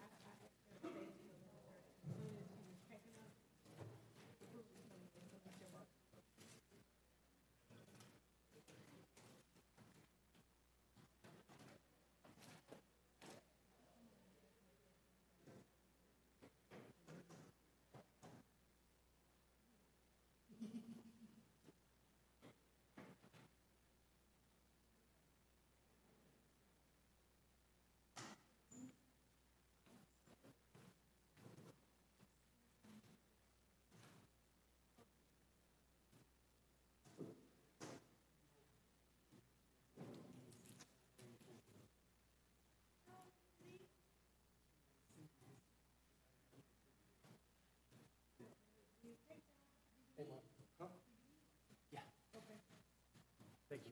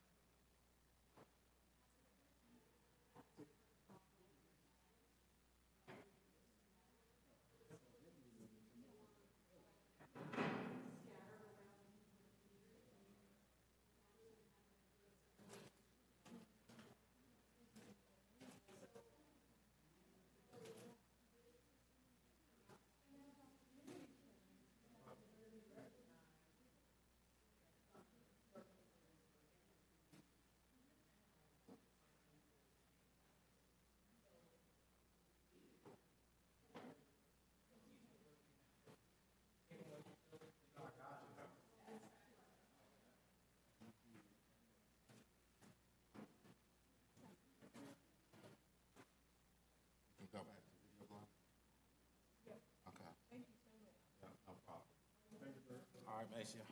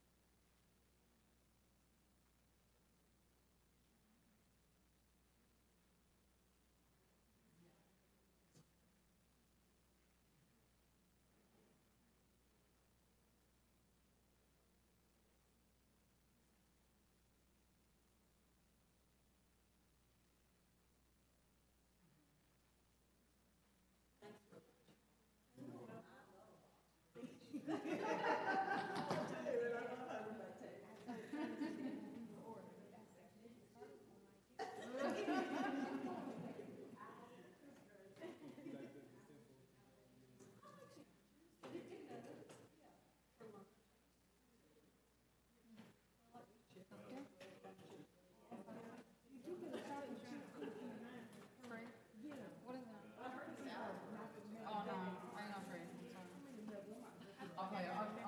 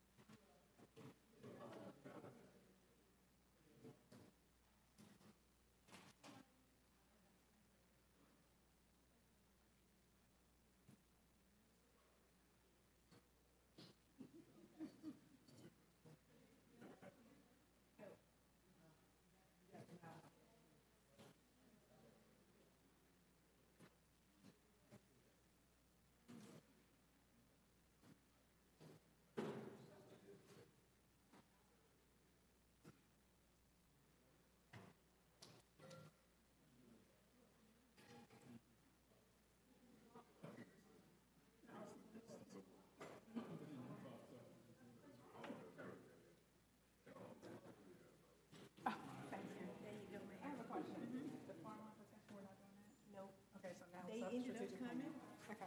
but they decided. So strategic planning.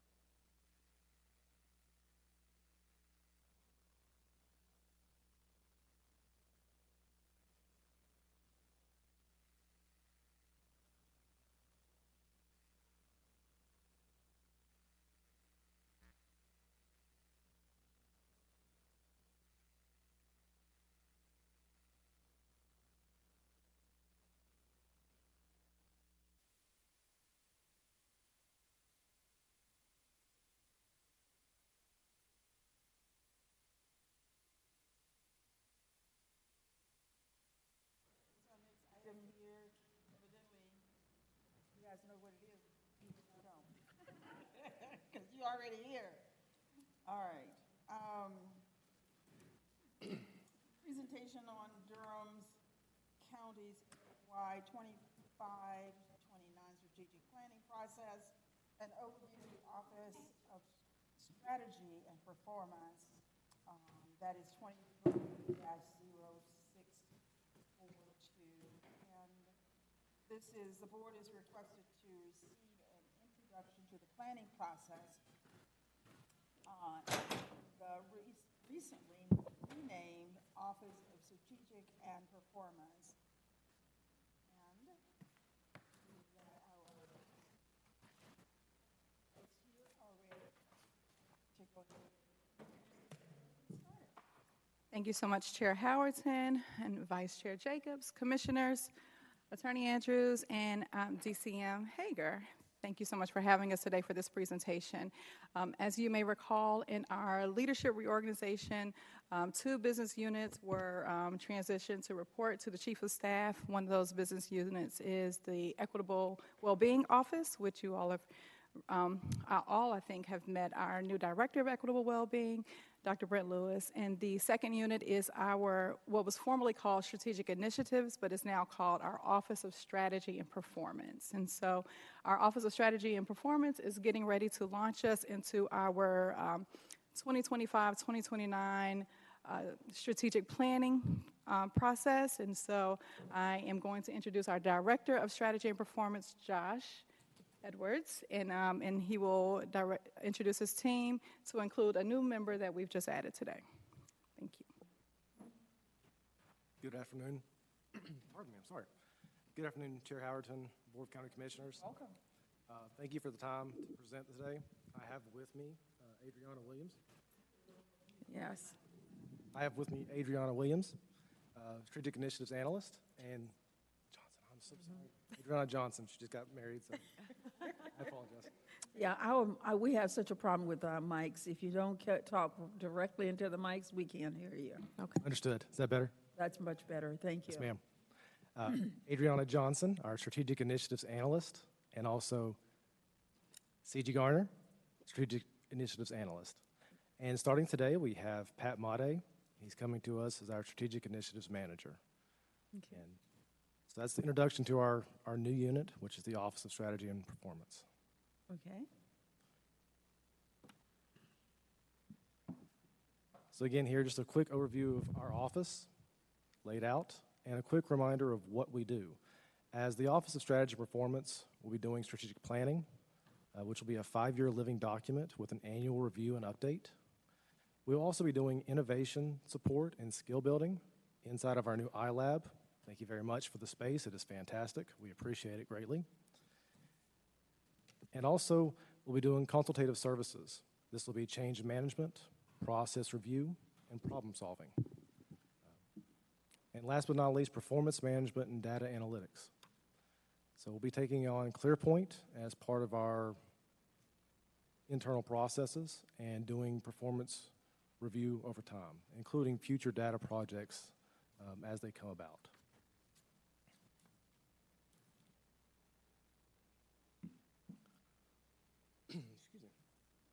At the start of any strategic planning process, the vision of the future must be assessed and the mission stated unambiguously to be able to move forward into a new plan. So the county mission statement, as you see above, is Durham County provides high-quality, physically responsible services vital to a safe and healthy and vibrant community. Our vision is to be a leader in our region by creating a thriving, vibrant, and diverse community with abundant opportunity for all residents to live, work, play, and grow. And this has been our mission statement for quite a number of years. So one major absent element in both our mission and vision statement is language around inclusivity and equity. So I put to the board as a question for consideration for the future is, does our mission and vision still hold true to the future of Durham County? So at some point in the future during the planning process, we'd like to revisit that and just have input.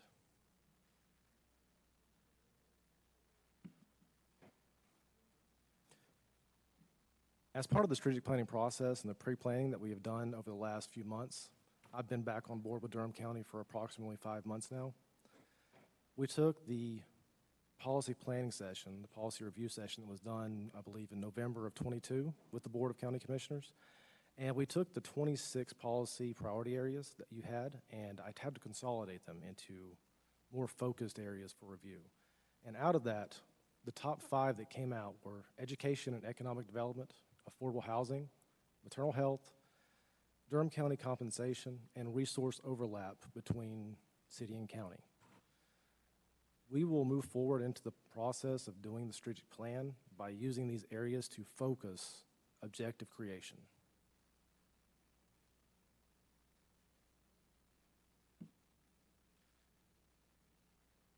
Now, the history of the Durham County strategic planning from 2017 to 2022, which was a refresh of the original plan created in 2011, if I'm not mistaken, was broken down into 5 goals, 19 objectives, 60 objective strategies, and 119 strategy measures. And as part of this, we did a little bit of review with departments and asked them what they thought of the previous strategic plan. From those meetings that we had with department directors, it was said the plan was complex and a bit wordy and hard to understand. And at 9,000 plus words, it did have a lot to it. So the plan also, the original plan that was created, siloed departments into an organizational structure of goals 1 through 5.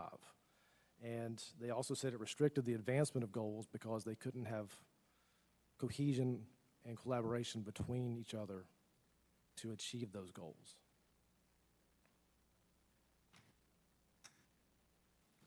Now, moving forward,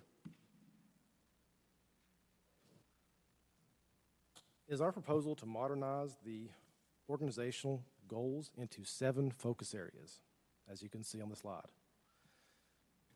The new strategic plan alignment aims to promote collaboration and inclusion between departments. These collaborations will help to maximize existing county resources with accountability between department leadership and executive leadership members. Our team developed a name for the 2029 strategic plan that embodies our collective visions with the focus areas, and thus Durham County Moving Forward 2029 was conceived, or DECO Forward 2029. Each focus area will have an executive sponsor, a member of the executive team who drives performance toward the specific focus area and supports strategic advancement and moves Durham County forward.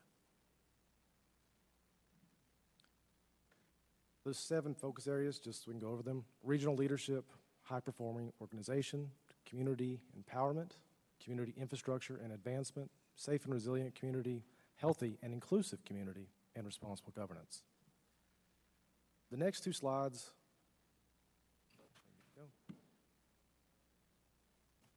our team sat down and tried to determine a basic structure for how each focus area will be structured. As you can see here, many of the departments align with the ACM, DCM, or chief of staff that they're currently assigned to as part of the organizational structure.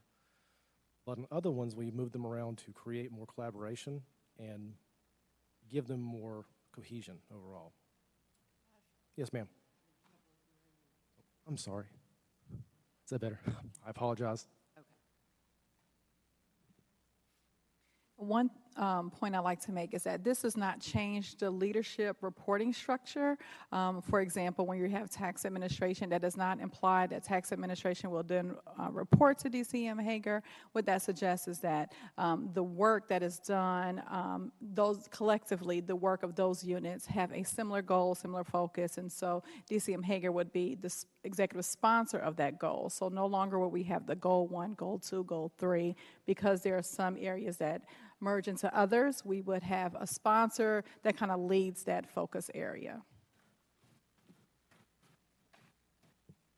Thank you.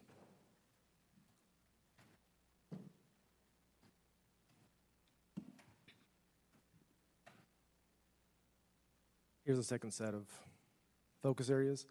And again, they're broken up so that they just correspond better to the areas they're going to be collaborating in.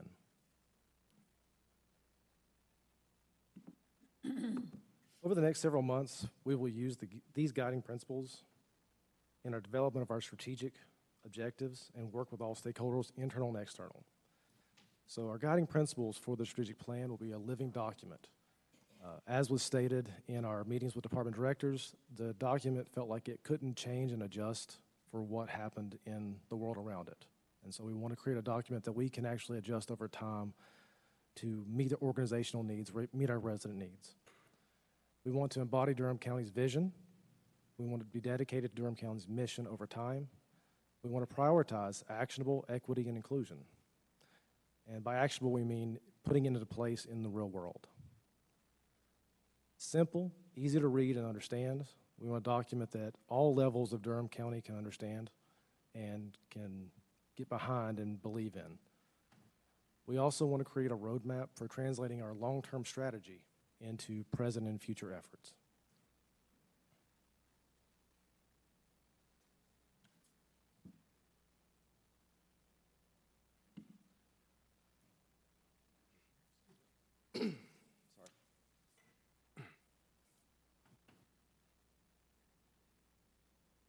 So here's our timeline moving forward with our strategic plan. We have currently reviewed the 2017 strategic plan update. We have worked to interview department directors to get feedback on the original plan. And now we're moving forward into a phase of where we would like to conduct a SWOT analysis with our departments to better understand where their bottlenecks are, where their strengths are, their weaknesses, their opportunities. Josh, Yes, ma'am. Too far away again? what is your outside voice? I don't have an outside voice, ma'am. I know you can do better than that. It's like we want to hear you. I apologize. We're straining trying to hear you. Can you give us a little bit more volume, please? Yes, ma'am. I apologize. Is that better? That's better. I tend to be soft-spoken, and it's my way. Okay. Right, exactly. All right. I worked with Keith and David. They, somebody had to be lower volume, so.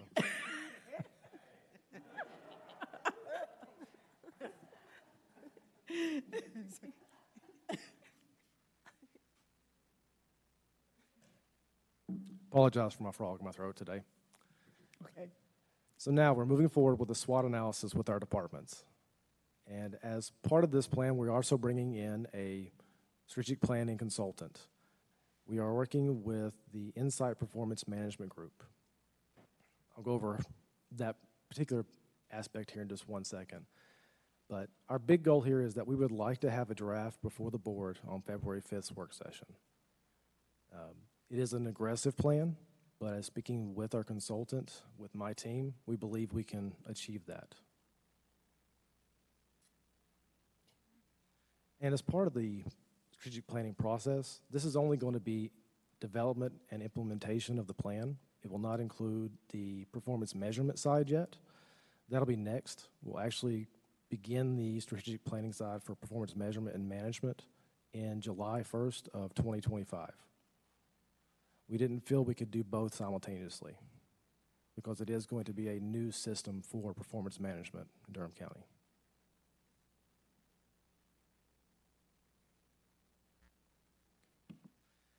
As I stated, the next steps in the strategic planning process, we're executing a contract with Insight Performance Management Group, who is Monica Allen. She has come highly recommended from several different organizations. She'll be conducting meetings between commissioners and department directors to gather information regarding your vision for Durham County. Of course, we'll be doing the organizational-wide SWOT analysis and also doing internal and external surveys to prioritize objectives that come out of our SWOT analysis and department director meetings. Connecting all the dots with initiative development will be the last step. And of course, initiatives will be more the tactical side of items. It'll be how we're going to achieve our objectives long term. And our major goal here is to move away from one-time goal and target creation and move towards more of a system development.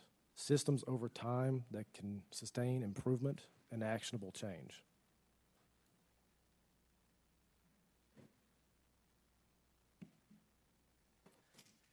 So just a real quick review of SWOT analysis and the tips that we're going to be giving our departments is we want them to be inclusive. We want them to include as many people inside of the department as they can because they need the feedback from all levels.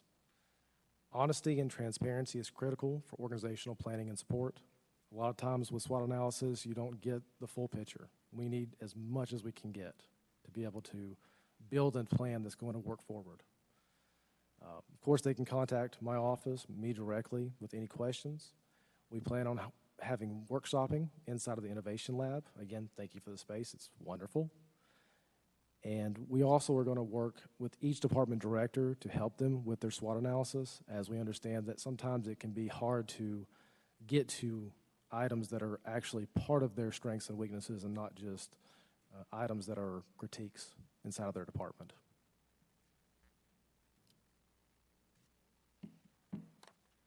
My team at OSP has already conducted our SWOT analysis, as you can see above and from the slides. We came up with quite a few strengths, weaknesses, opportunities, and threats, as most departments will. As part of this process, we're also going back and looking at the SWOT analysis conducted in fiscal year 2022 as part of the budgeting process, and I'm going to take those results and present them to each department director so they can review them and see where they were at that point in time. After we get each SWOT analysis from each department director, we're going to take them and try to focus them down. So this is for the Office of Strategy and Performance here. Out of all the strengths, weaknesses, opportunities, and threats that we reviewed and created, our team narrowed it down to strengths, culture of change, executive support. Our opportunities were a clean slate. We're starting with a new strategic plan, and so we can really create something that is organizational-wide. I'm not going to go through all of them with you, but as you can see, this is what we plan on doing moving forward. And that's the end of my presentation. Happy to take any questions. Again, sorry for being soft-spoken over the mic. I will make sure in the future that I bring my outside voice. You're not going to let me forget that, are you? No, ma'am. Thank you so much. Yes, ma'am. I do have one question to go back. You gave us a date, which I like dates. It's like by when? When you said the draft plan by February 5th, can you say again what's going to be analyzed? What's going to be in that plan by the 5th? Because it doesn't give you a whole lot of time to do a lot of analyzing. So what's going to be in that by that time? By that time, we hope to have research done through departments saying what their objectives will be, and then have surveys gone out, internal and external to the organization, to prioritize those objectives. So at that point, we're hoping to have a list of objectives broken down by focus area, and also initiatives created to be able to give you a full draft plan of what it'll look like moving forward in 2025. So will you create a whole different framework, or you're just going to build on what's already there? Technically speaking, this will be a whole new framework. This is from scratch. We're making biscuits, and this is what it'll be. Because of the feedback from the department meetings that we've had so far, we felt that building on the old plan wouldn't garner the buy-in or the acceptance that a new plan would. And that's part of the reason also for the naming, is that instead of calling it a strategic plan, we're saying, DECO Forward 2029. It takes away that negative connotations that may have existed in the past for the previous plans. Okay. All right, thank you. Yes, ma'am. Commissioners, Ms. McCarter? Thank you for your work. Last. It's exciting to see the opportunities that we have, right, in developing our new Durham County Forward outline guidelines. Now I'm afraid to say strategic plan. How did you tell me again how you decided upon the focus areas? So the determining factors in the focus areas was looking at the departments and kind of thinking through what each department is looking to achieve as part of their work. And, bless you, as part of that, we felt that we put all the departments up on a board, actually, with sticky notes, had our focus areas, and went through and determined that, these areas, that the items that Durham County wants to move forward in, wants to achieve, was these areas of being a regional leadership. That was one of the new ones, of course. I'm sorry, moved away from the mic. Being in the regional leadership. And we felt that it needed to be called that in the past because it was called, I believe it was External Affairs, I believe. It didn't quite embody the fact that we were actually wanting to create systems inside Durham County that reached out beyond the scope of the county borders. So our transportation and city-county planning, which in elections was actually reaches outside of our county. And so that's how that particular one came into being. And discussions like that went through the whole list, and we came to those as our proposal. They're not set in stone. If there is feedback from the board, we welcome it. Okay. I would like to add to that once the consultant is on the board and we'll be meeting with all of you, she will get your feedback and your ideas. And so these are just draft ideas based on the conversations that the team has been having. But of course, those are open to change and to evolve once we've gotten feedback from all of our commissioners and our leadership and other stakeholders. Great. That sounds great. I had one other question about key performance indicators or measures, metrics. You were saying that you were trying to have fewer, and that makes sense to me. Shoot, I can't find the slide. But it sounded like you were trying to find some sort of indicator for systems outcomes rather than, I don't know, one-time actions, I think it said. So how will you know if the, actions are being successful without an indicator of some sort of or measure or metric? There will still be an indicator in place. Of course, you'll have to have some. I think we need to cut down on the total number of indicators because 119 to 200, depending on what we're looking at, is a lot to cover. Totally. If you focus on everything, you focus on nothing. Correct. And so what our goal is to move forward is in systems development.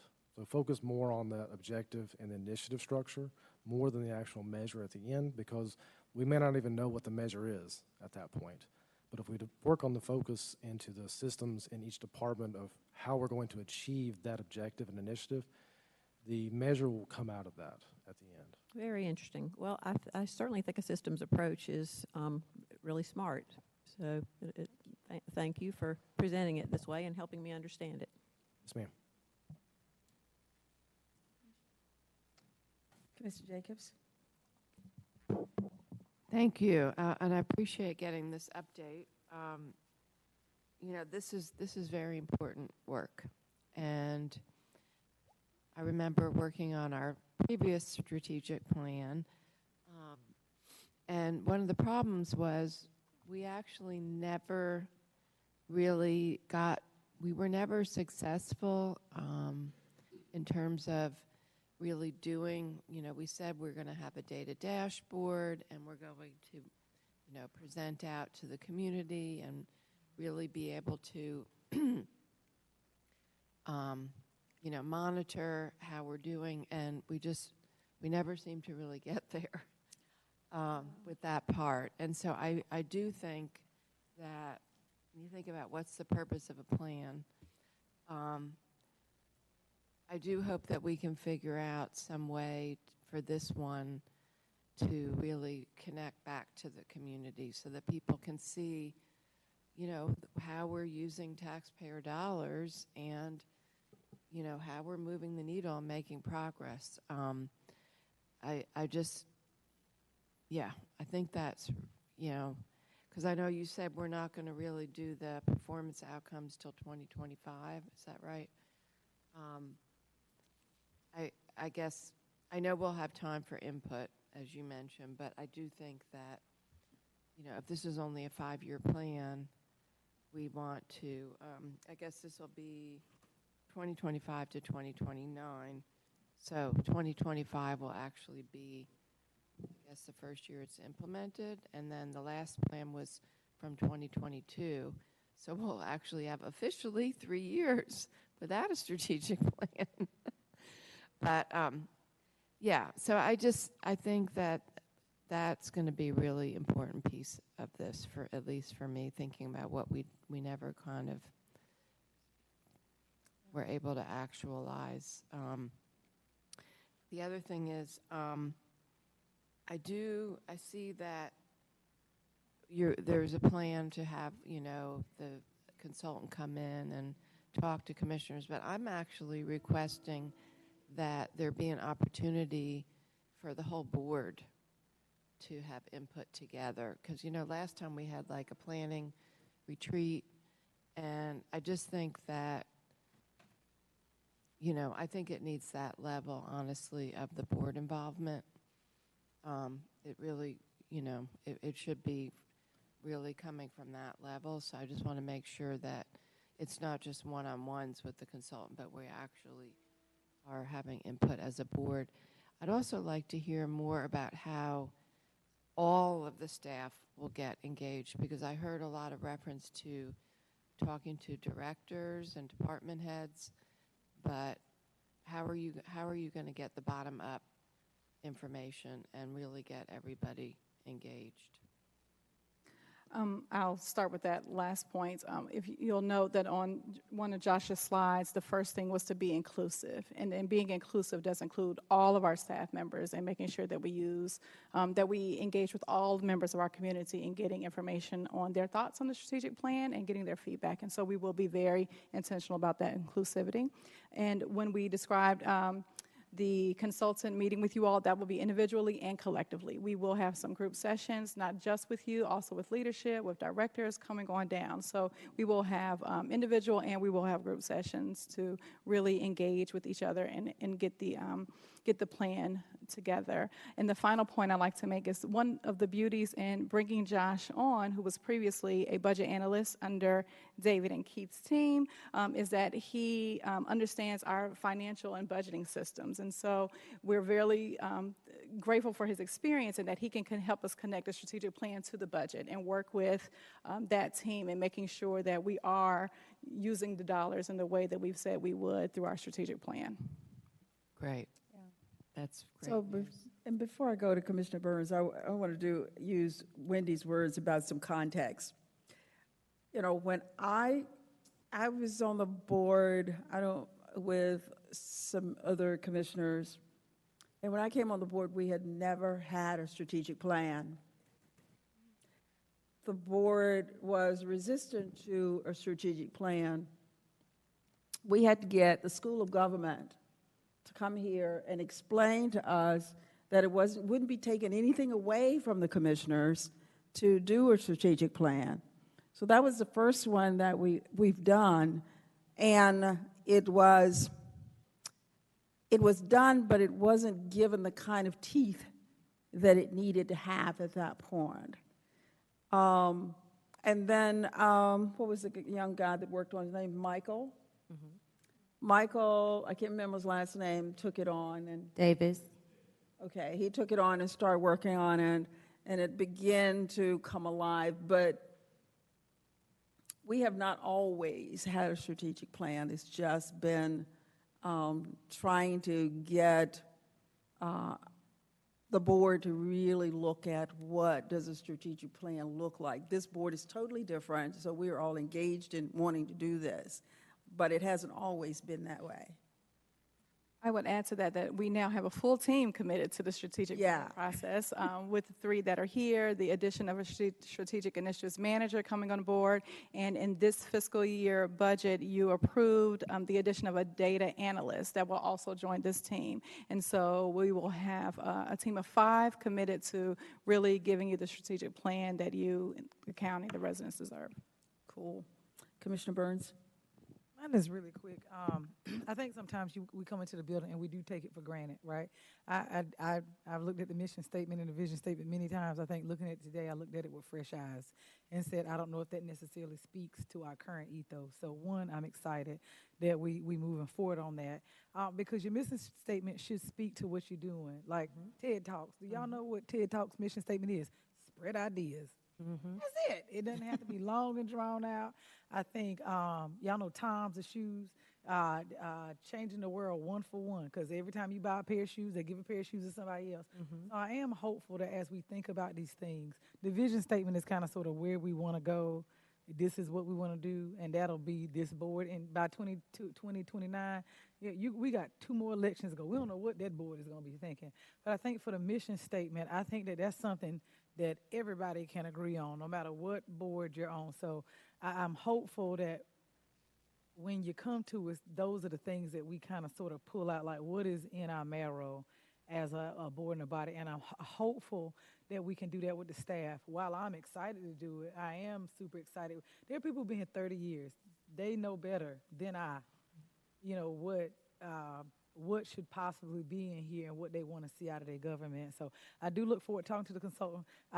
My only question was the timeline. How long do we have? What is that? How long is that contract? And I know it's probably in the documents for the Monica Allen. How long? So we executed the contract through the end of the fiscal year. Okay. All right. So cool beans. So we got some time with her to really. And then last thing, because Ms. Deborah's not here, I hope, because maybe people are like me, they don't look at it every day, a lot of pomp and circumstance when we unveil this bad boy. So people know this is what we stand for. If I may, in response to that, that is definitely a huge theme with our team and making sure that we are branding and creating that buy-in. Commissioner Jacobs, to your point of accountability, that is how our team developed the executive sponsorship.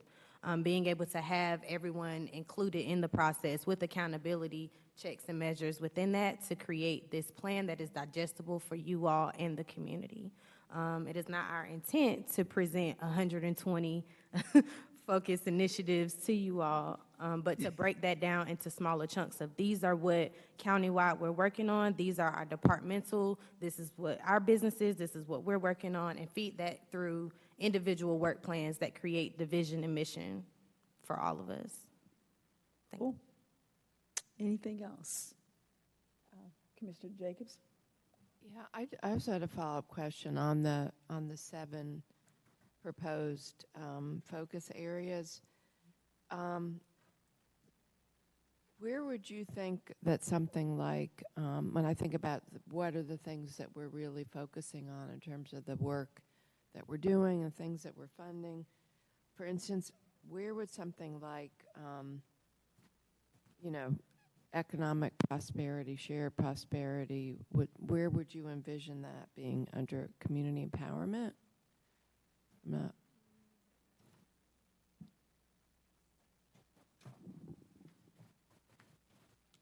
Yes, ma'am. We would see that as part of in that vein of being under community empowerment. Yes, ma'am. Okay. And then when I think about also our commitment to things like, the environment and climate change, would that be under safe and resilient community or community infrastructure and advancement? I think the beauty in this is that it's doing exactly what we need it to do, is that some of the items, some of our focus areas fall into different buckets, right? They fall into different pots. And so that may fall into both of those areas because it may sometimes lean in one and sometimes lean in others. And so through this process, we'll start to more flesh out what falls in multiple areas. For example, equitable well-being falls under community safety and well-being, but it also falls under regional leadership because we want to be equitable and we want to promote our DEI strategies throughout the community. So there are multiple items that will fall under different buckets, and we'll flesh that out more as we continue through this process and continue to get feedback from our stakeholders. Okay, that's helpful. Thank you. Thank you so much for your presentation, and I look forward to hearing more. Thank you again. We appreciate it. Thank you. All right, our next item, Commissioners, is 230663, presentation from the Naming Committee on request to name the Carl D. Hodges Conference Room in the County Agricultural Building to honor first African-American Extension Director in Durham County, the state of North Carolina, and the United States. Okay, you're still here. I'm still here. I'm still Okay. with you. So good afternoon again. This presentation is coming before you from the Naming Committee, and so I stand in as the representation of that committee. I've added the background information that we recently presented to you from our most recent request, but I have that here again just for a reminder of the naming and renaming policy. Again, these are the members of our DECO family who are included on this naming committee. They are listed here. And so this naming request is for the Carl D. Hodges Conference Room. I have to admit that I was not familiar with Mr. Hodges prior to doing the research on this, and I was very excited to learn about him, learn about his work, especially as the first African-American Extension Director, not only in Durham County, not only in the state of North Carolina, but in the United States.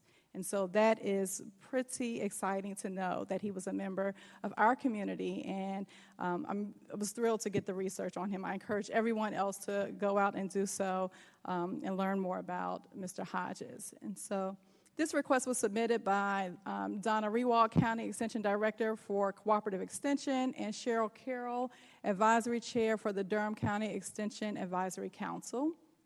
In addition to his accolades as the first in the county, the states, and the United States, he was the first Black extension agent in Durham to have a regular radio program and newspaper column.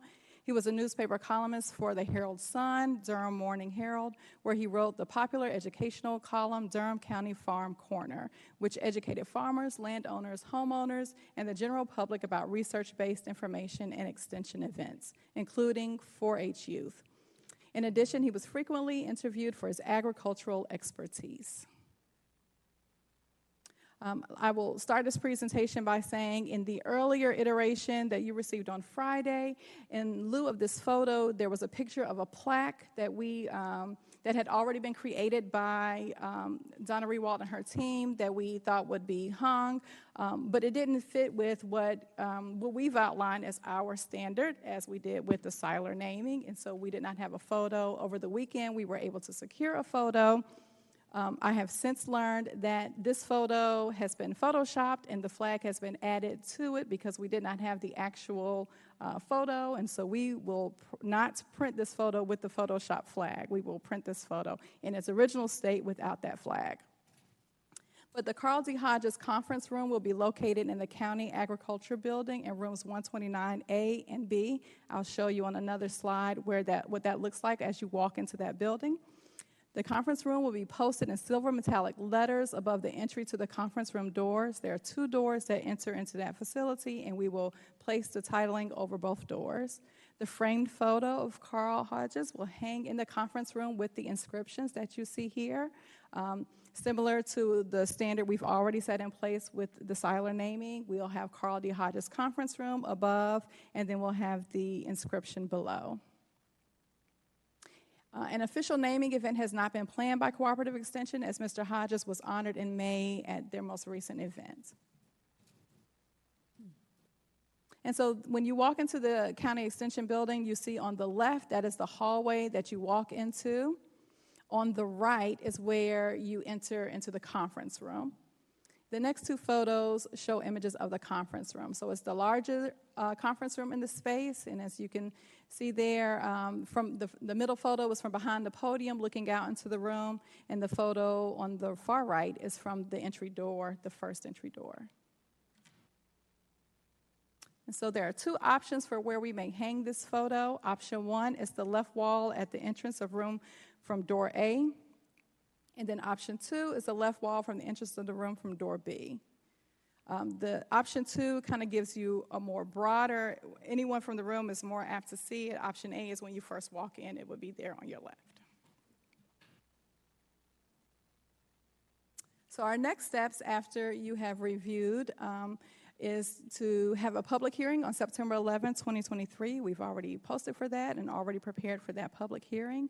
Following that hearing, we will have the final approval via vote on September 11, 2023. And I just want to reiterate that in the hanging, the photo will not have a flag. It will not have the Photoshop flag behind it. It will be the original photo printed and framed. Thank you. Thank you. Shannon.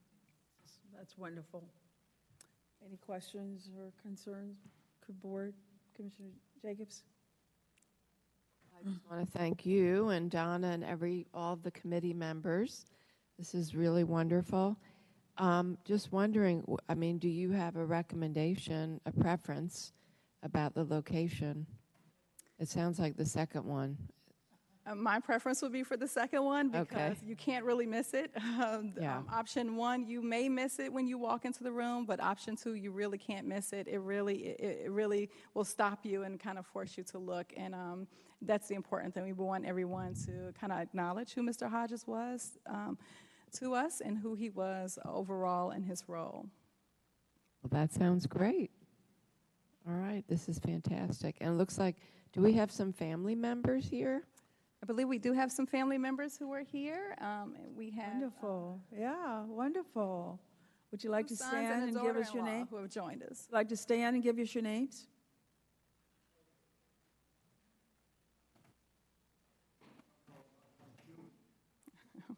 Okay. Thanks for coming. And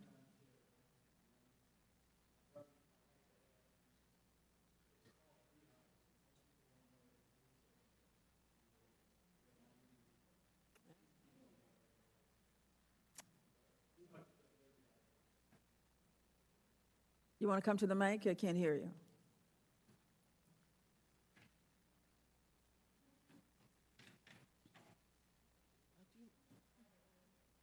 Either one. You can go right here.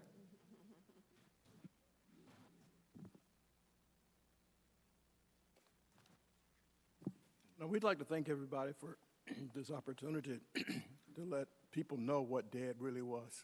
Mm-hmm. He grew up as a farmer. I think of family, what, 17, Terry? 17 children. 17 children. He threw a rock on the roof, it looked like school let out. But he enjoyed his job. He liked the farm. He really enjoyed getting out with the people. And when we were growing up, we didn't like it that much. I recall that, not liking farm. Yeah. He did a lot of things, not only for farmers, but for children. Every year, our vacation was to go to 4-H camp. And Dad would load up a bus, I would say 30, 35 kids, and we'd spend a week at the beach. And all the other kids were going to Disneyland and stuff. We were going 4-H camp. And it was just a great opportunity. I enjoyed reading his articles growing up. I didn't know that he was the first black in this area to have a newspaper article. And then the article would always be published, but never a picture. Wow. Right. Yeah. Because he was black. It's bad to say so, but it's the truth. And the same thing was happening with the radio shows. And I remember one lady says, "You don't sound like you look."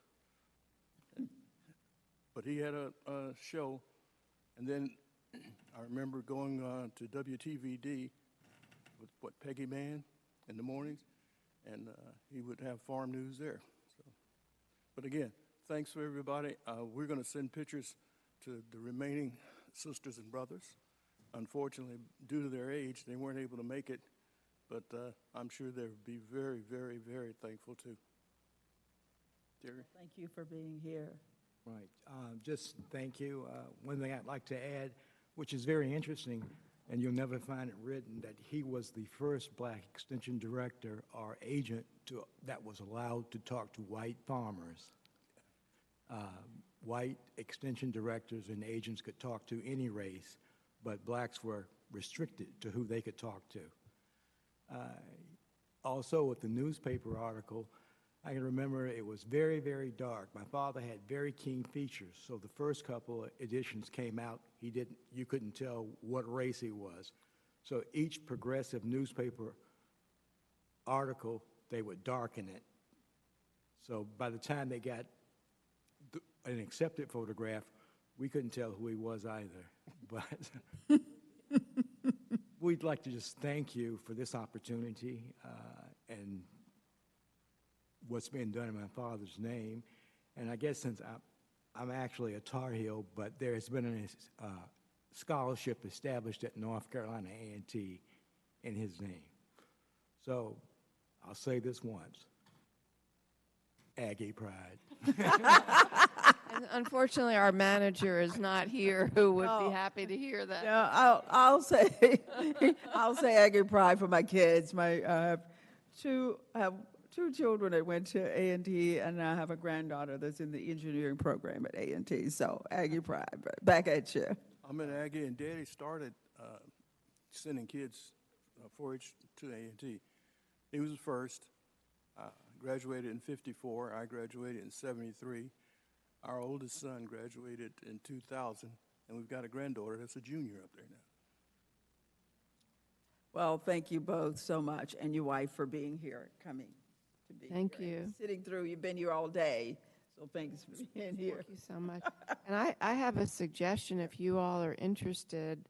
At the Durham History Museum, there is a recording room where people can go and record oral histories. And so I would encourage you to think about that. I mean, just a little bit that you just told us right now.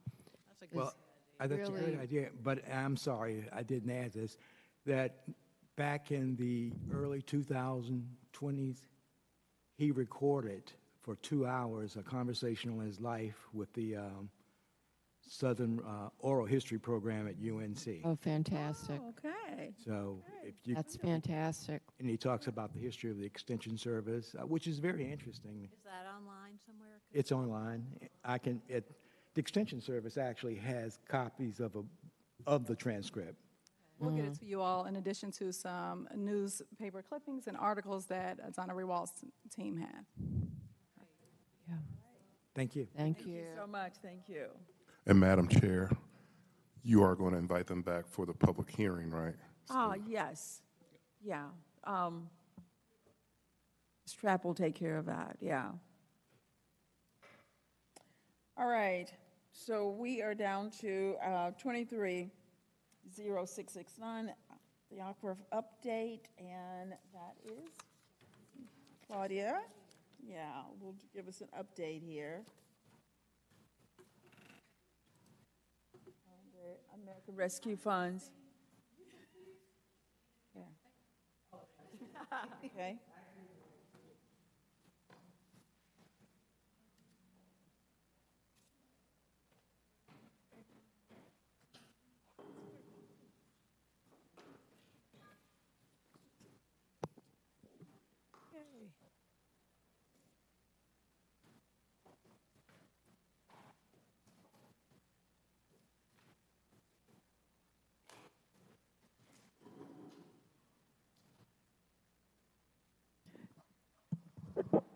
It just makes it a little easier. There are some guests as well who are here. Mr. Johnson with the City of Durham, Greg Merrill may also join. There are many other partners who have helped us to get to this point, and we've been on quite the journey with this, and so grateful to give an update. And let's see, Monica. All right. Real quickly, we'll have some funding recaps, project status updates, some updates on allocations based on previous board discussions, and then some overall discussions. I always put this first slide there that shares the funding categories, and we've worked with the plan over the past 2 years, getting us to this point and following Treasury guidelines. Some process updates when the Treasury established their interim rule. The board also set some guiding principles on how we should look at using the funds.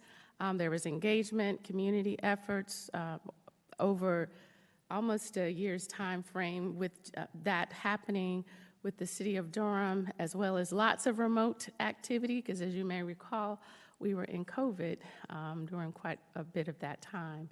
The final rule for ARPA fund use happened in 2022, and in May 22, the board adopted a framework for spending, and that alignment of fund use aligned with your strategic plan, with emphasis on areas that you'd focused on for years, but also aligned with U.S. Treasury guidelines on ARPA fund use. So overall, the county had $62.4 million that they could spend over the course of up towards 4 years.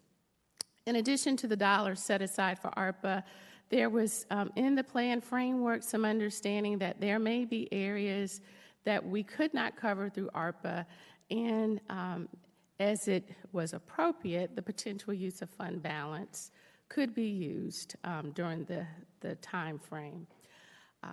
Quick updates, 40% of the funds have been encumbered that align with the plan and the framework that was established.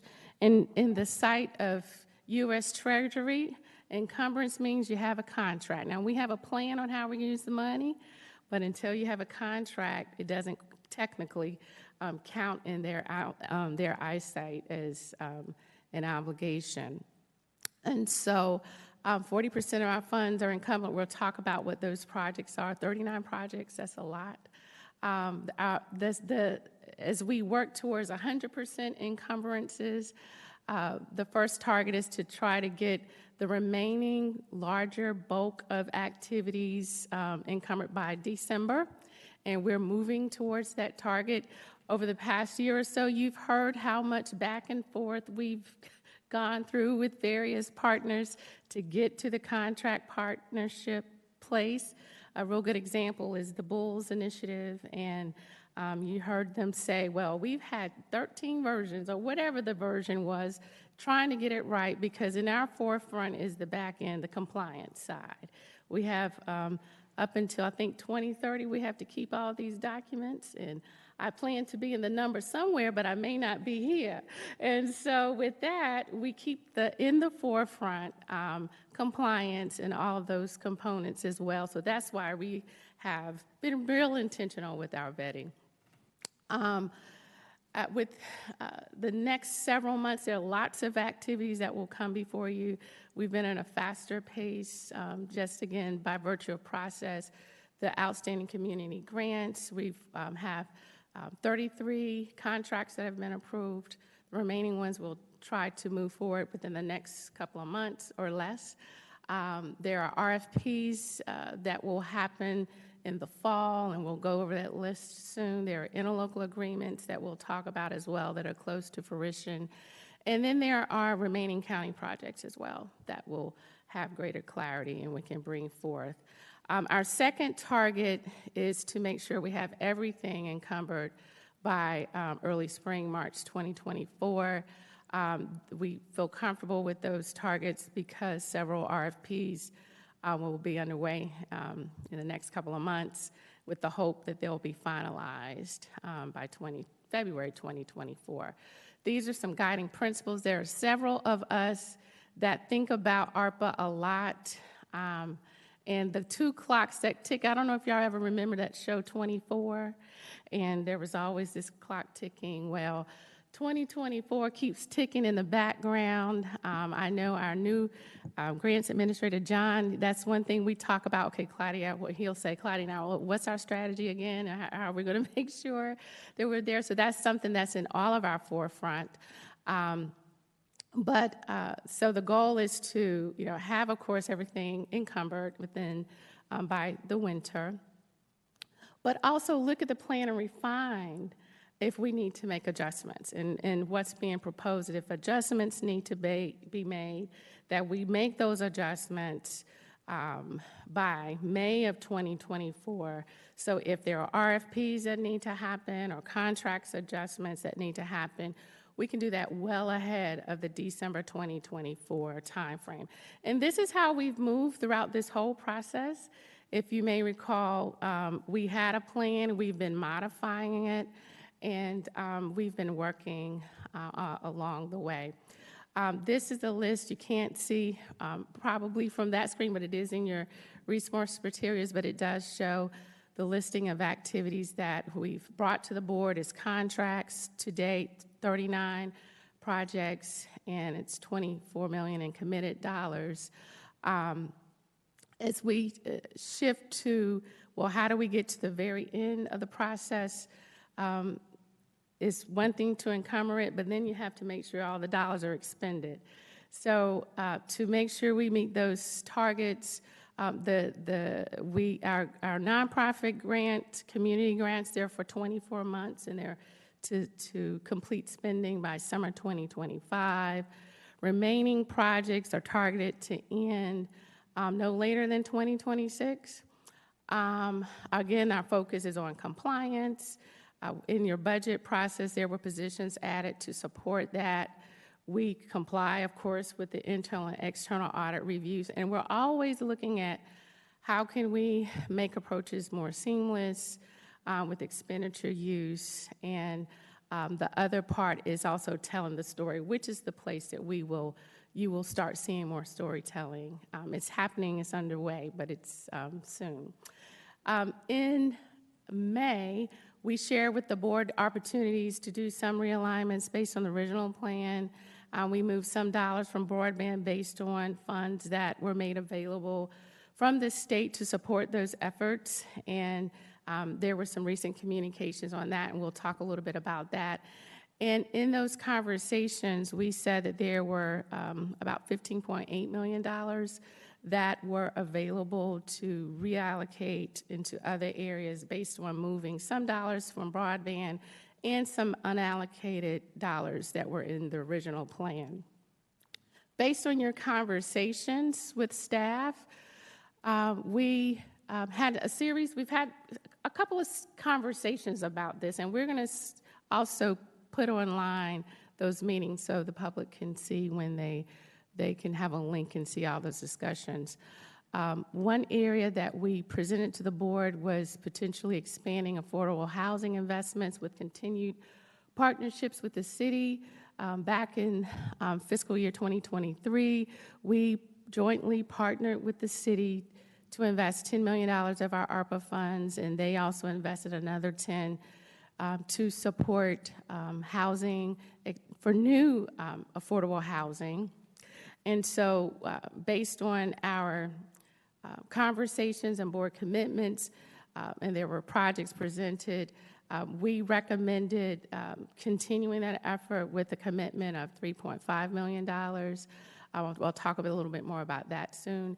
The other areas were related to planning and infrastructure funds for Downtown Homeless Services Center, expanding housing repair programs for seniors that are below the median income, expanded affordable housing through increased funding for land trust investments, dollars to support water and sewer infrastructure, and technology investments. This is one that was not discussed, but we'll talk a little bit about that today. I'm going to go to the next slide, and because I did break them into two major categories. When we look at, and one of the things that y'all talked about early on is that you wanted to make transformative investment into major strategic areas, and addressing housing insecurity in many facets has been a priority of the board. And based on your feedback, these are areas that you talked about, and we are showing some of that information. The affordable housing investments, Mr. Johnson with the City of Durham's Community Development Office, they came to us in June and shared some gaps that were there. There were approximately $12 million of opportunity, and we could not quite reach that number, but did say we would go back and look at a different number. Now, there's another slide I'll show in that. For the housing, the homeless services center, and that's what it should say versus home, that has been a priority as well of the board. And I just mentioned the other two as well. We have target dates of when we anticipate, if the board desires to continue on this path, when we could move forward with those RFPs. Many of these, such as the land trust investments, expanding home repairs, those are areas that the board has supported in other areas of the budget in the past. Moving to the joint City of Durham and County interlocal and affordable housing, adding an additional $3.5 million is a commitment that we're presenting here. Again, the requested amount was slightly higher. What city and county staff looked at was a lower number. City Council did support matching the funds at $3.5 million using ARPA funds, and that happened at their August 24th meeting. And so that is sort of what's before you on this particular one. And so we can have some discussion here. Mr. Johnson's here to answer any questions about it. This is when we would like to have the board talk through potentially on the September 11th meeting. There are some time sensitivity issues with it in that many of the projects are leveraging other dollars. Am I speaking correctly? And Reginald, if there are any comments you may have like to make. Your mic and close. Thank you. Reginald Johnson, Director of Community Development Department with the City of Durham. As always, thank you, Claudia, and it's always good to be before the county commissioners. Got to get a little closer. All right. Always great to be before you. Thank you for indulging us in the recommendation, the request that we talked about earlier, and we were able to refine that and come together with something that, from the side of men is a bit more reasonable. And so we would appreciate your support of the recommendations that we have before you. You can see that they're similar in some ways. What I would just point out, that McKissick Square, you saw this project before, but it was under a different name, Gear Street.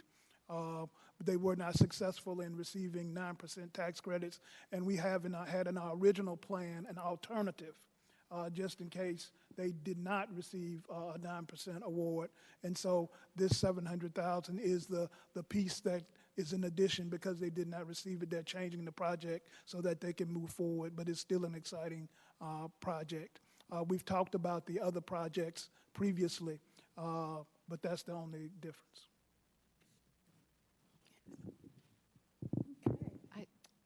So thank you. That's the end of your presentation. You got more? Ma'am, that's the end of that part, but did you?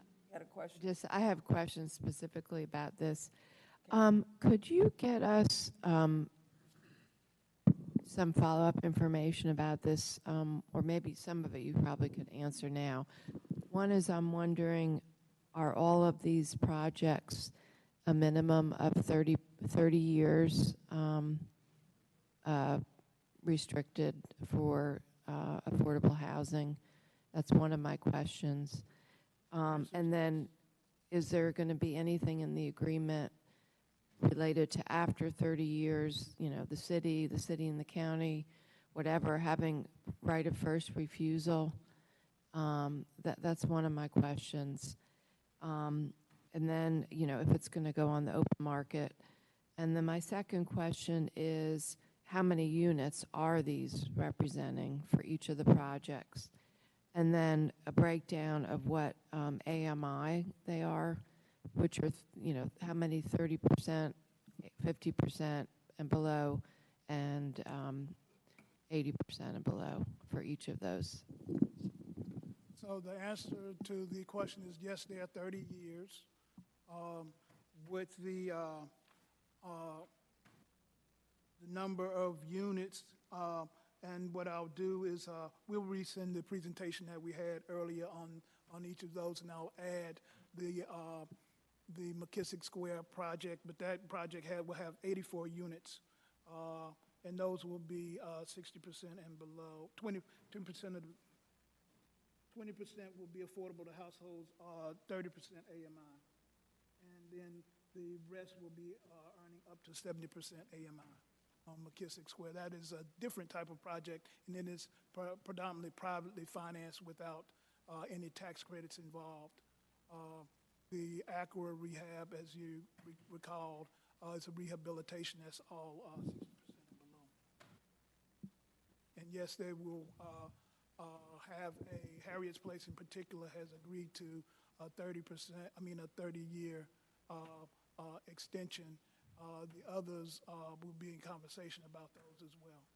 Okay, But yeah. part of it is because of the developers that they are going to remain affordable housing after 30 years because of the structure of the deal. Okay, yeah. If we could just get an email with that information about the length of the affordability and what the legal agreements are going to be again. I mean, I'm just particularly interested in that, and also what happens after 30 years, whether it continues or there's a right of first refusal going back to the city and the county. And again, just a breakdown of how many units at each of those areas. Thank you so much. You're welcome.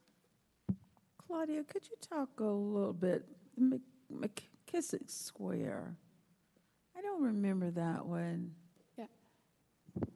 That, and Reginald explained it, that was Gear Street information, I think in the first round. So, we've been talking about this since, I think, April, and we should have probably put a parenth around it. So the name is different. Yes, ma'am. And I didn't remember. and what we'll do is I'll resend the presentations that we did before. My apologies. I usually have a whole bunch of extra attachments in the in the supplemental information, but I forgot to do that this time. But we'll send that out. Yes, what I would just add is they're going through the process, development process. The name changes as they form different LLCs, and so that's the only significant difference. All right, thank you. Commissioner Burns? Mine is really quick. One, I do remember you gave us a breakdown of the other one. Thank you, Claudia, for getting that back to us. If you could, I only have two quick questions because I know y'all got other stuff since we're here. You said it a second ago how many units were going to be McKissick. If you could just throw that number back out to me, I'd appreciate it. And then number two, in the request for Southside Phase 3 and 4 is an $8 million request, but the recommended is $2 million. And so I leave that to the folks who know a lot more about this than me. But I'm trying to figure out that kind of $5 million shortfall. Did private industry come in? Was there another partner that came? Okay. So, but we'll still be able to kind of sort of move forward with it. And again, I know we don't always have all the money. I'm only asking because that's the biggest gap that I see, and I'm just curious about it. I'm not saying I got $5 million in my purse. If I did, I wouldn't be up here. No, those are the excellent questions. So just to go back to McKissick Square, that's 84 affordable units. Thank you, sir. 84. And then in terms of south side of phases 3 and 4, yes, there's a gap, and the gap still remains, but the part that we're talking about here will be just a portion. The city is going to work on the other part of that development we have a plan to keep the project going. This will be helpful, very extremely helpful, but there will be additional money that we'll put in. Wonderful.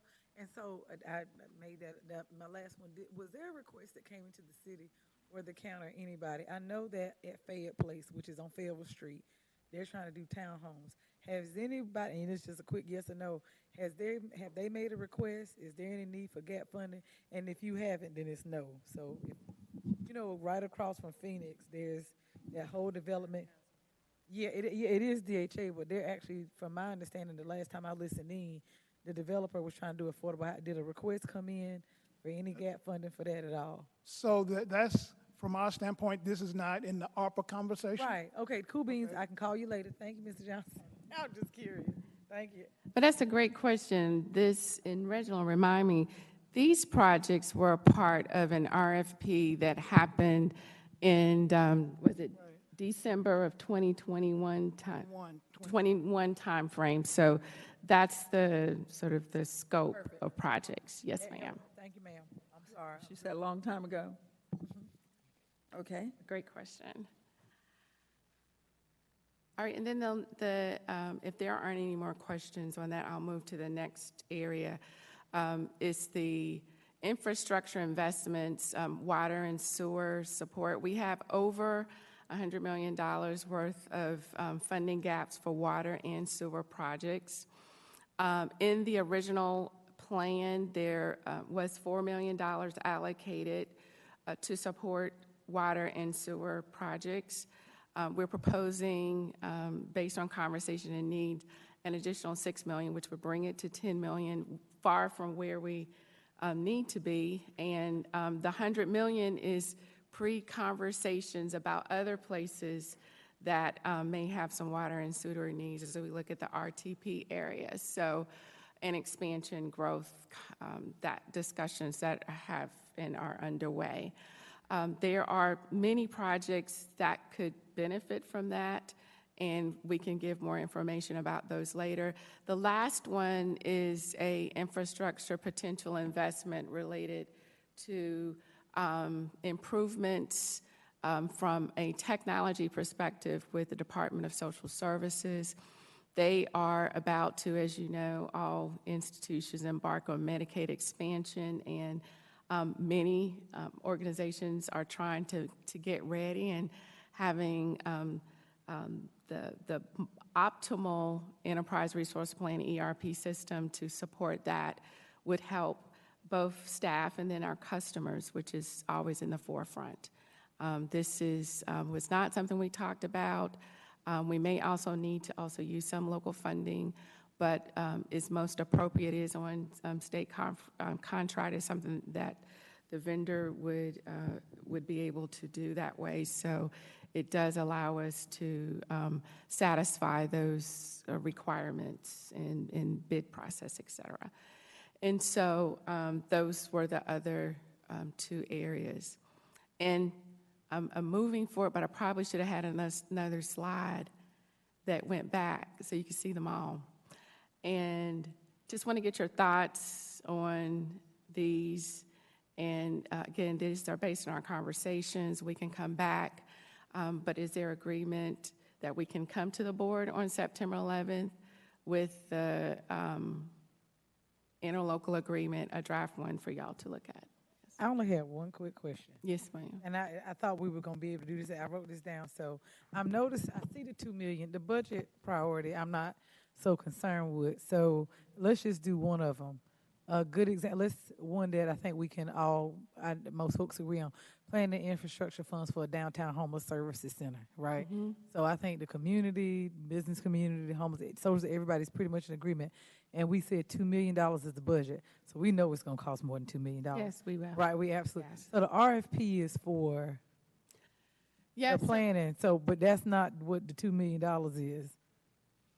Well, the planning, the dollars, we will come back with a plan Right. with exactly what we will do the RFP for.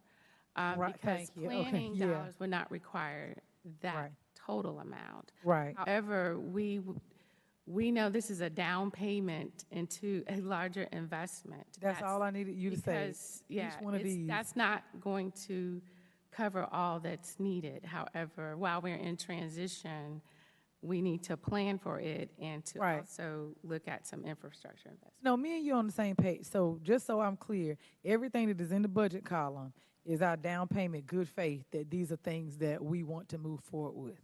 In the middle on budget. Yes, ma'am. Everything is a down payment on we want to move forward with these, and this is our good faith down payment. Because again, let's just say number 2 is going to cost $100 million.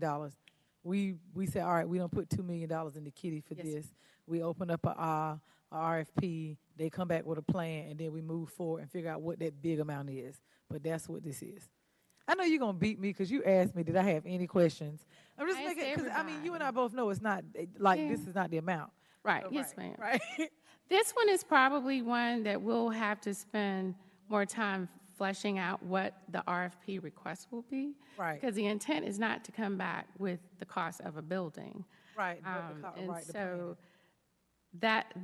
but we wanted to make sure the dollar amount was something that the board could feel comfortable with, and then we come back with more clarity. Heidi's got a question. Well, so I think these are very good suggestions. I would be interested in perhaps replacing one of them with expanding affordable housing for rental, for renters, just like we talked about this morning. Rental assistance, eviction diversion, whatever you all thinks whatever DSS comes back and suggests to us. But I feel like we need something for rental assistance somewhere, somehow. Could I throw something? The only reason why I would disagree, and it's not disagree, I would love for us not to put it on ARPA, but put it in our budget. And that would be fine too. If that is helpful. The only reason why we know this is gonna run out, our budget ain't gonna run out. And so that's not me saying no, I wanna do the exact same thing. But if we do that, I want it to be where that money's always kind of sort of there. So that's not me taking away if that is. So if we don't get it here, like I would still support it. Yeah. Out of fund balance. As long as we get it from somewhere. There it is. Yeah. But even fund balance would be like a one-time allocation. Yeah, so I don't know. So is that one that, just as we've come back with these, that we can come back to the board with some options as we talk with DSS for ongoing funding to address eviction, diversion challenges the community faces? And not that Direction to them was to come back with something, so we need to find out. Yes, ma'am, we will work with them. Yeah. So, Come in. could I do one last follow-up? So this one right here says expand housing repair programs for seniors at or below the average medium income. I do see that it says expand, so that means on top of what we're already doing. Now, correct me if I'm wrong, but a couple of months ago, didn't we get a grant from Commerce for senior repair? It just double checked because Let me double check. trying to figure out where I can find yours if I can. I don't I'm just throwing it out there. If somebody could do the research, that is not for a conversation now, but just because if we already have money set aside and not that Commerce gives it to us every year, but if it literally says housing repair programs for seniors, and I almost remember it was matter of fact, it was the last presentation that Drew Cummins did. So if somebody just figure out what his last day was, it wasn't that much, but I'd love to know. We do receive a small amount of federal dollars, and in the past, we've also contributed dollars to some programs. Right. But we'll look at that. Yeah, let's not mess with seniors because we're looking for now to see what we can do for seniors. Right. I do have one other question. The water and sewer infrastructure. So that won't have anything to do with what we listened to on Thursday night. Any of the persons around the UDO that might not have water and sewer? That is not on our current list of projects. So we have, for instance, one that comes to mind quickly is Slater Road. I know that's an area that we need additional investments to meet demand, residential as well as business. And there are many other projects that are also, and we'll send that list to you so that you can see specifically what they are. Okay. As shared, this list, this number was from CIP conversations a couple of years ago, and we're about to refresh that, so it's a bigger number. But there are some very time-sensitive ones that are already up there that we're trying to move forward with the board. And so from an infrastructure perspective, these dollars would be most helpful. Thank you. First of all, I really appreciate the ongoing collaboration between the city and the county. There are a number of things that we've been doing together. And so even with the ARPA money, the digital equity, the investment in cultural arts together, and affordable housing. So it's fantastic. And of course, Carver Creek as well. So really appreciate the collaboration. I like everything in here, except I do want to, I would like to get more information about the water and sewer infrastructure, because that would bring us to about 10 million for that. I'd also like to know more about whether any of the sewer and water projects have opportunities for collaboration with the city. And You notice he just smiled. And whether there's opportunity for participation of the private sector, because I don't know if those of us who were sitting there listening to the conversation at the public hearing, we certainly heard the real estate community and the private sector saying, you don't have to worry about these projects that say we need expanded sewer and water, because development will pay for that. And I really wanted to remind people that, well, if that's true, then why are we having to spend all of this money to upgrade our existing, lift stations so that we can accommodate the needs of industry and development? So I think we need to have there needs to be more discussion about that and some real transparency around the reality of this issue. Well, timing-wise, we will soon have those conversations with the board as we refresh our capital improvement plan. Again, there are some that are very time-sensitive, and the question becomes, do you use these infrastructure dollars? Right. Or is it indirectly passed along through higher rates to the public, business community, or residential? Right.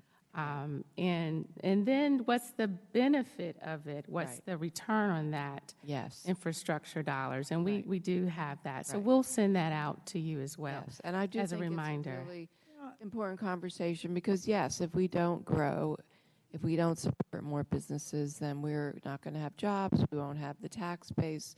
So yes, but it's still important. Is that a conversation that can have with the chamber, to have a conversation with the business community? Well, I think first, it may be of benefit for staff to present the data. A couple of years ago when we did this CIP refresh, we shared that fiscal impact, and oftentimes we do that on projects as we expand for economic development, et cetera. So we can work to pull those things together so that we can remind you, and also share the opportunities that are before us now as we think 30 years out. Right. Decisions we make now will have an impact years to come. Right. So my other thing was, I agree with Commissioner Carter, that I would I am concerned about having some money for rental assistance, eviction aversion, wherever the best place for that to come. And then the last thing is the one thing that I do see missing that I have heard from directly about is the need for housing for our reentry residents who also many times are receiving substance use treatment. We have a problem with not having enough housing for our reentry residents.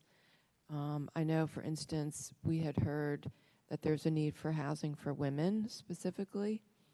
And these are like housing in the community, usually, very much kind of family, where people are living together in a housing, supportive. I know you could find out more from Roshana Parker at Justice Services, but also when we had the town hall related to how to use opioids funding, we heard that there's literally a need for housing. And then at the harm reduction conference, I went to a session where I heard the same thing. So it doesn't have to be a lot of money. It could be just $500,000, but some type of RFP related to providers who want to be able to make capital investments in actually buying more homes where they can actually provide. For single women with children?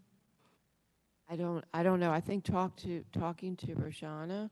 I will follow up on that one, Commissioner Jacobs. There was, the city of Durham also funded some dollars. There was a problem with that. Yeah, and so we will follow up. It's a complex area at times. Right. But I'll come back with some recommendations Right, but on to that. find out what went wrong with that. Yes. Because in that situation, the money was allocated, but it couldn't be used for capital. And what people need is actually the money to buy the capital. Sure. So, And so this may be an area we consider through local funding if there are some constraints, but we'll follow back up. and the last thing is related to the, just want to clarify that the conversation around our current homeless services provider around with Urban Ministries is that they are looking to not just the need for a day center, but it's also part of a bigger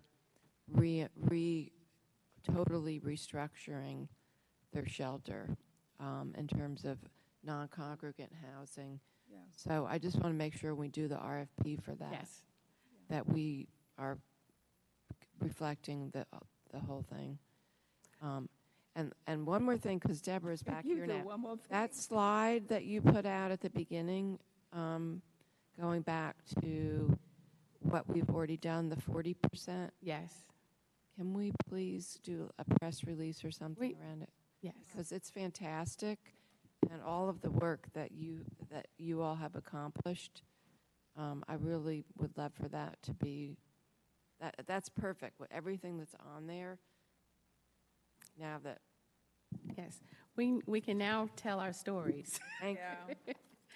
I have one other question. Yes, ma'am. Claudia, about the cultural arts. Yes, I'm about to go to those slides. Okay. So these are additional important highlights, and there's also a companion Word document that gives more information about all of these. To your point, Commissioner Howerton, if towards the bottom you were about to speak about the cultural arts. We're still in process. The city is framing and finalizing. It says November, but we know it'll happen before then. So the cultural arts and the digital equity, those interlocal agreements will be in process. They're getting finalized with the city of Durham, and then we'll bring it to the county. I talked to I'm on that committee, so the chair asked if we would not send that money out yet. So I don't know if you had any conversation around Well, that. right, they're still fleshing out what the interlocal agreement will look like. And so we've not sent anything out because we haven't. I think what they're getting at is that there's more money that's needing to be added to that. I didn't get all the details. She just asked if we would not send that out yet. So maybe just having some conversation to find out exactly what it is that they want. Yeah, so it would be a total of $2 million, and I believe the goal was to work, the Arts Council is doing a part of it, and then Hayti Development Corporation is doing the other. And so, yeah, so I will follow up. Reach out to Yvonne Coleman or the chair of that committee and just find out exactly what it is that they're asking. Okay, I'll follow up. Thanks. And so that particular interlocal agreement, as well as the digital equity one, we're still working with the city, and they are taking lead with those conversations. As you know, these require a lot of effort, and so we are the partner, but in some of this, we're letting them lead, and we join in as we need to. I will not go through the rest of the items in great detail, but the outstanding ARPA community grants, as I shared earlier, we plan to finalize all of those by October. Broadband realignments, and I do have a slide, but we'll not go into that in great detail. There is about $2.7 million that we still have allocated there. We may not need that full amount, and that is a place that we possibly can realign dollars. There are 2 state grants that are still underway, and we're hopeful we can receive dollars for our broadband efforts there. And earlier today, you heard about additional efforts related to food insecurity. There are 2 RFPs that the board will hear about. You heard about the Double Bucks program today from Mary and Oxendine, and then we will also present RFP responses from the effort to address Northeast Central Durham food desert challenges and opportunities. There were 2 projects related to youth programming, one at the library and one for 4-H, that will give those details to the board on the 25th. Some of those conversations happened last fiscal year. The DCO Thrives project, you've approved it. There's an RFP component that will happen this month as well. And then we talked about base allocations for water sewer, which is $4 million. And then the last component is the set aside that we had for administrative efforts with fund usage and management. We have some positions already allocated against it. I am concerned about what the infrastructure that's needed for grant administration till 2026 with our many partners that we're working with, and then compliance. And so we'll flesh out what that needs to be. We may or may not need all of it, but we want to make sure that we're successful. And so these are efforts that are already underway, and just wanted to give you a status update. We do have a few other items that we'll bring back to the board in our next meeting. The 2 broadband updates real quickly. You know about the Frontier dollar amount. Our match was $234,000, and then Loomis, our match was $50,000, and excited about 1,700 households and businesses that will have additional coverage. In November of 2023, we're proposing to have a community update on broadband. We did that probably about February of 2021 or so, and want to come back to the community, share more information, also potentially have Frontier as well as Loomis to also give some updates as well, and we can share about additional opportunities that are coming down the pipeline through the state. I'm so grateful we're partnering, that local governments have the opportunity to partner with the state, because navigating all of that is a heavy lift. So we are grateful for that. Next steps, again, you've shared some feedback already, so I think we're we have some marching orders, and I talked about the city one because that one was more time sensitive, and we'll come back in the October session. So I think, although we're at the final slide, and I had a feeling that I would get feedback all along the way, I think we have some clarity on how we're to proceed going forward. Okay. I think that's it. Thank you so much. All right, Yeah, thank we've you got very much. Hey. Wonderful, wonderful job. We All right, appreciate thank you. you. Reggie? Great. Great partnership. Love it. Awesome part, it's awesome. All right. All right, we are down to our next item, Commissioners. It's 230674, the board discussion and vote on the Durham Technical Community College Board of Trustees. This is an item that was moved to this work session. Commissioner Lum wanted to move it here for discussion. So any discussion around it? Attorney, you have? Yeah, Madam Chair. Take this away, my voice is so deeper. While you all are either preparing your ballots or your thoughts, I'll just say that this is not normally how we take on an appointment except certain cases, but we'll certainly render a vote or opinion. If there are any procedural matters that need to happen, we can do so, but it will require a vote of suspension and then any motions that will come thereafter, however you'd like to handle it. And I'm glad to collect in any way that you all choose to any ballots that are related. Thank you. Okay. Commissioner Burns?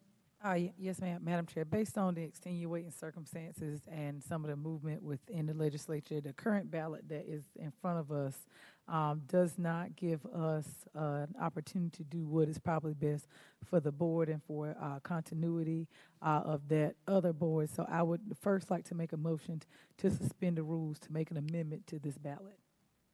So, thanks. It's been moved and properly second to suspend the rules for a vote on the Durham Tech appointment. All in favor? Aye. Okay. Motion approves 4-0. Madam Chair, I'd also like to make an additional motion, if there's no discussion. I'd like to make a motion to have the Durham Technical Community College Board of Trustees appointment that is before us today to be a 2-year term instead of a 4-year term. Second. It's been moved and properly second for the appointment to be 2 years. All in favor? Aye. Aye. Motion approves 4-0. Thank you. All right. Let's see if that's anything else. Any comments from the commissioners? Is there anything else we need to handle? Madam Chair, Board, yes.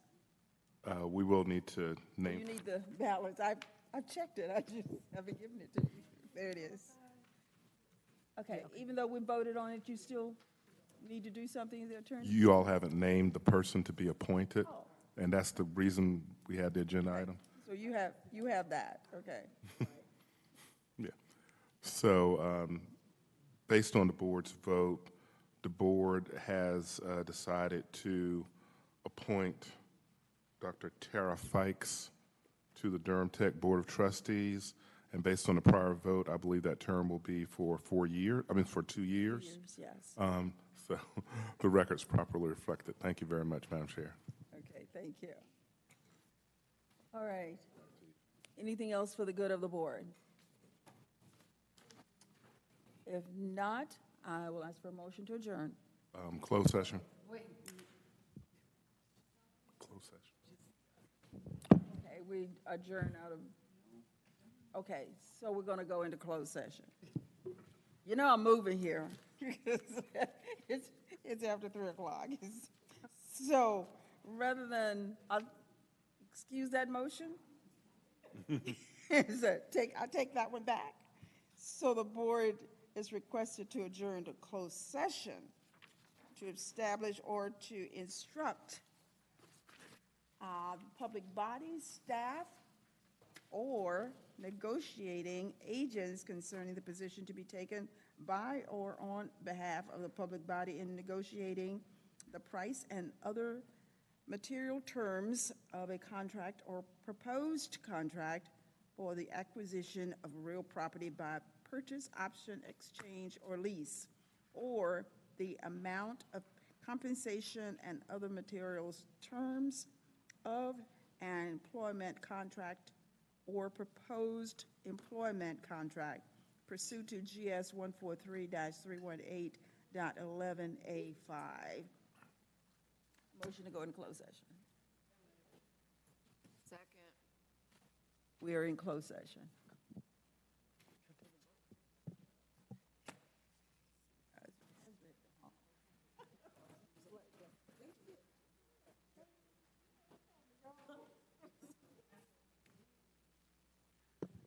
Aye.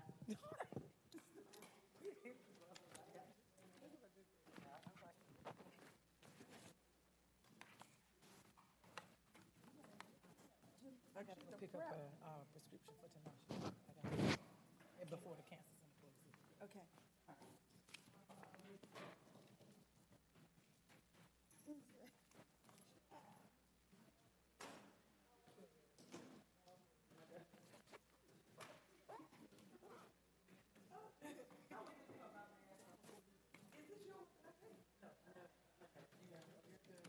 All right.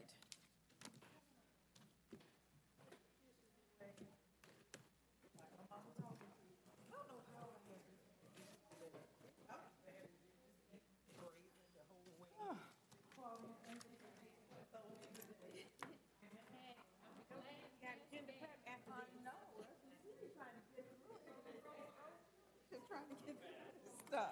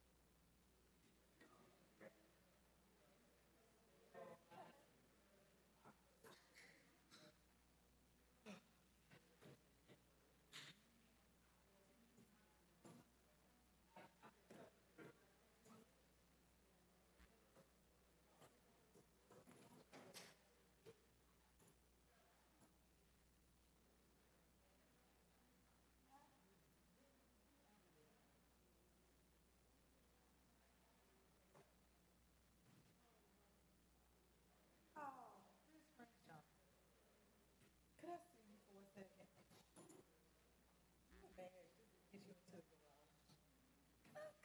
Just, I don't know. Get you out here? Yes. Thank you, friend. Oh, what happened? Yeah, I ain't gonna say nothing. You need help? Might as well take yours too. Yeah. I got it. Well, oh yeah, because they gotta come back. Ain't close session yet.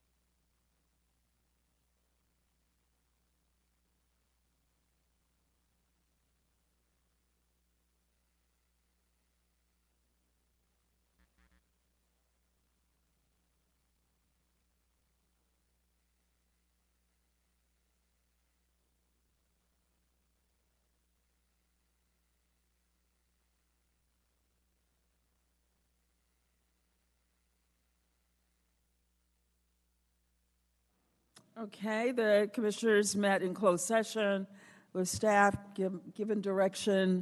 No action needs to be taken, and I will ask for a motion for adjourn. So moved. It's been moved and properly second. All in favor? Aye. We are adjourned.